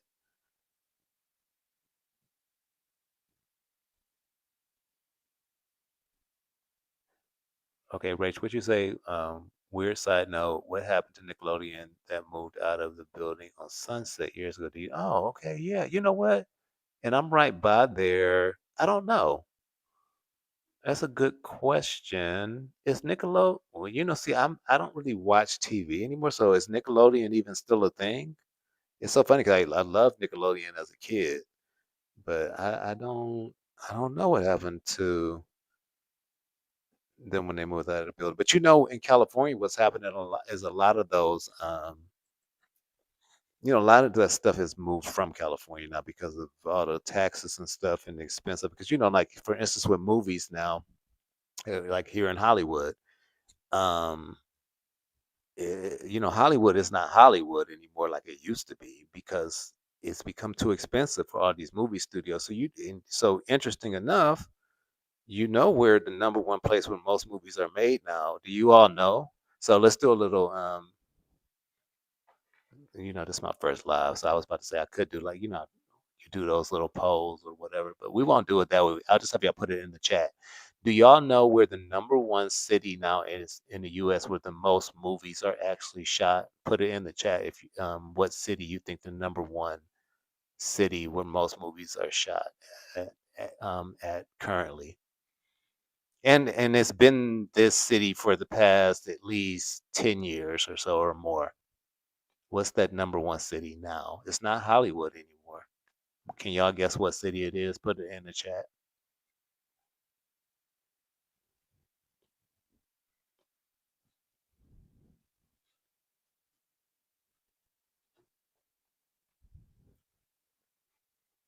Are y'all listening? Put the city. Okay, you see, y'all are. Some people coming out of the bushes now. Okay, I'm gonna let a few more people answer. I see those couple of answers that came in. It's 158 of y'all in here, so y'all can come out the bushes and put an answer. I'm looking. I see the answers coming in, and then we'll get back to somebody. I saw some of the previous comments. We'll get back to some of those. I'm looking. I'm looking. I see the several answers coming. I'll wait for maybe three or four more answers to come in if y'all still awake. Some people might be asleep on here, just still in here though, because I know it's late, and it's even getting late here. Pay attention, everybody. Right, right, right, right. Pay attention. Trivia time. Rach, did you answer? I don't see where you put an answer. Let me see. Okay, I see the first one, two, three people, four people answered so far. Okay. Okay. Okay. Okay. Okay. Okay. I got some smart people in my chat. I love it. Okay. Let me see if anybody else. And I got some. Look at all these smart people. I love it. Amen. Amen. ATL. Exactly. Yep. Tyler Perry. ATL is exactly where that's the number one city now. Where ATL is Hollywood now. People we used to say ATL was Black Hollywood because of Tyler Perry. But it's not just Black Hollywood anymore. ATL is Hollywood now. The most movies of even major movie studios are shot in Atlanta now. Because what happened is Georgia got all these tax incentives, um, or the studios get the tax incentives for shooting in Georgia, so it's a lot cheaper for them to shoot there. So the number one place where the most movies are made is in Atlanta now. And actually, a lot of the major studios from here in Hollywood have moved to Atlanta. So it's not just Tyler Perry. People think it's just Tyler Perry. But yep, Atlanta, ATL, Shawty is where most movies are made, and it's been that way for years now. It's been like at least for the past, I said 10 years. It's been longer than that. But now Hollywood is still the number one place for TV and commercials. It's still definitely here in Hollywood. But Atlanta that's where you go. Actually, if you want to be a movie star, that is where you go now. But now this is the part. Most movies are shot in Atlanta now, but they still cast for them here in Hollywood. So what happens is you do your auditions here in most cases, besides like Tyler Perry. Tyler Perry does his castings in Atlanta, and not just Tyler. Some of them are starting to do the castings in Atlanta, but by far still majority you still get cast here in Hollywood. You do your casting here, and then they send you to Atlanta to shoot the movies. So that's the way it works. But it's ATL. It is ATL. Yep. So Atlanta is the new Hollywood. It definitely is. So That's interesting. The correlation of me doing the commentary about Atlanta street interviews. I'm in Hollywood, and then Atlanta actually is the new Hollywood. So yep, yep, pure integrity. Yep, it's Atlanta. Most people don't know that. Yeah, a lot of. That's why I was surprised that most of my chat got it. So yep. So Ying No. I hope I'm pronouncing that right. Welcome to the chat. I didn't see you coming tonight, but you got it first, Atlanta, and then T Smith, you got it. And a few other people got it as well. Golden, you got it. Diamond got it. Diamond, welcome to the chat as well. Be positively. Hey, what's going on? Welcome. I think actually we spoke earlier, so yeah, you got it as well. Tyler Perry, yep. Rach, you got it. Tyler Perry's in Atlanta, and actually in my video today, earlier today, I showed Tyler Perry's star on the Hollywood Walk of Fame. Um, so yeah. So it is ATL shouting. You thought we were mad at Medea, Keita? Who mad at Medea? Mad at Tyler? No, I mean, and see, there's so many other topics we could talk about as well, right? Yeah, I'm not mad at Tyler Perry. We already knew that. He just need to, live in his standing, whatever it is. See, but Tyler Perry in a different tax bracket than Marcus. And Tyler Perry, thankfully, there are no allegations like the current ones with Marcus. At least Tyler Perry was dealing with all adults with his, and Tyler's is more of, I think, just being real with who he is and what he prefers, you know. So you can do a tour for Marcus 6000 Sunset Boulevard. I filmed a documentary there. It was the largest phone sex. Really, really, Rach. Okay. To a tour for Marcus. I ain't doing the family. That has to be right by where I'm at. 6000 Sunset. Okay, I'll walk by there. Interesting. Really, the largest phone sex operation in the USA. That is crazy. It was for Playboy Media Oddly. Wow, that's crazy. Well, I guess I'm gonna have to tie that into one of my videos, aren't I? And I feel like I know where that is. I do know where that is. That's literally right by me. Yup. Viral stream clips. Yeah, that Steve Wilkos episode is a lot different, right? Hmm. I saw that episode, but you know what was so funny? Everybody was talking about that episode in the comments of that episode. And these were people that didn't even know what Atlanta Street interviews were, and the vast majority of the comments were like, people were just like, it's something about that guy that is not right. This was like, damn, these people don't even know who he is, and they can see who he is, you know. So yeah, Tyler Perry's rich, rich, rich. Exactly, a billionaire rich. Forbes top richest people in Hollywood rich. Yeah. Mm-hmm. Yup.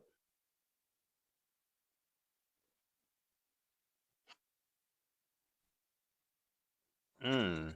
That is interesting, Rachel. I didn't know that.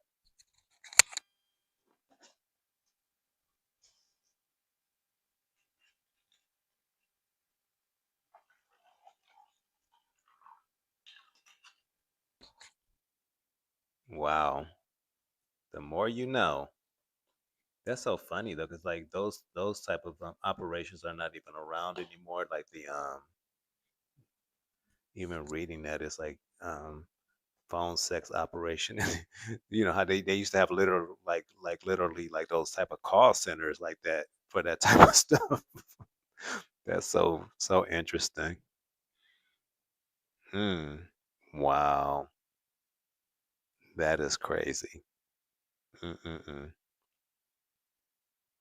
Wow, wow, wow,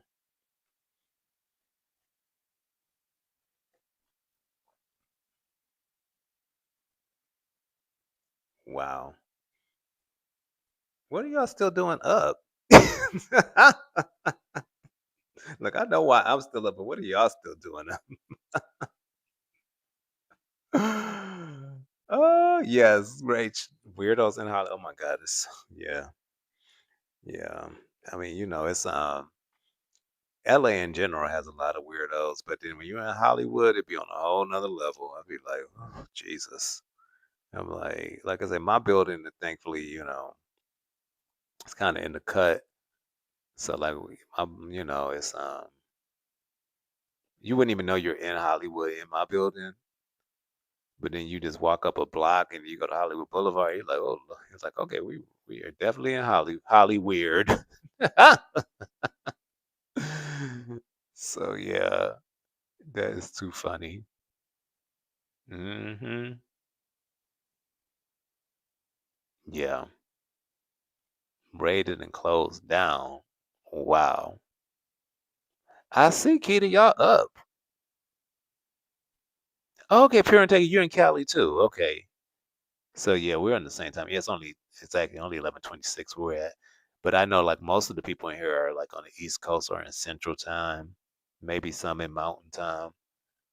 Where are you at in Pure Integrity in Cali? I don't remember where you told me. What city are you in? LA or what part of Cali are you in?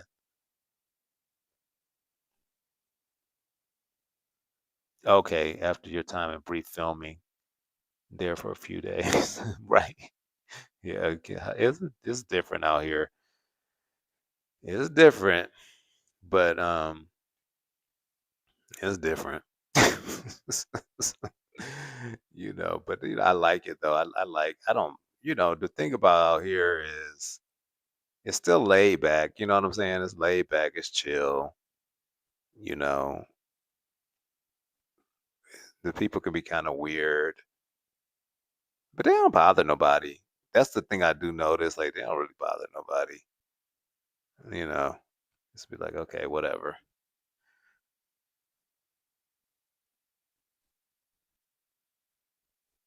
Oh yeah, Kita, the Comic Con brings all of them out. All of the Yeah, you get some different interesting people with those type of events. Golden, we definitely cutting up. That's what I said. Y'all got me cracking up. Of like, I'm good over here. I don't mind hanging out with y'all because I'm just like I'm normally up late anyways. Oh, you're in Riverside, Pure Integrity. Okay, cool, cool, cool, cool. I'm trying to think when the last time I've been out in Riverside. It's been a long time. I went out there. Dang, it's been some years at this point that I've been out your way. I guess I've passed through, but the last time I just was like actually in Riverside was some years back because I went to go see this guy named y'all probably know him, Divine. Do y'all know who Divine Franklin is? He's a movie producer and he's a pastor now as well. But I don't know if he's really pastoring as much anymore. But he used to date. He was actually not date. He was married to Megan Good. But I went to go hear him speak in Riverside at this church in Riverside. But that was a long time ago at this point. That was at least, dang, at this point, probably 10 years ago, 9 or 10 years ago. So, yeah. Mm. LA is like the area my sister lived near La Brea. Oh, La Brea and Wilshire. I know that. I used to live over there as well. I used to live right there. When she went to law school. The tar pits, exactly. Her building was, yep. That's mid Wilshire. I used to live over. That's where I lived before I moved over here to Hollywood. I lived right, literally. I'm like, when you said, I'm like, wait a minute, hold up. But I don't live over there no more. But when you said, I'm like, Baron Wilshire, hold up, I lived right there. We might have lived in the same building. One block, yeah, because I was literally a block from the La Brea Tar Pits. Yep, I lived over there. That's mid Wilshire. So you got over there, you got the Tar Pits. Because actually, I was going to do a video over there coming up soon. Because that's a nice area to walk. You got the La Brea Tar Pits. You have the what is it called? Urban Lights. That's really cool. That's like a photo op. That little Urban Lights right there, where LACMA's got the Los Angeles County Museum, the Los Angeles what is it called? Los Angeles Art. It's the art museum. I can't remember. It's called. We call it LACMA, but I forget what all of the letters stand for. But so you got Urban Lights. That's like a little photo op, and that little row actually is called Museum Row. That La Brea Tar Pits is on. But yeah, I used to live right there. Cool. Inland Empire Rage. Yeah. Right, Keita. I haven't been to Riverside in a while. Okay, Pure. So you were Pure Integrity was born and raised in LA for years, then moved to Compton. Okay, and been out this way for 17. Okay, very cool. Yeah, I lived in Long Beach for a little while, which is right next to Compton. Pure Integrity. Yeah, when I actually first moved here to LA, my first place was in Long Beach, in the part of North Long Beach, which is right by Compton. So yeah. Yes, Megan Good. Yeah, she was married to this guy Devon Franklin that I went to go see out in Riverside. But she's now married to that guy, that actor. What's the guy actor name that was I can't remember, but she married to some actor now. Some she got divorced from Devon Franklin, who's the movie producer guy, and now she's married to an actor. This guy, I can't think of his name, but he kind of went through some controversy. The guy that she married, and he kind of was blackballed in the industry. I can't remember what his name is, but and he was in a major movie. He was kind of gonna be like the next big black male breakout movie star, but then he got caught up in this controversy with this domestic violence with this one girlfriend he was with, and ever since then he really kind of fell off. E Entertainment's down the street. Yep, yep, exactly, Rach. Yeah, well, over there by La Brea Tarpus, it was used to be what is it called? CBS. What was the name of those studios over there? It's been sold, and they're moving that whole thing, but the Price is Right and all of that was right there, right by the Grove. I think it's. I don't know if they've quite moved just yet, but all of that stuff is about to move. But it's CBS, and then it's where the Price is Right is taped. Another late night talk show is taped over there as well. But it's right over there by La Brea in Wilshire. And then if you go, up what's this street? It's not Wilshire, but Fairfax, up to towards the Grove. So yeah, then you got all of that stuff, the CBS, and then where the Price is Right is taped, and then I can't remember the name of the late night talk show, and then there's some other like I think TV show that's taped over there, but they're moving that whole complex. I forget where they're moving it to because it's been sold, so I don't think a lot of that stuff is taped over there anymore. User UZ9, you say everybody that moves to Cali ran their bus back home. Seems like you got to have a certain driving. Yeah, it's hard to you got to find what works for you here. It's hard to find that because everything out here is like very spread out. It's hard to find your tribe as well, like a group of people that you can have a support system with. Everything feels very distant out here, and unless you find that, it can be hard to sustain yourself out here. Thankfully, I did find it, and it's worked for me. But you are right in that statement. Yeah, a lot of people they move out here and they take their bus right back home because they're like, okay, this is not what I expected it to be. Like I always tell people visiting somewhere and then living somewhere is two completely different things. Oh, really? Pure integrity. Mary stayed over. I didn't know that. And so all those years I was over there, probably right by them, and didn't know it. I didn't know that they lived over there. Yeah, because I lived over. I literally just moved from over there recently because I've only been over here for about 6 months. But I lived over by La Brea and Wilshire for the vast majority of the time I've lived here in California. Wow, I didn't know that Mary lived over there. Okay, and then you lived in Long Beach for 5 years. Okay, yeah. Right, you were raised in Long Beach. I didn't know that. Okay, and one of your kids were born there. Okay, okay. I know, right? The Cali Chronicles user using exactly. Okay, I got a lot of my Cali people in here. I love that. That is what's up. That is what's up. Miss Wanda says that. Oh, for real, Rage? I didn't know that. Yeah, but you know what? It makes sense because he's super cool. Like I always be like, that Rob is cool. Like he just and most Long Beach people are like him. Like they just kind of laid back, cool. Like I can see. Okay, that makes sense. That Rob is from Long Beach. Miss Wanda's husband. Okay, I still like Miss Wanda and Rob, but I don't know what they flew on Marcus for, but a lot of people are saying, well, they don't have nice things to say about them either. But I do like them. And you lived in Hawthorne, Inglewood, Cali as well. Pure and think, okay, you've lived all over Cali, all over the LA metro area.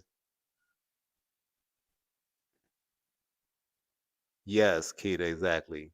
Yep. With the white girl, and then got with Megan Good to save him. Yeah. Jonathan Majors. Yes, that's his name, right? Majors. Yeah, I think Jonathan Majors, right? You put Myers, but I think you mean Majors. Yeah. One thing black people gonna do is reminisce until where everything used to be. Right, using exactly. You know how we do. Yeah, only the strong survive. Exactly.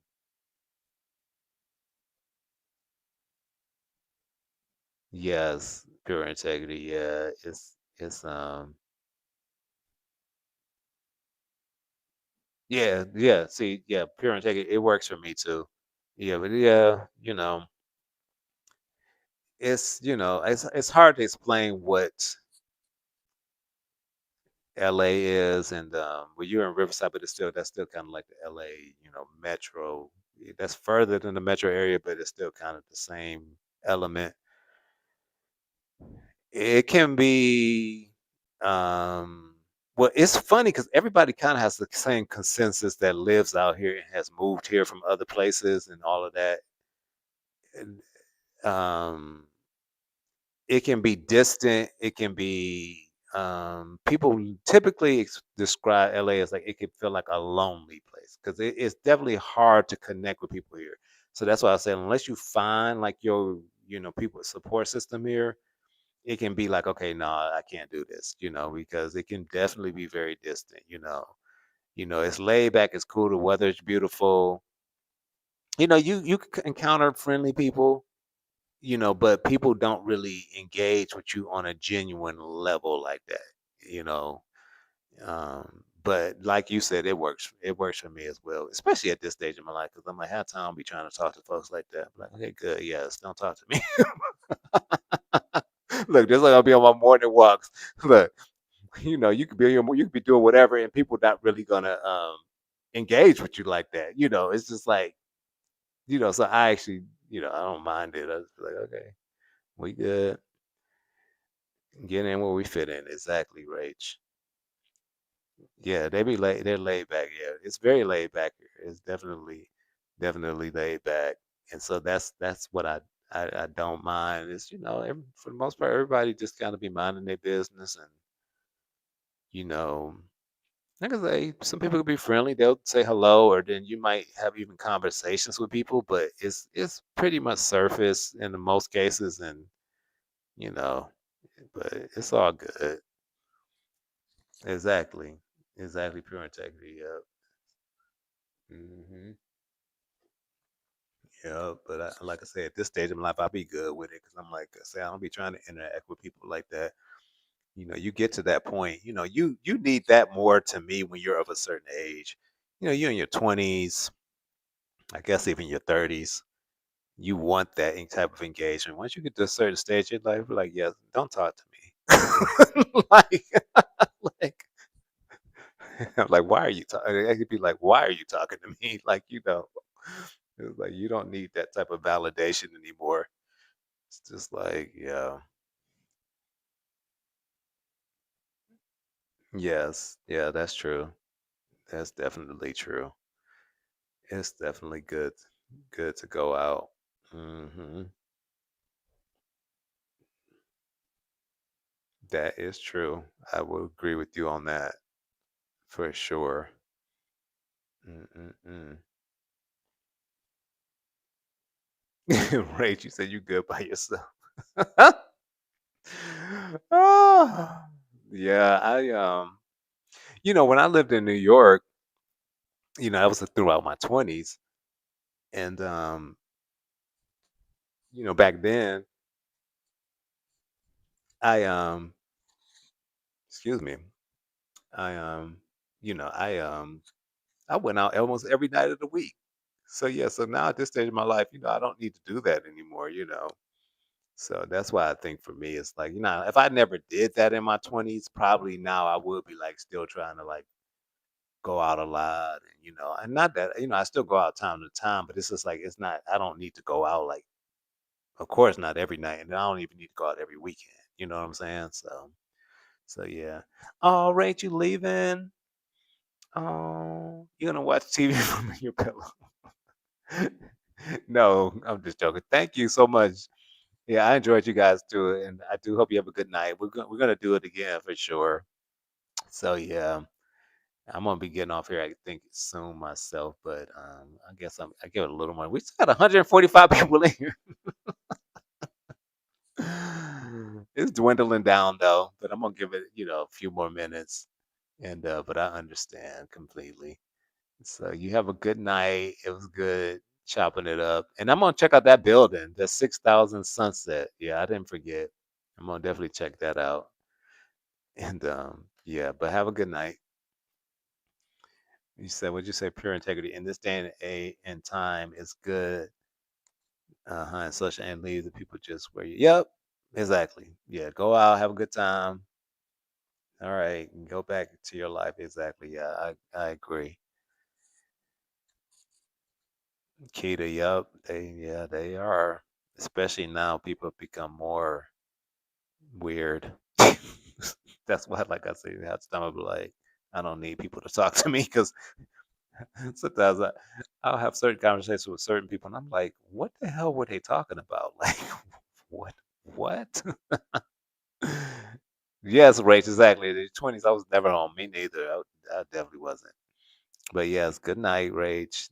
And we will definitely be chatting again soon. We'll do this again soon. You said, wait a minute, I'm back. Who was it?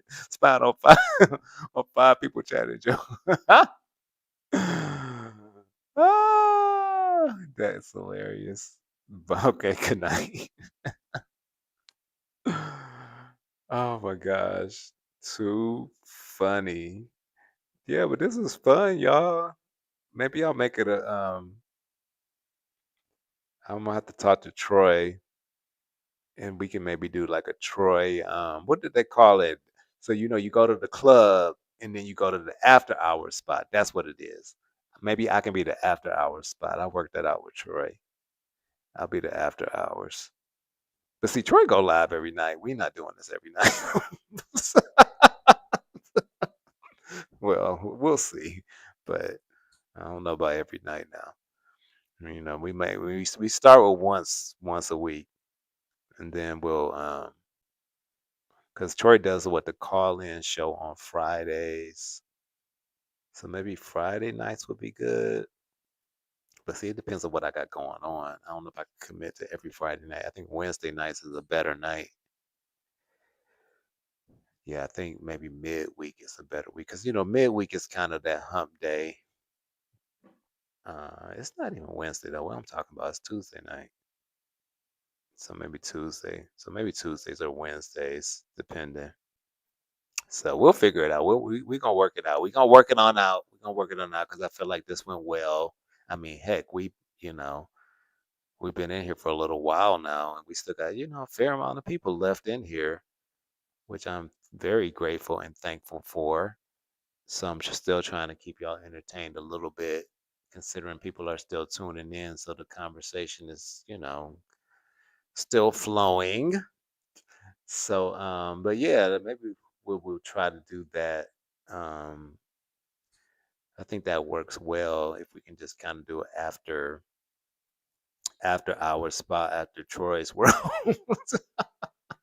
It was like, okay, the club was lit, but now we coming down a little bit. Let's just kind of, yeah. Hmm. Keita, what you said? I'm coming back to check.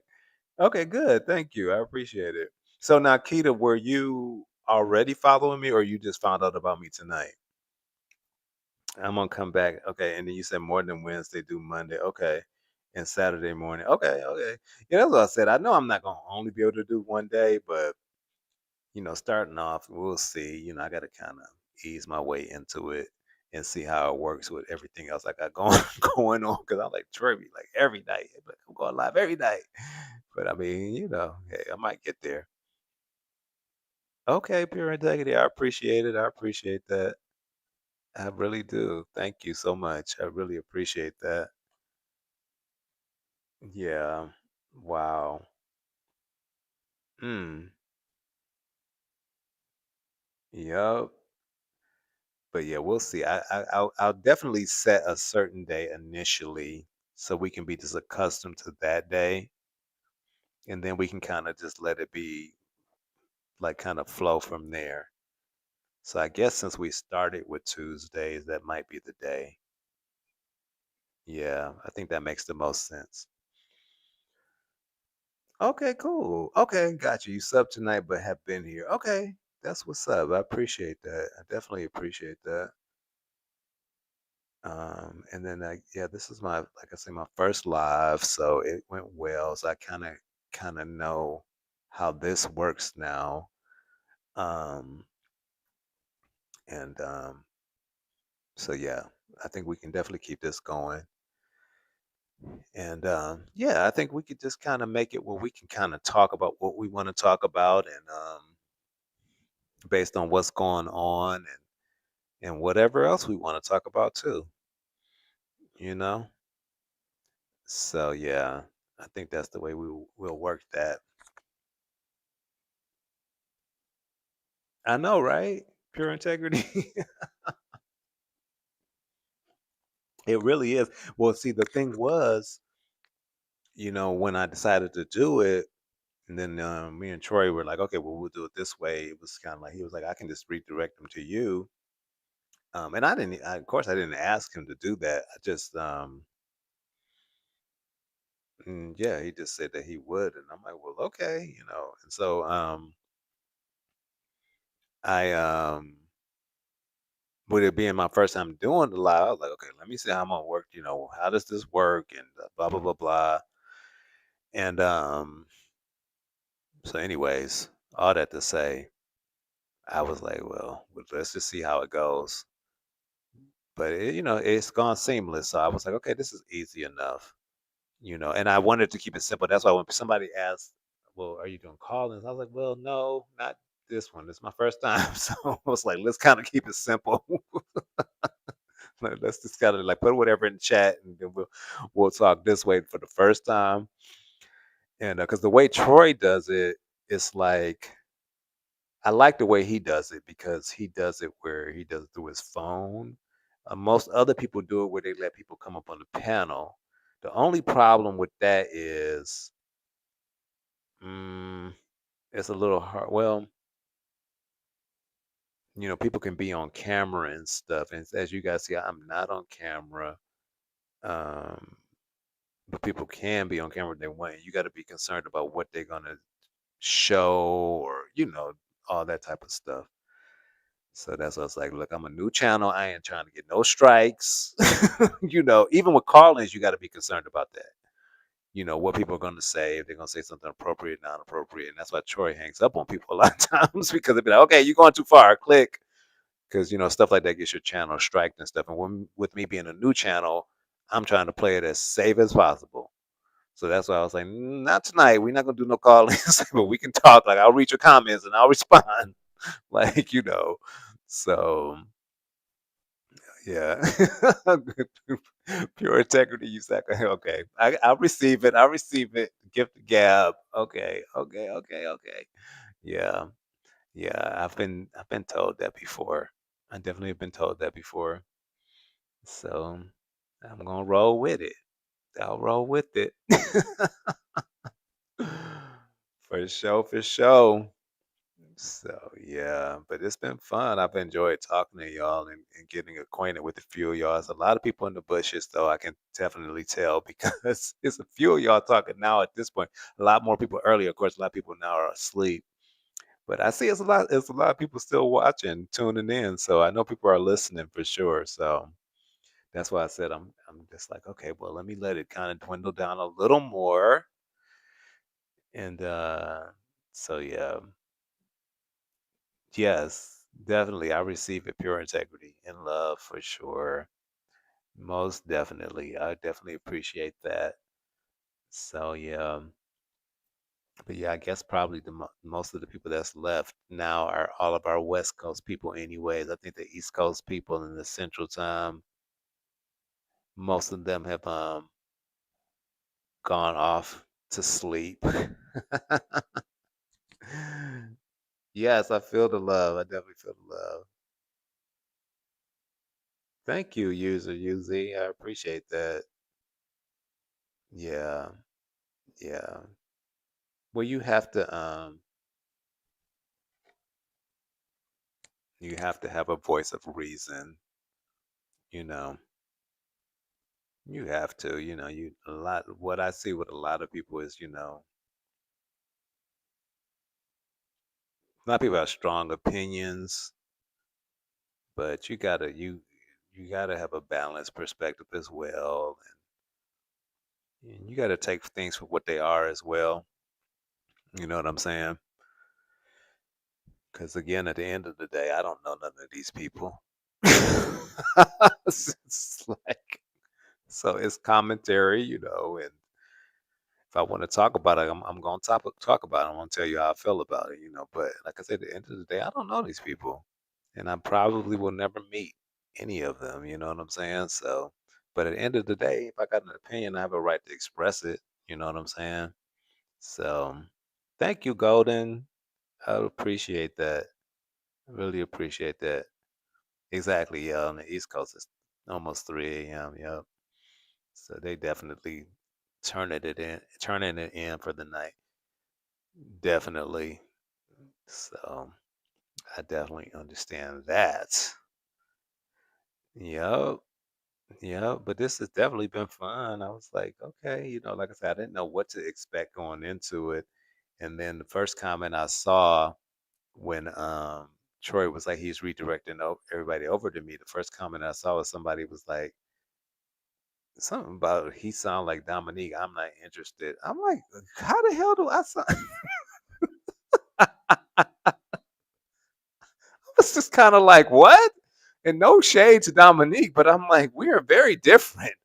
Like, I was just like, but people's perspectives can definitely be off. So I'm like, okay, what about me? It's like Dominique. I mean, again, love Dominique. Dominique is Dominique, but I am not Dominique. Like, I'm nothing like Dominique, and I don't sound like Dominique. Like, I don't sound like Dominique. Like, what the hell are you talking about? Like, okay. Like, people are special, child. I'm like, okay. Like, I guess. I mean, maybe because maybe I did call in the Troy's World and I defended Dominique. So maybe that's more what they meant. I did defend Dominique. So that time when she went off on Marcus, that most recent interview. Sounds like maybe that's what they meant. Cause I'm like, me and Dominique don't sound alike. Yeah, and yeah, we don't sound alike. But anyways, people are special because even like people were saying is that CJ. Like people were saying this is CJ with the guy Ola when he called in. People be thinking people are disguising their voices as other people, and I'm like, why would this be CJ? Like what? I'm just like, I don't know. User probably the New York thing in deep voice maybe, but you don't sound like no exactly. So okay, so Dominique has a New York. So I didn't know Dominique is from New York. I don't know where Dominique is from. And see, but I don't have a New York twang. That's the thing, because I'm not originally from New York. So I have heard that in Dominique's voice, though, the New York accent. I didn't know that's where Dominique was from, though. But I don't have a New York twang, though. I lived in New York at one time, but I'm not. That's not where I'm from. I don't have a New York accent. New York accent is that very distinct accent. So, um, oh, period. I'll answer that pure integrity. So, yeah, New York is a very distinct accent, which I don't have. I'm very familiar with it because, of course, I lived there for a while, but I don't have a New York accent. I don't know what type of accent I have, but I don't really have an accent actually. Like in my opinion, I don't have an accent. I have more of a neutral sounding voice and then a little bit of my you know, blackness comes out in my voice, I think. Like, but at times, but other than that, like when I'm just speaking plainly, I don't have an accent. My English is pretty like what you would just consider neutral. I don't really it doesn't sound like I'm from the East Coast. It doesn't sound like I'm from the South. You know what I'm saying? Where they had those real twangs and those type of, so anywho. But so yeah, it's pure integrity. So what was I said about what I said to defend Dominique? So there was a video that Marcus released with Dominique that um they got into it, like, Dominique, it was Dominique's first interview on Marcus's channel. And um Marcus basically tried to play Dominique, and he was like, well, what's going on? Let's talk about like the elephant in the room. Like, you look like a Falcons player. And he was basically trying to demean Dominique. It was just it was very rude and just offensive. And then he was saying, well, I mean, but why? Basically asking Dominique about Dominique's trans experience, and just and then about when they went to that Ileana and Tomes interview. I'm not interview. What the heck am I talking about? Marriage. They got their documents so that they could get married from the courthouse. And Dominique came, and I guess at the courthouse, some men were looking at Dominique in a certain way, like of like kind of like, like they were embarrassed, not embarrassed, but they were like looking at Dominique in a certain way. And Marcus said that he was embarrassed for Dominique. And so, anyways, Dominique just kind of checked him on it, and it was like, well, and then he was like, it just as a black man to another black man, it was embarrassing to me. That's what Marcus said to Dominique. And Dominique was like, well, but basically broke it down to Marcus like, you do realize like this is not just a black thing. Like even in their culture, they have the same elements. He's like, well, they were Muslim. Like I guess whoever the guys were probably from a Muslim country, was what Marcus was saying. And Dominique said to him, where you do realize they have those same elements even in countries like that.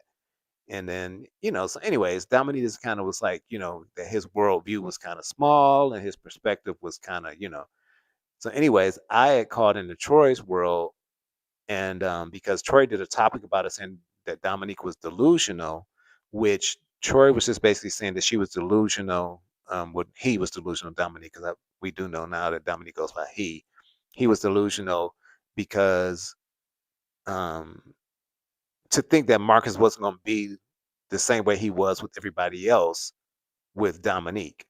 So I just called it and say that I had called in at that time to defend Dominique and just say that, yeah, Marcus was wrong, because no, he shouldn't have come at her that way or him that way, because it's stupid. Like, first of all, who cares that somebody was looking at her in a certain way? Who the hell cares?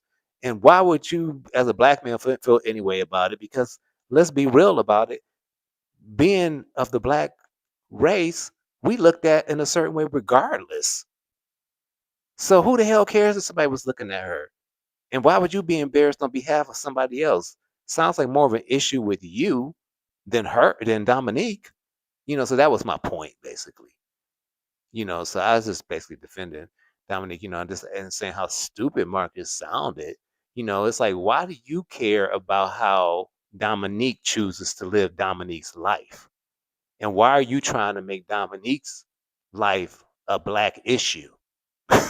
Like, you hear how stupid you sound? And yeah, you think that those other cultures don't have the same thing. And then I had even said, told you I used to be a flight attendant. I used to do flights for the U.S. military. We went to Muslim country. We went to Kuwait. That was one of the main places that we went because that was during the time where whatever war was going on. We went to Kuwait. They got the same crap that go on. Yeah, it's against the Muslim faith, but it be on a certain thing where it's like, like they do it on the low, and they got the same stuff. They got transgender people, they got gay people, they got areas the same thing. It's like, so it's just like, I was just saying how stupid Marcus is to say that, and and act like, that Dominique needs to be embarrassed about. It's like, first of all, who cares? That's Dominique's business. It's not your job to try to, demean somebody based on whatever your views are. Like, we all have the right to our opinions, but you don't have the right to put somebody else down.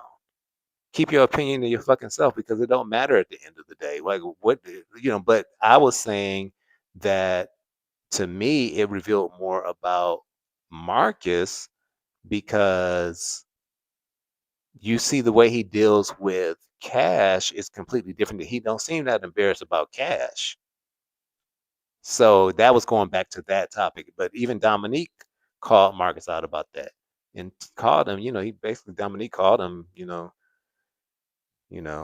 all type of names and kicked him out. So yeah, that's what I had called it and defended Dominique. So anyways, when I heard that person say that tonight, it was like, oh, he sound like Dominique. Anyways, I'm not going over there by. And so maybe that's more what they meant than that I literally sounded like Dominique. So yeah. So anywho, yeah. Mm-mm-mm. Yep. So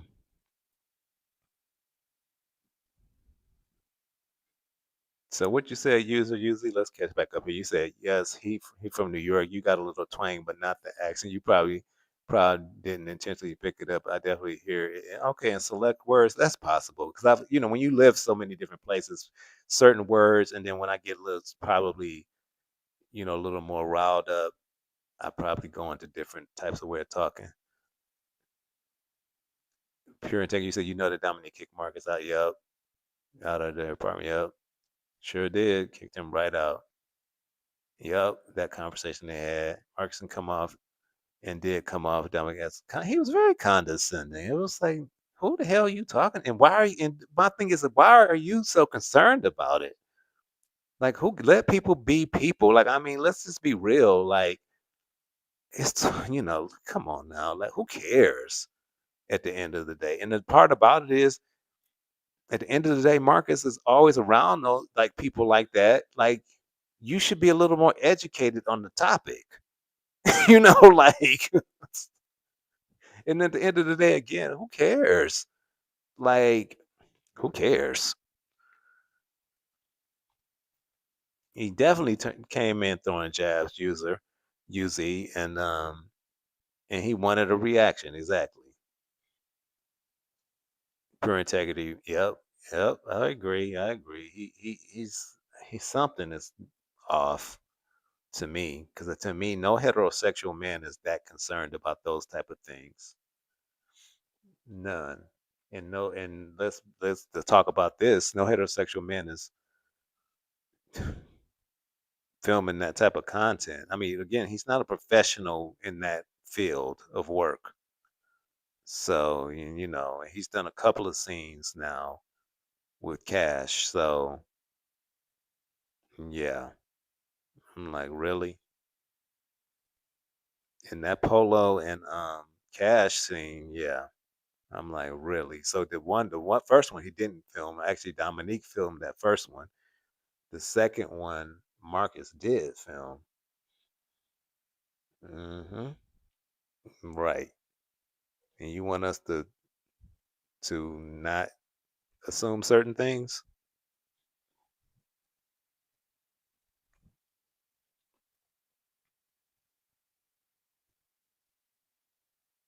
Yep, exactly. Marcus thinks he's hiding it as far as his sexual preference, but he stands why exactly. But he does that with everything. It's like, yeah, we hear what you're saying, but what do we see? He's like that with everything. You know, it's like we see you, we heard what you said, but we know what we see. It's like people ain't stupid. Like again, you can pull that stuff out with these people you interview. You know what I'm saying?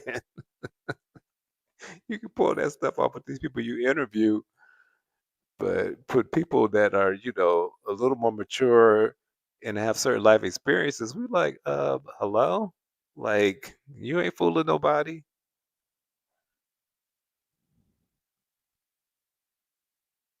Yeah. Hmm. Yeah. It is what it is. The end of the day, nobody cares about any of that stuff. If he is that way or not. At the end of the day, don't nobody care. But at the end of the day, don't then try to demean and put down other people that are of that lifestyle. You know what I'm saying? It's like, you know, don't do that. Yep, exactly. We're not stupid. Like we already see what it is. So, and we just see, and most of the time people that are, perverted, like we've seen him to be, they do be pretty much into any and everything. so so it's like, it's not far fetched. So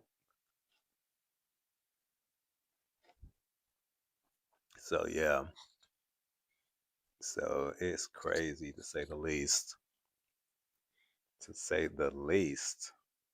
Mm-mm-mm. Wow. Mm-mm-mm. But yep, like I say, it'll be interesting to see what happens next. And but I don't think it's gonna be good, whatever happens next. And then I guess we're gonna figure out um, you know, how we what we're gonna be talking about, right? We might be talking about the court proceedings next, is what it sounds like. I don't know. I really do think so, though. I don't, but it's gonna be curious to see what what happens next. That is for sure. So, mm-mm-mm. But it's Wednesday, so if he don't drop any videos today, then I think that's gonna be kind of an indicator for us at this point that there's definitely something going on. So we will see. So how many are y'all are still paying attention are in here with me? If you're still awake and you're listening, press 1. If you want to go, let's see, what time is it?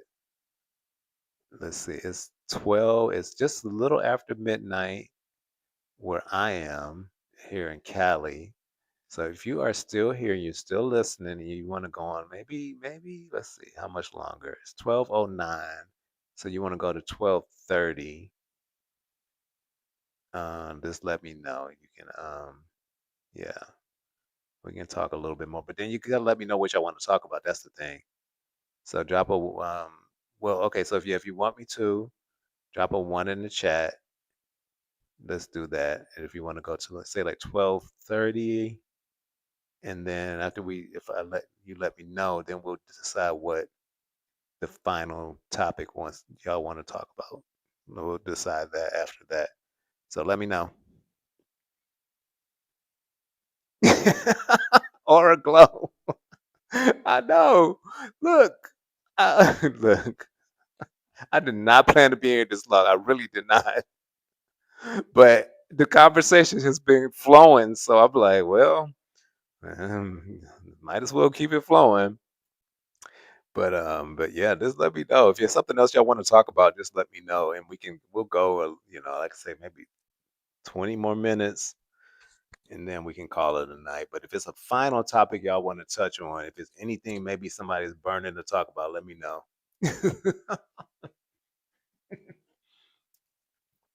Right, what the heck? We having fun over here. It's the after party. Oh God, y'all are hilarious. Anybody want to talk about anything else? Any topics? It can be anything. It don't have to be about Atlanta Street interviews. We can talk about whatever y'all want. Hmm. It's 3:10 in Florida. Yeah, I know you're in the Eastern time. Yes, I will be asleep too. Okay, Golden. So you're still here. It's up to you guys.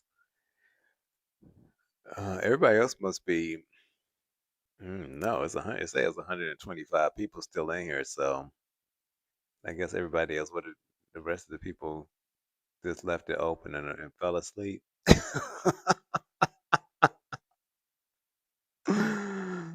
Uh,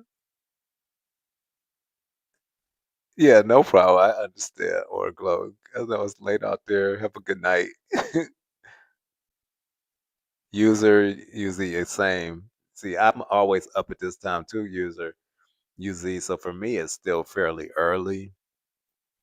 Um, so for me, it's no big deal. I'm still like kind of, this is kind of my prime time. So I'm good. But I realize most of my viewers are not in the same time zone as me. So, because it has dwindled down, but hmm yep, purity, yep, exactly, pure integrity. Yeah, anybody that's condescending towards other people and bashing it, it's not cool at all. It's like, mm-mm.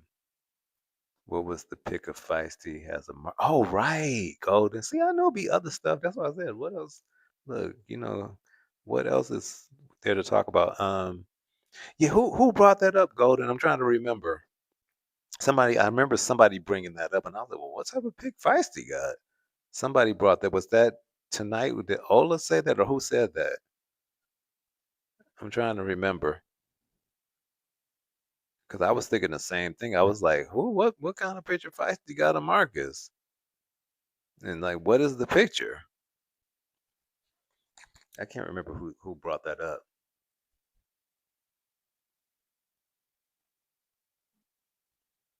Mm. I want to say was it tonight? Oh, it was Ola. Right. That's what I thought. Oh, that's right. Yeah, he sure did.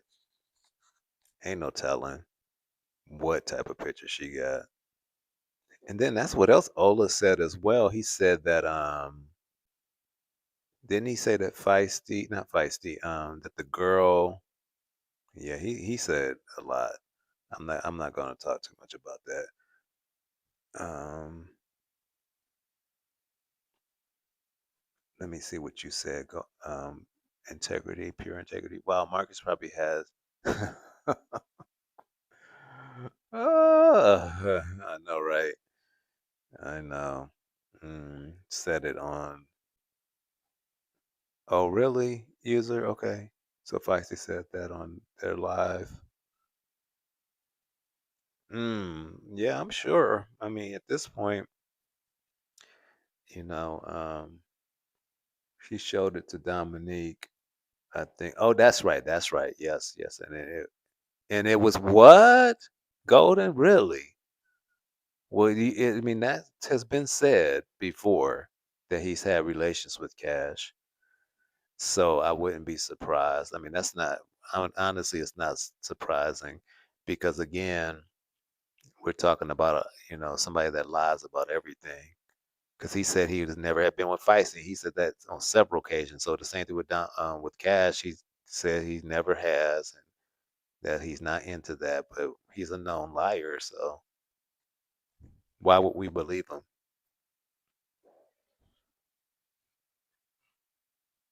Oh, that's right. You use or use each. I remember that too. He said it. Chosen was involved. Yeah, that's right. Oh God.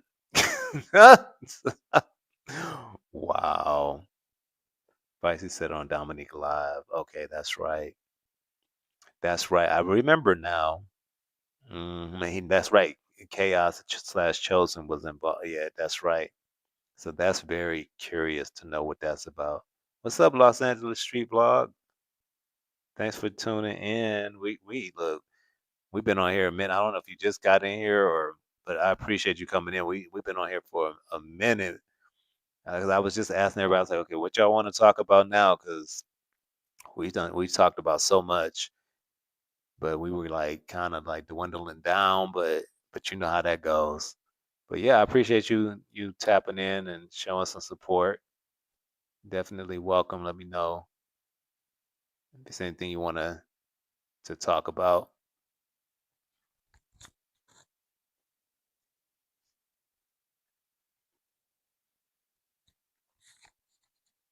But yeah, that's crazy. Yeah, I wonder now for sure what that supposed picture feisty has. Hmm. Yeah, that's crazy.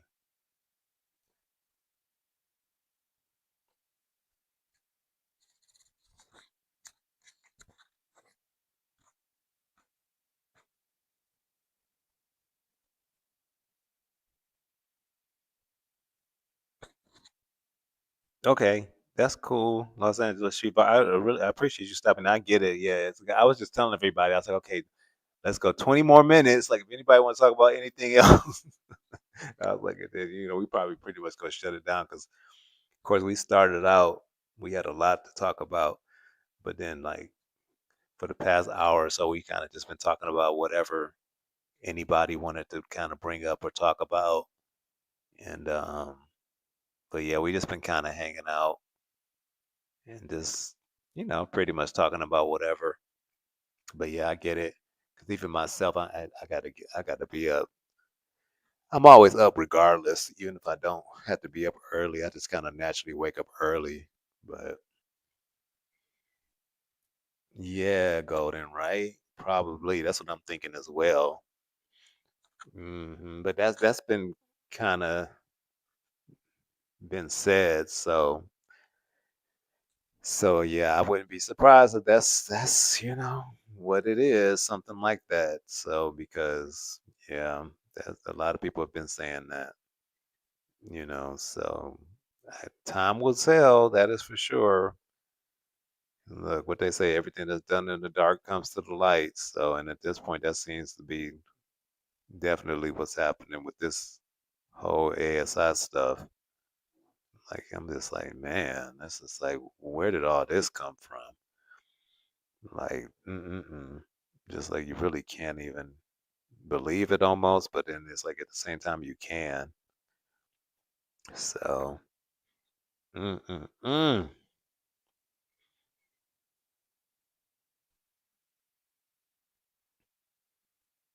Okay, that's a good point, user UZ. I agree because why didn't he call her out? She was lying. If she was lying, he didn't even call her out about truth. Oh, that's right. He's known for calling people out. That's very true. Mm, wow. Very, very interesting. Mm-mm-mm. That is crazy, y'all. Mm, wow. Mm, mm-mm-mm. It's all coming out now. It's definitely all coming out now. It's almost just like wow. Like I say, it's almost just like you can't believe it, but at the same time you can. You really, really can. It's just I don't think we ever expected. I think we just saw him getting away with all this stuff for so long with just everything. We didn't ever think it was gonna come to this. It just seemed like it's just like this came out of nowhere almost. It's like I think this new crew is just what then caused the domino effect.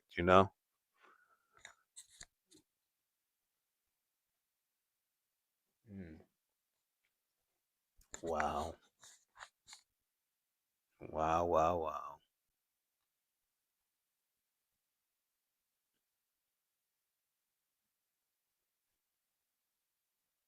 Unbelievable, y'all. Mm.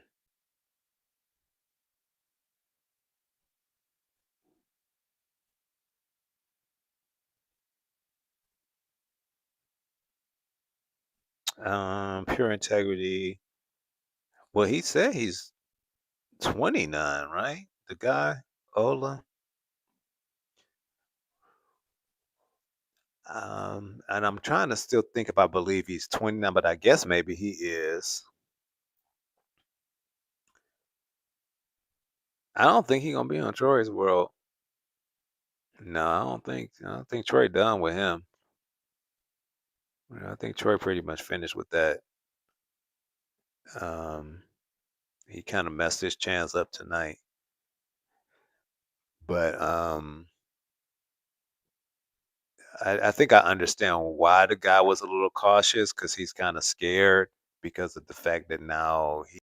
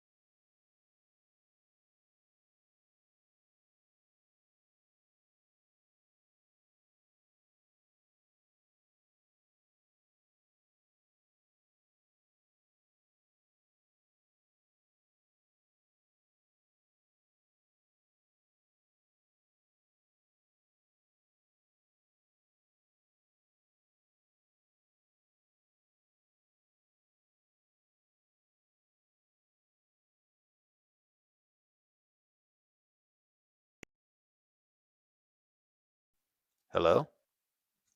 I think my it went out for a minute. Can you hear me now? Can you guys hear me? Let me know if you can hear me.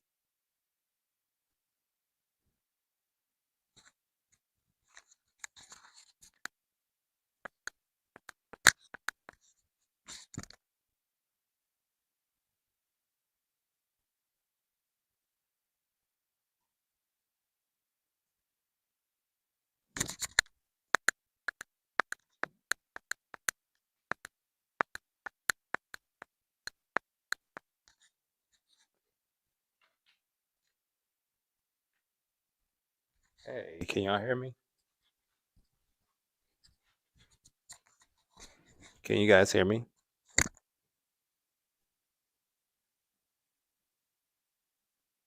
Okay, good. Sorry about that. Yeah, my mic went out. So I have a backup mic though. So but yeah, I was just saying that right, I know. You know, your earbuds didn't break. It was my mic. It went out. It went out. So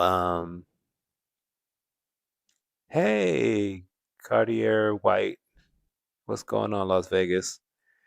Cartier White, Las Vegas. My girl, what's going on? Welcome. Just in time, right? Look, we've been in here for a minute. I don't know if you were here earlier or I don't know, but we like look, we've been in here for a minute, like for like almost 5 hours now. But um okay, yeah, 29. That's right, pure integrity. Yeah. But anyways, like I say, with Marcus, my instincts about him were from the beginning that something was off, but he was more low key about it, where it was more subtle. So I was like, well, maybe I'm tripping. But I was like, but why is he asking the same question like this in every interview with these girls? You know, so he asked it the same type of way. And, and in the way he asked it was more like something about his curiosity about it versus, interviewers are supposed to be neutral and kind of, anyways. So something was always off from the beginning for me a little bit with that. But I did kind of just be like, well, no, it can't be that, you know And but as time went on, what they say, time reveals all things. So I can't say that I'm surprised at all. No sound? Can you hear me?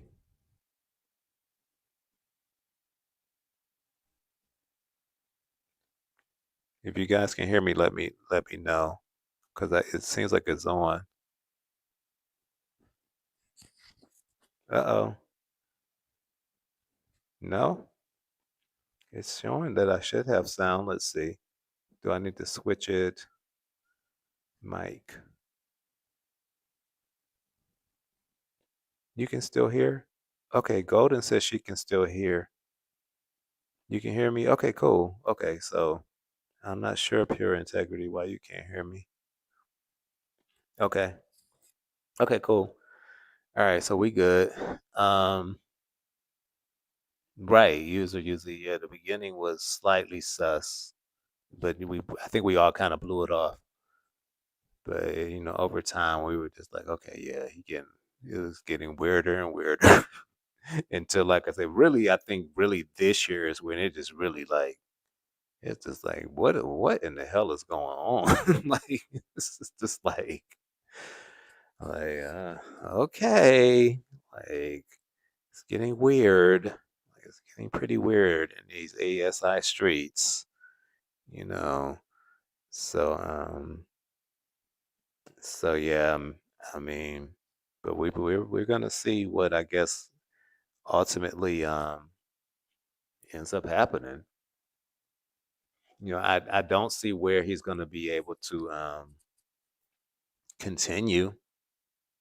I mean, I really don't like, especially now that this girl called into Troy's world, gave her date of birth, and that date of birth clearly confirms that she just turned 17. I don't know how you can really get around that at this point. I really don't. And then the fact that Marcus even said in the Makeover Monday interview yesterday, he had to get a retainer. He retained a lawyer of $5,000, so he knows this is serious. Um, so it's kind of like, uh, I don't know how he's gonna really be able to continue to do what he's doing at all at this point. You know, so we're gonna see though. We'll see. We'll see if he drops something else today or, but more is gonna come out. That's for sure. More is gonna definitely come out. So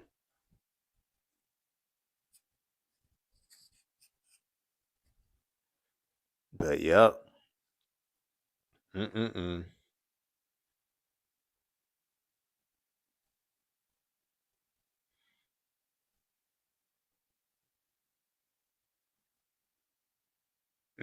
Yeah, pure integrity. Yeah, he definitely be listening to Troy's world. He's always in what do they say in the bushes in Troy's world. He's definitely always in the bushes. Well, what I've learned clearly is that all these people be in the bushes. Because once I came up on Marcus's video yesterday with Polo, and Polo called me out, I'm like, well, damn, they be on the bushes on everybody's channel. Like, so I wouldn't be surprised if Marcus has been in the bushes on my channel already because somebody else said to me that Marcus put him up to saying that about me when Polo said I'm clout chasing, you know. And even the way Polo kind of said it, I kind of could kind of believe that Marcus brought that up to Polo and maybe showed Polo one of my videos and said, asked Polo to mention me because I was just like, it was so random because the minute I heard my name, I was like, what the hell? Why is my name being mentioned? Because, like, again, I don't think at this point, I didn't think anybody knows who the heck I am because I just started my channel. I literally just started. So I'm like, it's like, is it even worth mentioning my name? You know what I'm saying? So yeah, but yeah, he definitely stays in the bush. He definitely listens to Troy. Well, we know he listens to Troy's world because he always ends up calling in.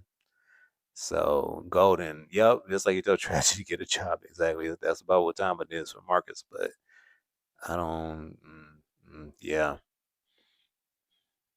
Okay, good. I'm glad you can hear me now. Pure integrity. Cool.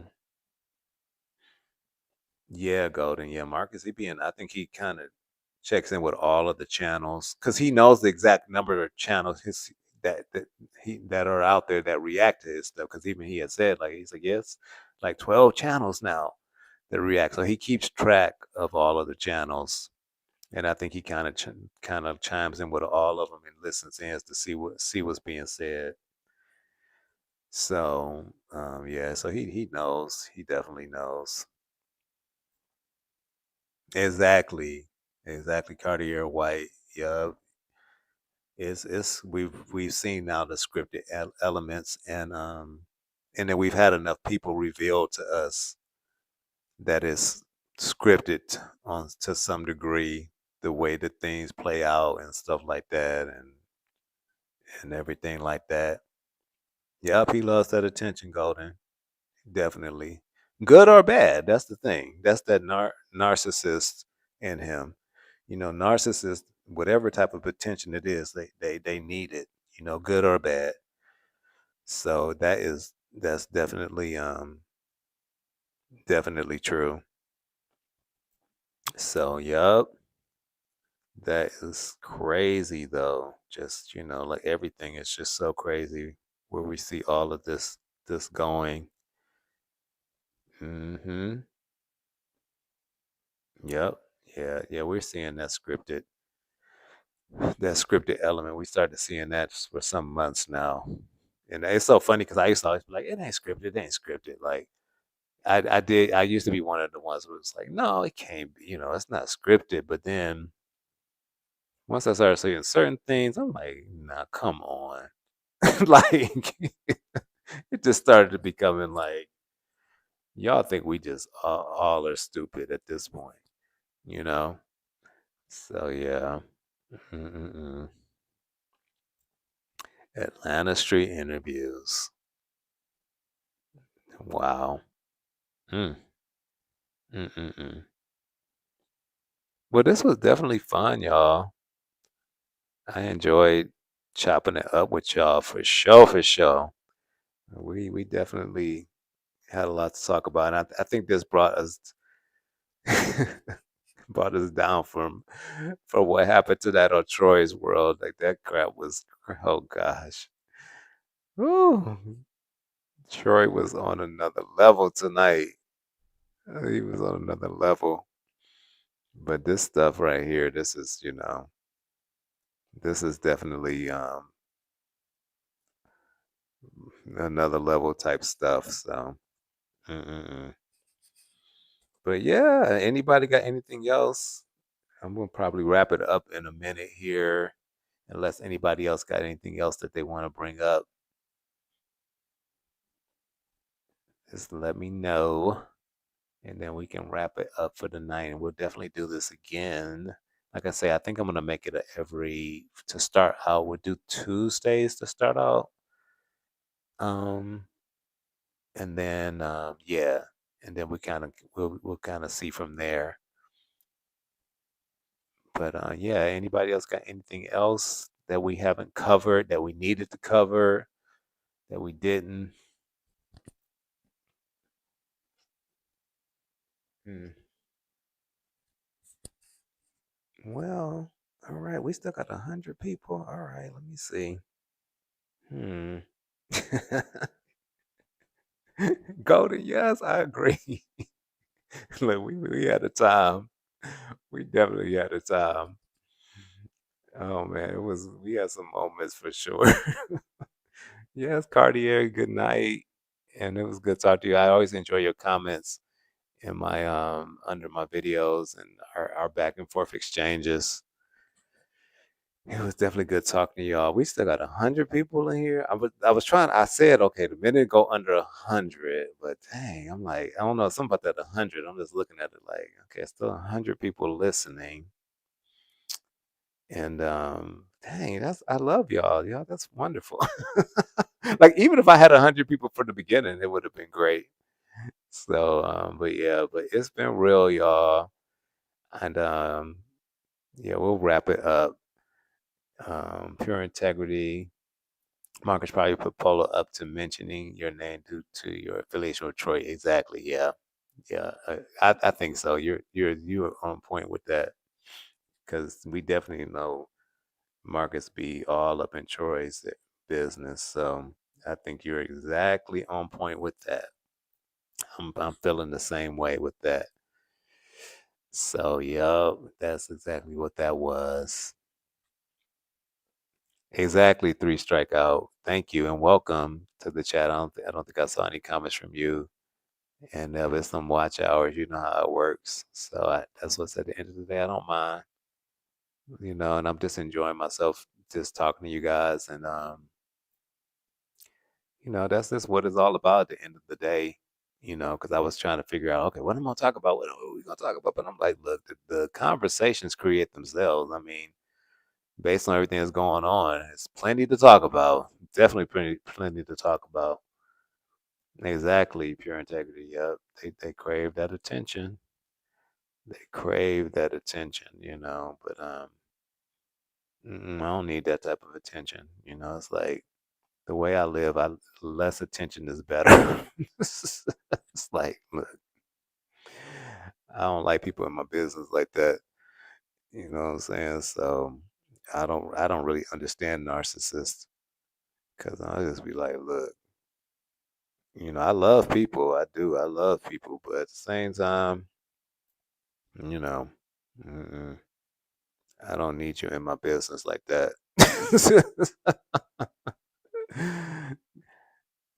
Oh man, that's too funny. Okay, yeah. Good night, user UZ. Nice to meet you as well. I'm so glad you subscribed. Thanks for your time as well. And yeah, for sure, we'll have more conversations. I definitely appreciated your feedback. Oh yeah, three strikeout. Troy took the cake tonight with that. We definitely talked about that at the beginning. That was um that was a live to remember. He's gonna have plenty of shorts to make out of that live. Because Troy was on fire. I was like, oh my God, Troy.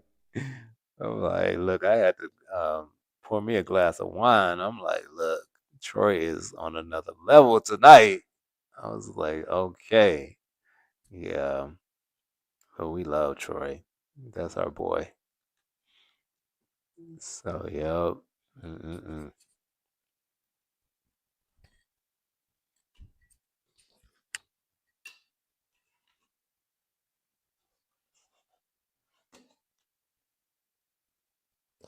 Yep, exactly. Where you tuning in from? Three strikeout.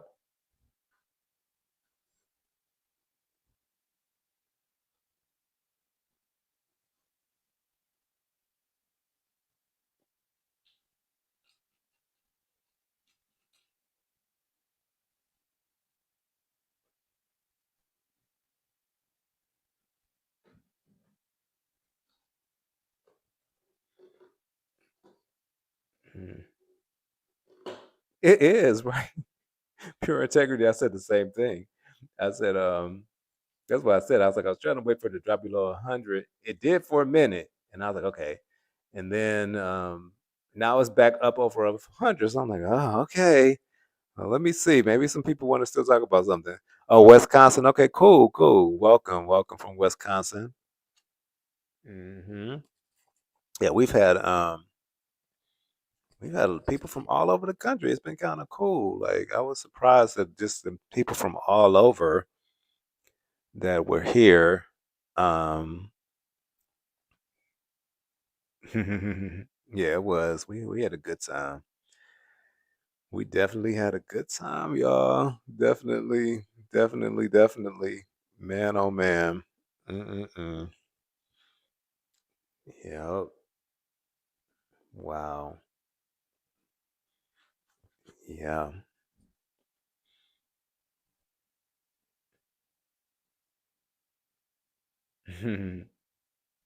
Yeah. Wow.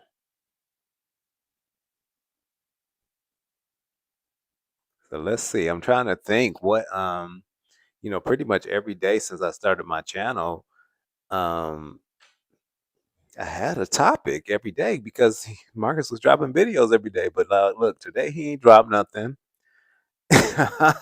Look, what they be like, y'all eating because of Marcus. Da, da, da. I'm like, oh, okay. I'm like, I don't, I guess some people are, huh? But yeah, he ain't dropping no videos today, so I got to figure out what I'm gonna talk about tomorrow. And but it's always something to talk about. That is for sure. Messy Marcus, exactly.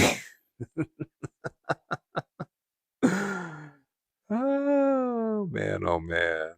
Mm-mm-mm. Hilarious. Wow. But yeah, this was fun. I'm still just trying to figure out the 102 people in here that's being so silent. I'm just like, who are y'all? What do y'all have to say about this? I know y'all got something to say, but I get it. Sometimes some people are just listening, which is good, which is cool. Hmm.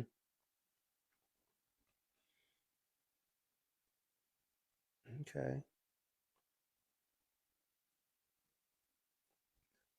When he got the you said golden, I hollered when he got hood three strikes. Okay.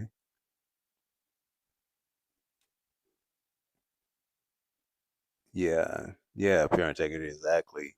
The less attention. But narcissists are the the opposite of that. They need that. That's their fuel, having that attention. See, my fuel is the opposite. My fuel is when I come home and I'm in the comfort of my own home and I can be by myself and um, yeah, that's my fuel. I don't need attention like that. No. And I don't need the validation of other people, which the narcissists do. They need that validation. It's like yeah, nah. But yeah, but that's how some people are. And that's how people like Marcus definitely are. And then you get a little bit of you know, though it's not fame, but notoriety, I guess it is. You get a little bit of that, and then it's just like in your head, you really get big. You really need that validation and attention. Good or bad. And it's like, yep. So, but like I said, it'll be interesting to see what ends up happening. What ultimately ends up happening. But it's clear that he's in some, um, not some. It's not a good predicament, that's for sure. You know, so you just have to see what happens. So, but I don't know. Like I said, today, if we don't get any videos, then I think we kind of might know it's not looking good. So, mm,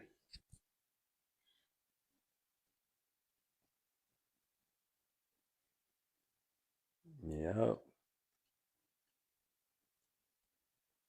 What were you saying? Three strikeout. Let's see what you're saying. You're just sick of Marcus altogether. I'm not watching. Yeah. So yeah. So yeah. Three strikeout. It's interesting you said that. I had got to that point as well. And see now as you see, I'm doing commentary on it. I'm like, now what the hell?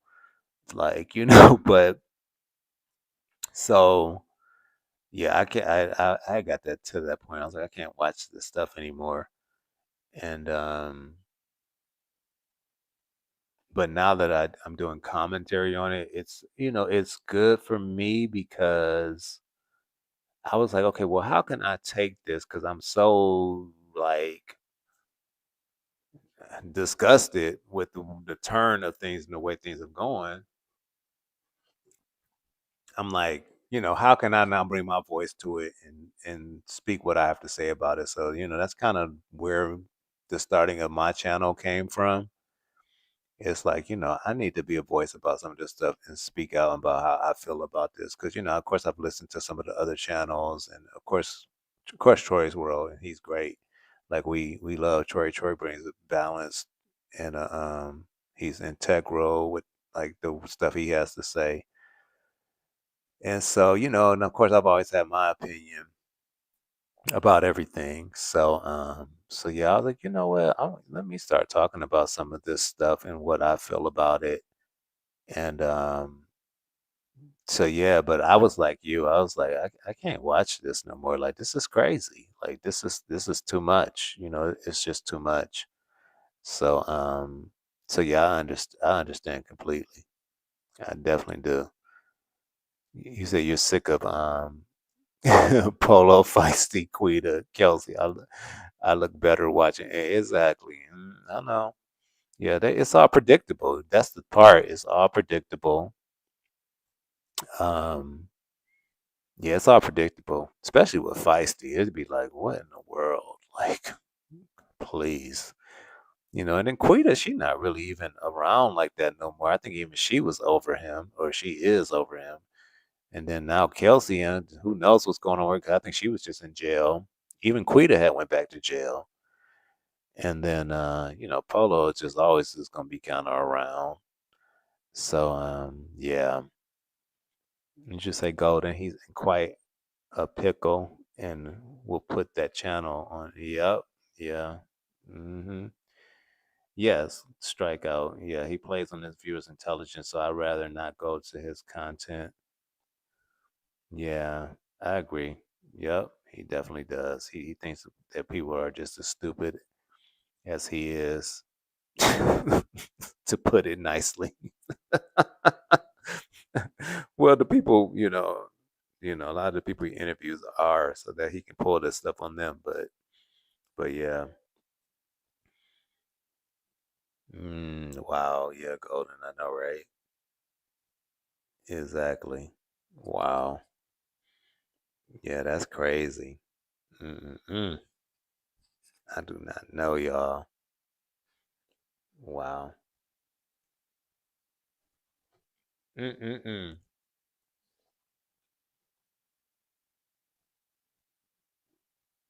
Well, yeah, y'all. It's been fun. My first live. I appreciate y'all hanging out with me. I definitely have enjoyed you guys. We had some good conversations, and we definitely are going to have some more. And let's see, pure integrity. You say narcissistic people lies and wiggle themselves. out from certain situations. Marcus is trying to find a way to lie his way. Yeah. Oh, you know he will. You know he will. He's definitely gonna try to find a way. You said what? Three strikeout. Polo looks sick to me. Just saying he lost a lot of weight after intercourse with the self-proclaimed. Yeah, yeah, yeah, yeah, yeah. I don't know how to find a fashion. Yeah, yeah. Polo. Yeah, I mean Polo's always been slim. I just don't. I don't think. Yeah, I don't know. He's always been slim, but he does look a little even more so, right? Yeah, I don't know. Yeah, Feisty's mom. Oh, that's an interesting topic. See, you done came in, you bringing more topics up. That's an interesting topic. Um, Feisty's mom. Yeah, she's interesting. But you can kind of see with that when they say what the fruit don't fall far from the tree. Because initially she kind of will make sense, and you kind of like, oh, okay, she loves her daughter. She really wants the best for her daughter, and then she'd be like, we need to box. We can box. If you want to go toe to toe, we can go to. It's like, what's going on? Where did this come from? She like flips the script in a minute. So mm, yeah, it's interesting. It's just like what, you know. So yeah, I can agree with you on that. It's definitely interesting to say the least. So mm-mm-mm. Yeah. Mm. Mm-mm-mm. Yeah. What can you say? But all right, y'all. It's been good. It's been good talking to y'all. It exactly goes in a pattern. Yep. Well, all right. I said when we got under 100, I was like, I was gonna kind of wrap it up. So I guess we're gonna wrap it up. Even though we've had a good conversation, I didn't not plan for this live to go this long, but it has. So, um, yeah, apple never falls far from the tree. Exactly. Definitely, definitely sad. So yeah, but I'm gonna wrap it up, you guys. I don't want to keep you guys too long. So I know most of y'all gotta, you know, go to sleep at some point. So I'm gonna wrap it up, but we're gonna do this again because this was fun. This was definitely fun. So make sure you guys like, subscribe. You said what? No, you gotta say what? You know you gotta say. Is you talking to me, Golden?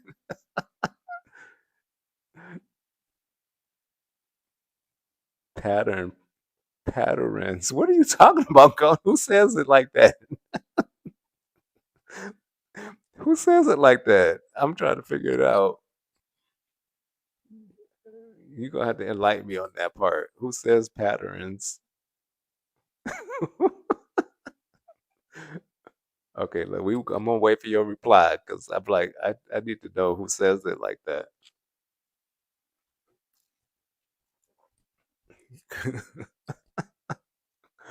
Lord Jesus. Oh gosh. Oh, like a southern accent? I don't have a southern accent. Okay. I cannot. Oh my God, I cannot with you. Oh man, you are hilarious. Oh gosh. Ah, oh my God. Y'all have had me cracking up tonight. Look, that damn what look that what's that damn attorney called that y'all told me about? The lead attorney. Oh God. Oh look.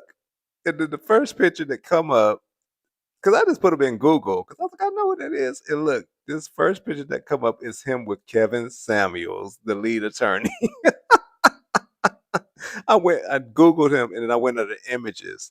Actually, it's the second picture. It's a picture of him with Kevin Samuels and some other dude. You can't make this stuff up. And that's the lawyer that Marcus supposedly gave a $5,000 retainer fee to. And then somebody said that he's a divorce lawyer.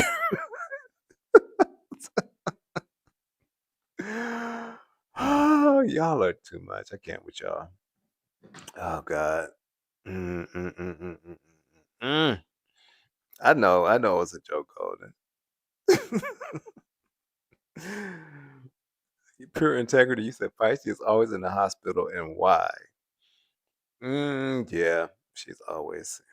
Well, she's told us some of her health could. Remember, she said she has lupus, but that was according to the mother and the family, a lie. And but then she did talk about something else with her liver, and then about something with cyst, right? Ovarian, something with I think ovarian cyst or something, and ain't no telling. But I mean, I think some of the times she's in the hospital because she ain't got nowhere else to go, and she makes herself sick so she can have somewhere to stay for a few days. That's what my theory is on that. Especially these hospital stays lately, because it's like the most recent one. That was when Marcus was out of town, so they ain't had nobody to put them up in the hotel and whatever like that. So it's a convenient way for her to have somewhere to lay her head for a few days. So exactly, exactly, pure integrity. She's not truthful, so it's like she'd be playing whatever role so she can stay in the hospital for a few days. Hey, what's up? Could Katri 82, welcome. Hey, what's going on? Thanks for joining us. I don't know if you've already been in here or we've been here for a while and just chopping it up. And I don't know if it's anything that you wanted to chime in about or not, but we just been kind of chopping it up, having some conversation about, of course, stuff with Atlanta Street interviews, but it doesn't have to be about that if you don't want it to be. Or are you saying goodbye? I just saw the hands. So I'm like, I don't know if that's hello or goodbye. But but yeah. Hmm.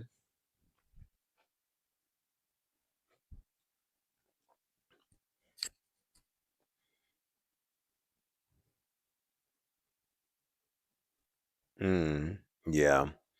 But yeah, that hospital thing, we most of the time I think it's just so she can have somewhere to stay. I think that's what my opinion is about that. So, y'all. Yeah, it's pure integrity. Have a good night and sweet dreams. I'm about to. Oh, you just got in, Catrice. Look, we all saying good, and you just got in here, Lord Jesus. Cartier White. Yeah, we still in here, Cartier. We were just trying to turn it in. That we were about to call it a night. Let me see though. But then we got a new person that came in, Katri, and I was like, "Well, do you want to chime in on something?" Or I wasn't sure. Um, yeah, with the Ola thing, Cartier, nothing really happened because, well, Trey didn't end up talking to him because, of course, Ola was on some other crap and Troy wasn't having it. So, he ended up just playing the recording of the phone conversation they had, and it was a bunch of crap. Really, it was a bunch of crap. It wasn't really. He was trying to sell him a supposed stolen laptop they had of Marcus and a bunch of games. He really was just trying to get money out of Troy at the end of the day because he wanted Troy to pay him $500 for this supposed laptop that I guess he got from Tragedy. Yeah, it was a bunch of nothing. It's like, okay, whatever. So cool. So Katri, you said it's have a good night. No, it's not my first time watching. Okay, cool. Well, welcome to the live and thank you for watching my channel and definitely stay tapped in. I really do appreciate you tapping in to the live tonight. And it was a fun night. Three Strike Out definitely was. We had a lot of fun. We definitely did, y'all. We're gonna do it again. We're gonna do it again. But I think we wrapping it up. I told you once I reached under 100, we would wrap it up. So we at 97 now. So it's like everybody's kind of turning in for the night. Yaya was the one playing games. Yeah, yeah, Yaya was. Definitely she was, for sure. I heard you heard on Troy, okay, Cartier, you said you heard on Troy, Ola sounded like okay. Yeah, kinda. I don't think it was CJ. CJ is you know how CJ is. CJ all the way turned up. I think it was Ola. They do have some similar traits though, so I can see why you thought that. And they both got that same ATL accent. I think that's probably what he thought. But and Ola, I think, is a little more subdued than CJ. So yeah, yup. Hmm. Pure integrity, yeah. And Feisty has gotten thinner since we first started. Like if you ever have a chance to go back and look at her very first interview, you would not recognize her. It's like it's two different people. Like literally, you wouldn't know that was the same person. Like somehow randomly, I came across her first video recently, and I was like, you it doesn't even look like the same person. Like her face was much fuller. She was still slim, but it was just like she was filled out though. And her personality was completely different. You wouldn't even recognize her.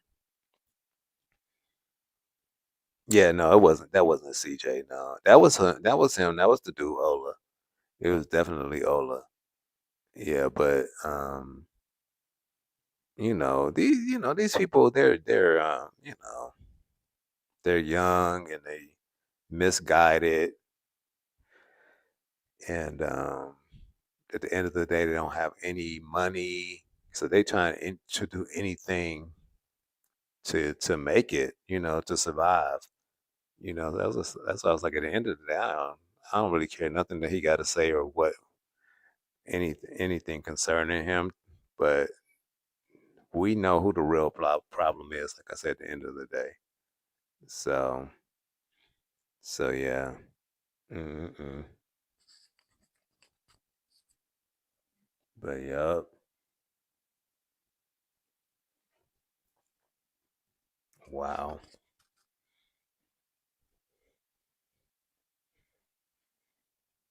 Yeah, y'all. Anybody got anything else y'all wanted to bring up or that we didn't discuss?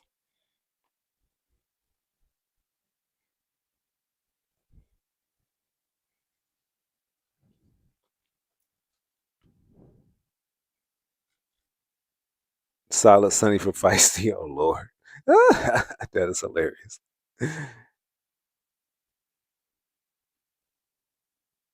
Oh yeah, I know it's hot in Vegas. It's always hot in Vegas this time of year for sure. Yeah, it's been hot here in LA too, but it don't it's them Vegas temperatures be off the chain in the summertime. Y'all be in the triple digits on the norm. But I mean here in LA it's been in the 90s, shoot, for the past 2 or 3 weeks at least. Every day it's definitely been getting up into the 90s, which is, that's, for LA, that's hot in LA, the weather is normally pretty comfortable, but it's been hot for LA. And even the humidity here has been bad, which is weird because we don't normally get that humidity like that. So yeah.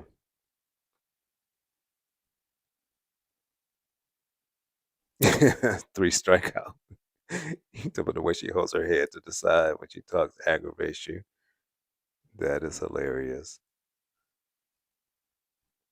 Pure integrity. Yeah, that's true. I would agree with you. They don't easily admit you like that. But with Feisty's antics and acting skills, they might just be like, let her ass in, give her a room. I mean, I don't know. I don't know how it works, but I agree. I don't know. Hospitals, they be ready to release you in a minute. and she normally is in there for like a week, up to a week. So I don't know. Yeah, that humid air is not a joke. It definitely make you want to do nothing but sleep. You said three striker. Why they wear hoodies in LA in the summertime? Well, I don't know. A good question. Your guess is as good as mine.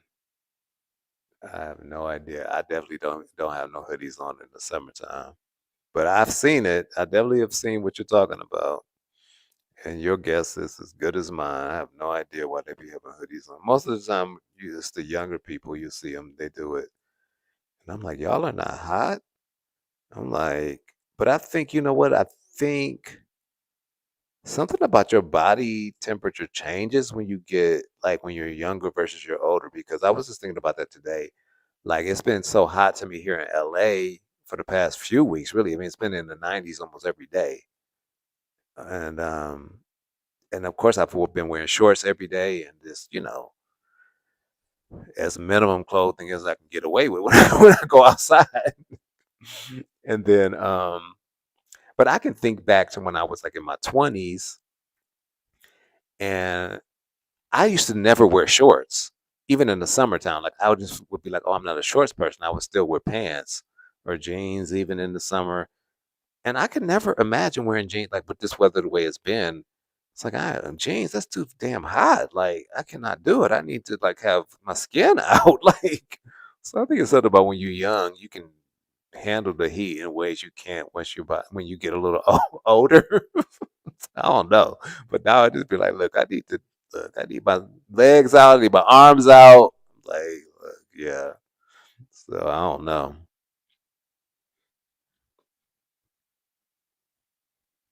Pure intake. What did you say here? Oh, paint. Okay, yeah. Mm, yeah. Yeah, that's what I was saying. That's how homeless can get over for a little while. Check themselves in the hospital. Three strikeout. LA has the most beautiful women hands down. They say Atlanta. That's definitely not true. Yeah. Well, yeah. I think it depends on what type of women, depending. But yeah, LA, they used to always say LA, that's where other beautiful people are. That used to be what people used to always say about LA.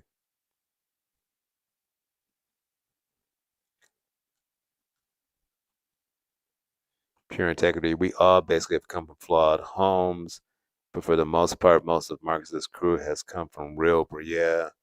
Yeah, yeah, no, we are definitely. I mean, who hasn't come from a flawed home exactly? But a lot of the people that, yeah, it's on a different level than a lot of people, yeah, at least, yeah. But yeah, we are. Everybody has broken homes on some level, or or not necessarily broken, but imperfect, But the type of scenarios a lot of these people come from, it's like stuff a lot of people couldn't even imagine. That's for sure.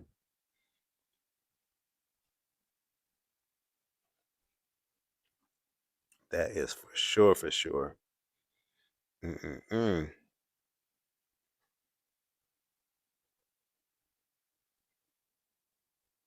Yeah. Wow. Mm-mm-mm.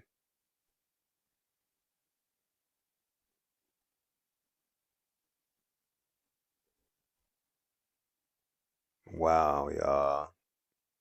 Well, we have been in here for 5 hours and 40 minutes. That is amazing to me. Cartier, you miss every yeah. It was his live wasn't as long as it normally is. I think we were maybe at Troy's for like 2 hours maybe. And then he redirected everybody over here. He didn't do call-ins because he got kind of worked up. And so yeah, it was a good live though. It was a good live for sure.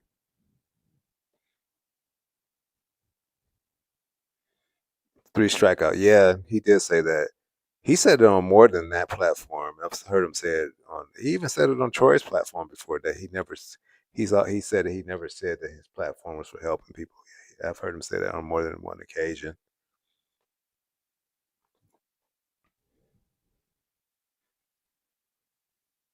Yep, pure integrity. I'm right there with you, and exactly what you just said. Yeah, I don't look down on any of them either. But at the same time, like you said, this make you more thankful. That you just realize it's like people come from all different type of backgrounds and upbringings, and that trauma is real. You know what I'm saying? It's real. We all have traumas. Everybody has that. Different traumas to be, but it's different levels to it. You know what I'm saying? And you realize some of these people, the levels are levels that you don't wish on anybody. You know, and that explains a lot of their actions and the situations they're in. So yes, mm, it's crazy. Yeah. Mm-hmm. Yep. Golden. I agree. And Cartier. Yep. Her mother is something else. Just her mother actually explains. It explains a lot of the dysfunction. I think of Feisty. It's like, okay, I can see why Feisty is the way she is. It's like initially she sounds sensible, like you're kind of like, oh, okay, but then where she keeps talking, it's like, okay, what's going on now? Like, it's like, okay, well, all right. On that note, yeah, it's interesting. It's all very, very interesting to say the least. This is like, okay. So yeah. Mm, mm, mm.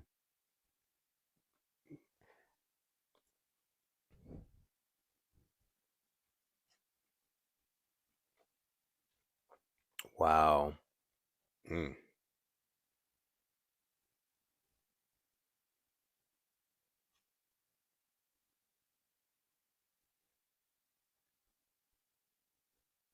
Okay, y'all.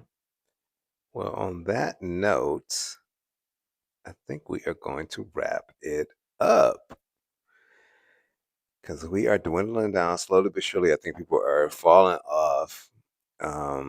So yeah. So yep. But yeah, three strike out. Yep. Yep. She's jealous. Well, look, every time I say I'm about to wrap it up, then somebody says something. I'm like, okay, wait a minute, wait, let me talk about that. So, her mom is jealous of her. Yeah, I don't think she's well. Hmm. uh, I don't think she's jealous of her, because most of the time when you're jealous of somebody, it's something like um, to be jealous of. So it seems like the mother. It seems like the mother is in a place where she has some addictions. It does seem like the mother probably overcame them. It seems like the mother, has a place to, home, and it seems like the mother's doing okay, but there is some unresolved issues. Is what more I pick up on than jealousy. I think there's just some unresolved issues. Maybe like I think maybe some more so guilt, maybe on the mother's part of things she didn't do in Feisty's life that maybe she should have. That's more what I pick up on than more so than jealousy. So yeah.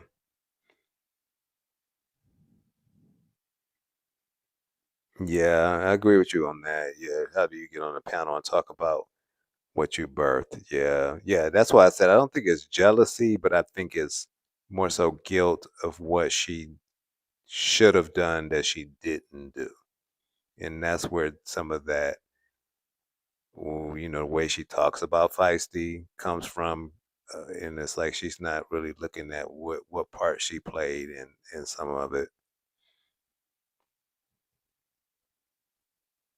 Yeah, I did. I heard when she said that Feisty. That aunt looked like feisty. Yeah, I do remember. She's so yeah, you could be right, huh? There's the stepdad and feisty. Yeah, you could be right. Yeah, I mean, it's yeah, you could be right.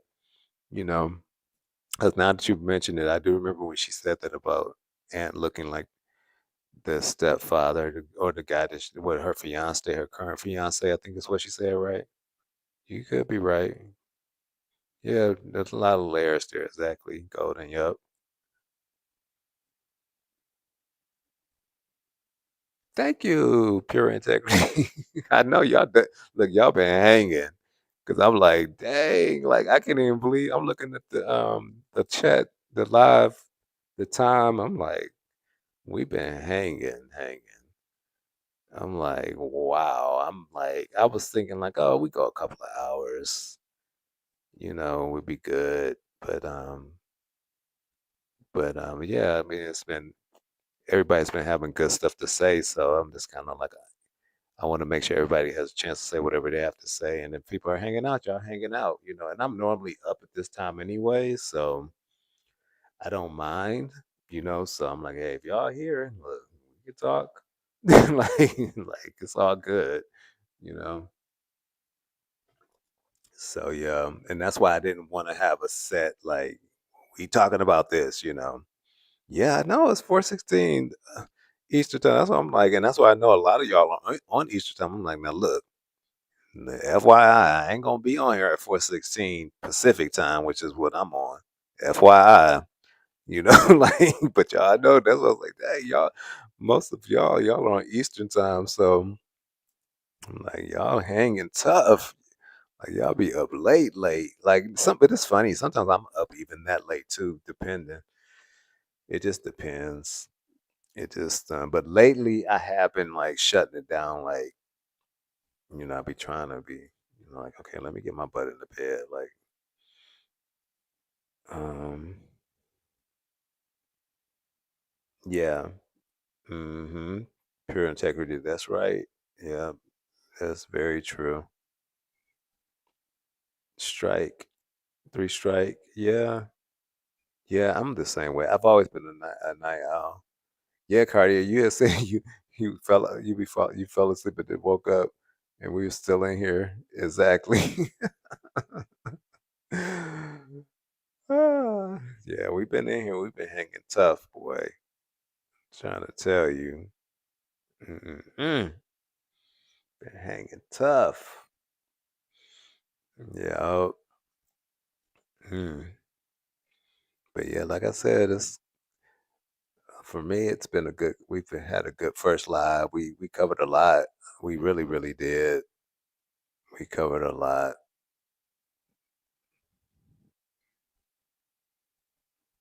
Mm. Yeah, pure integrity. I picked that up too. That's what I said. The fruit don't fall far from the tree. That's what I be thinking every time I've heard her call in the Troy's world. I'm like, yeah, fruit don't fall far from the tree. Cause some of the stuff she says, I'm like, okay. Just kind of like, really now? Like, yeah, fruit don't fall far from the tree. And that's the case, I believe, with a lot of these people. You know what I'm saying? It's like, once you see who the parents are, then I think a lot of the other stuff makes sense.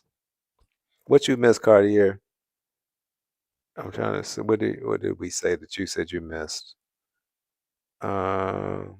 Oh, well, you can go back. I think you if you're talking about this live, you can go back. I think when I end it, I think I have it set where it's gonna replay it and it'll replay it and it'll be up where you can go back and watch it. Uh, damn. I mean, yeah, like wow. I'm just looking at the time. I'm like, that's gonna be a long ass live. But yeah, I think I have it set where you'll be able to I'm pretty sure actually I have it set where you'll be able to go back and rewatch it. Now I cannot promise that in the future all of the lives are gonna be this long. look, look, we about to do a whole work day on this live. Like I'm like, Just me, I just looked at the time. I'm like 5 hours and 51 minutes. What the hell? So look, I can't promise all of the ones in the future are gonna be quite this long. This was my first time. I just wanted to, just kind of come in and get acquainted and let's talk. And so, I was just like, let's see how it goes. So, yeah, and clearly went well because we still on here. We started out with what, 400 something people plus, and then it slowly dwindled, dwindled, dwindled. We down about 90 people now, 89, which is still a fair amount of people for this time. So yeah, that's cool. That's what's up. Okay, let's see what you said. Let's see. Who is this? I Village. Hey, what's up? How you doing? Welcome in. I don't think we heard anything from you. What's up with Marcus and Cookie? Who the hell is Cookie? Let me know who Cookie is. I'm not sure who that. I feel like I've heard that name, but for some reason I'm not sure who that is. There's been too much going on. Let me know who Cookie is. Three Strike. Feisty actually thinks her mom and dad. Thanks. Is that what you mean? Or thinks her mom and dad is her dad, which is sick to think about. But down south is weird, Alabama especially. Feisty actually. Oh, I see what you're saying. Feisty actually thinks her mom's dad. What? Really? Okay. Wow. I didn't know that. That's interesting. Pure integrity. Lots of people's growth has been stunted from what their lives consisted of. Trauma as a child or teenager is set back and yeah. Oh, absolutely. Yeah. Definitely. Yeah. But that's what I said. Like somebody, well, I think we were talking about earlier about some of these people Polo bring around that he be dating. And I'm like, most of the women he bring around don't even seem like they know how to talk. Like, but I had said in one of the videos, like with the latest girl that he did that spicy scene with, I was like, it's like her, she was barely talking. I was like, but sometimes what happens is people go through such deep traumas in their lives that you do become mute. You don't talk because the pain and the trauma which you went through is so deep that it does cause you to be literally a mute person. Like it's hard for you to talk at all, you know. So yeah, no, that's very true. It stunts your growth. So yeah, that's the truth.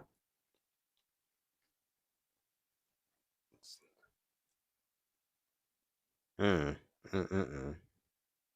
All right, y'all. We're gonna go 5 more minutes. 5 more minutes. Oh, pure integrity. Thank you. Yeah, it has been. I can agree with you. It's been live. I've enjoyed it. I've enjoyed the conversation. I definitely have enjoyed the conversation, and we've touched on a lot for real, and we've laughed. And, definitely, y'all was cutting up at a certain point for sure, for sure. Oh my gosh. Mm-mm-mm. Wow. Yeah, it's been fun. This has been great. It's been a great first live for sure. I've definitely enjoyed y'all. Everybody behaved themselves. That's the other thing. Everybody behaved themselves for the most part, right? Like that was just, always a shock. So yeah, everybody really actually did. I mean, because we had a lot of people in the beginning, and everybody was cool. Everybody behaved themselves. Troy was in here at the beginning. I know Troy gonna be like, "What the hell? What you you, you was in there how long?"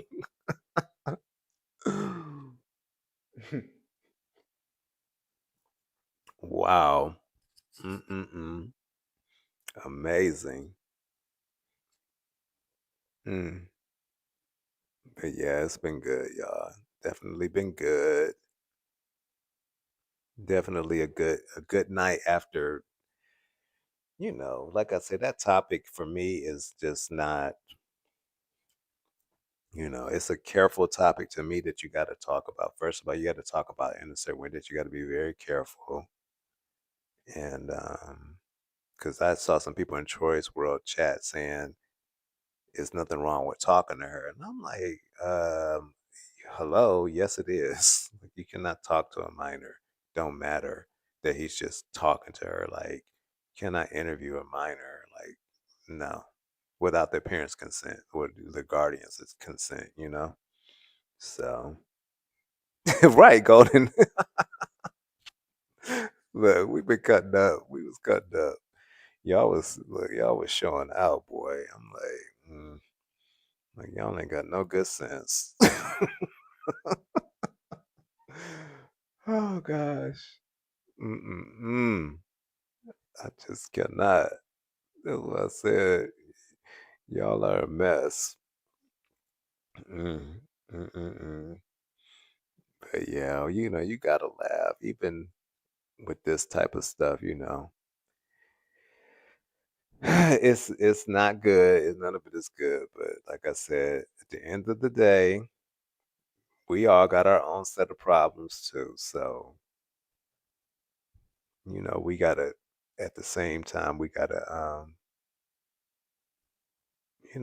you gotta know how to we can speak out on it and say what we gotta say, but we gotta deal with the stuff in our own lives too and live our own lives. So like I said, at the end of the day, when I go to bed, that's it. I go to bed and I go to bed with myself. So I gotta deal with the stuff in my own life and wake up and do my work and pay my bills and so at the end of the day, that's why I said for me it's not a when people are like, why are you so concerned? Why are you this or this hate train? I'm like, it's not that at all. Trust me. It's commentary though. I can talk about it because I watch it. So that's what that is. Let me see what y'all saying, Golden. What you said. Trey gonna tell you, don't let them try to keep you up. Right, right. Oh, look, he can look. I already can imagine what Troy gonna say. Look, look. He's gonna definitely have a lot to say.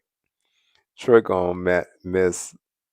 What you say? Wait, three strike out. Troy gonna miss so many views by putting that live on. Oh, okay. Huh. Oh, he put it on only members. I didn't know. Hmm. Well, no, he might switch it back off of that. I don't know. I think maybe sometimes he does that initially, and then he switches it back because I think sometimes he has to go back and edit. That's probably the reason that it's on only members now, and then he might release it back out.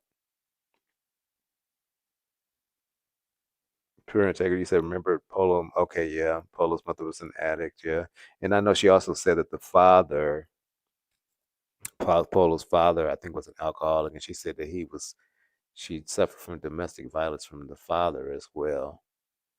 But she said I think that he didn't physically abuse her, but it was verbal. So yes, Cartier, yeah, the replay exactly, yeah, yeah. We'll see. Once I end this, I think my live will be where you can instantly watch it again. We'll see. This is my first live, so but I remember clicking where it allows for it to instantly replay. So yes, we did. We definitely did pure integrity. Look, we covered it all. We laughed, like you say, laughed, cried, screamed out. Exactly. We really did. Yeah, we had a good live. We definitely covered it all. We definitely did. Oh man, wow, y'all. All right. Oh my gosh. Well, we have reached the 6 hour mark on my first live. On that note, we are going to call it a night. And yeah, we're gonna call it a night. And we are gonna have so much more to talk about, y'all. We definitely are. I know we are. We're gonna continue to follow what's going on, the developments. We'll definitely go live again soon. And I'll definitely, be coming with more videos, of course. So yeah, but thank you for joining me on my first live. It was so much fun. And we'll be back with more for sure. And yeah, we had a good time, y'all. So I'm gonna let y'all get some sleep. I'm gonna put it on y'all. I'm gonna let y'all get some sleep. So- and we definitely do this again soon though. And but I'm glad that y'all enjoyed it. We went 6 hours, y'all. 6 hours on my first live. That's so crazy to me.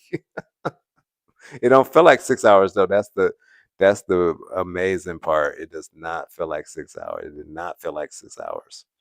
So that's how I know it was a good live because it felt like it was an hour, and it was 6 hours. So everybody have a good night, get some rest, and we will do this again soon.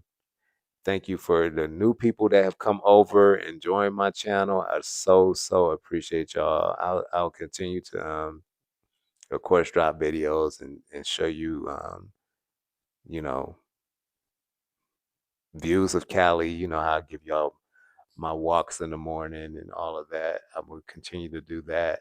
And we will continue to see what's going on in those Atlanta street interview streets. We definitely will, because we know it's gonna be more development. So we definitely are gonna continue to see what's going on with that. But I love you guys. I love you guys. You all are welcomed into my world now. Just stay tuned, my Hollywood besties. And yeah, but we're gonna call it a night for tonight. Everybody have a good night. We'll be chatting soon. And yeah, we'll do this again soon. All right, y'all. Everybody that hung with me for the whole 6 hours. Golden and Pure Integrity, Cartier, Three Strike Out, and anybody else that I miss that's still here, Katri, and everybody else that's still here, that may still be here that maybe I don't see, that hasn't commented. Know that I appreciate you, and we will be definitely chatting soon. And yeah, yeah. And then for the last thought of the night from Pure Integrity, she says, just a thought. No one asked to be birthed into trauma. This is sad. A lot of people that Marcus has introduced to us definitely been traumatized. This is sad and a bit unfair. And I think that's a perfect way to end the live. It is. We got to remember that. And that's why I started by saying that I don't care what none of these people that call in have to say so far as the guy that called in tonight and the young lady, because it's just what Pure Integrity just said. These people a lot have been born into trauma, and Marcus is the one that introduced us to a lot of these people, and they've been traumatized in the way he's used them and exploited them.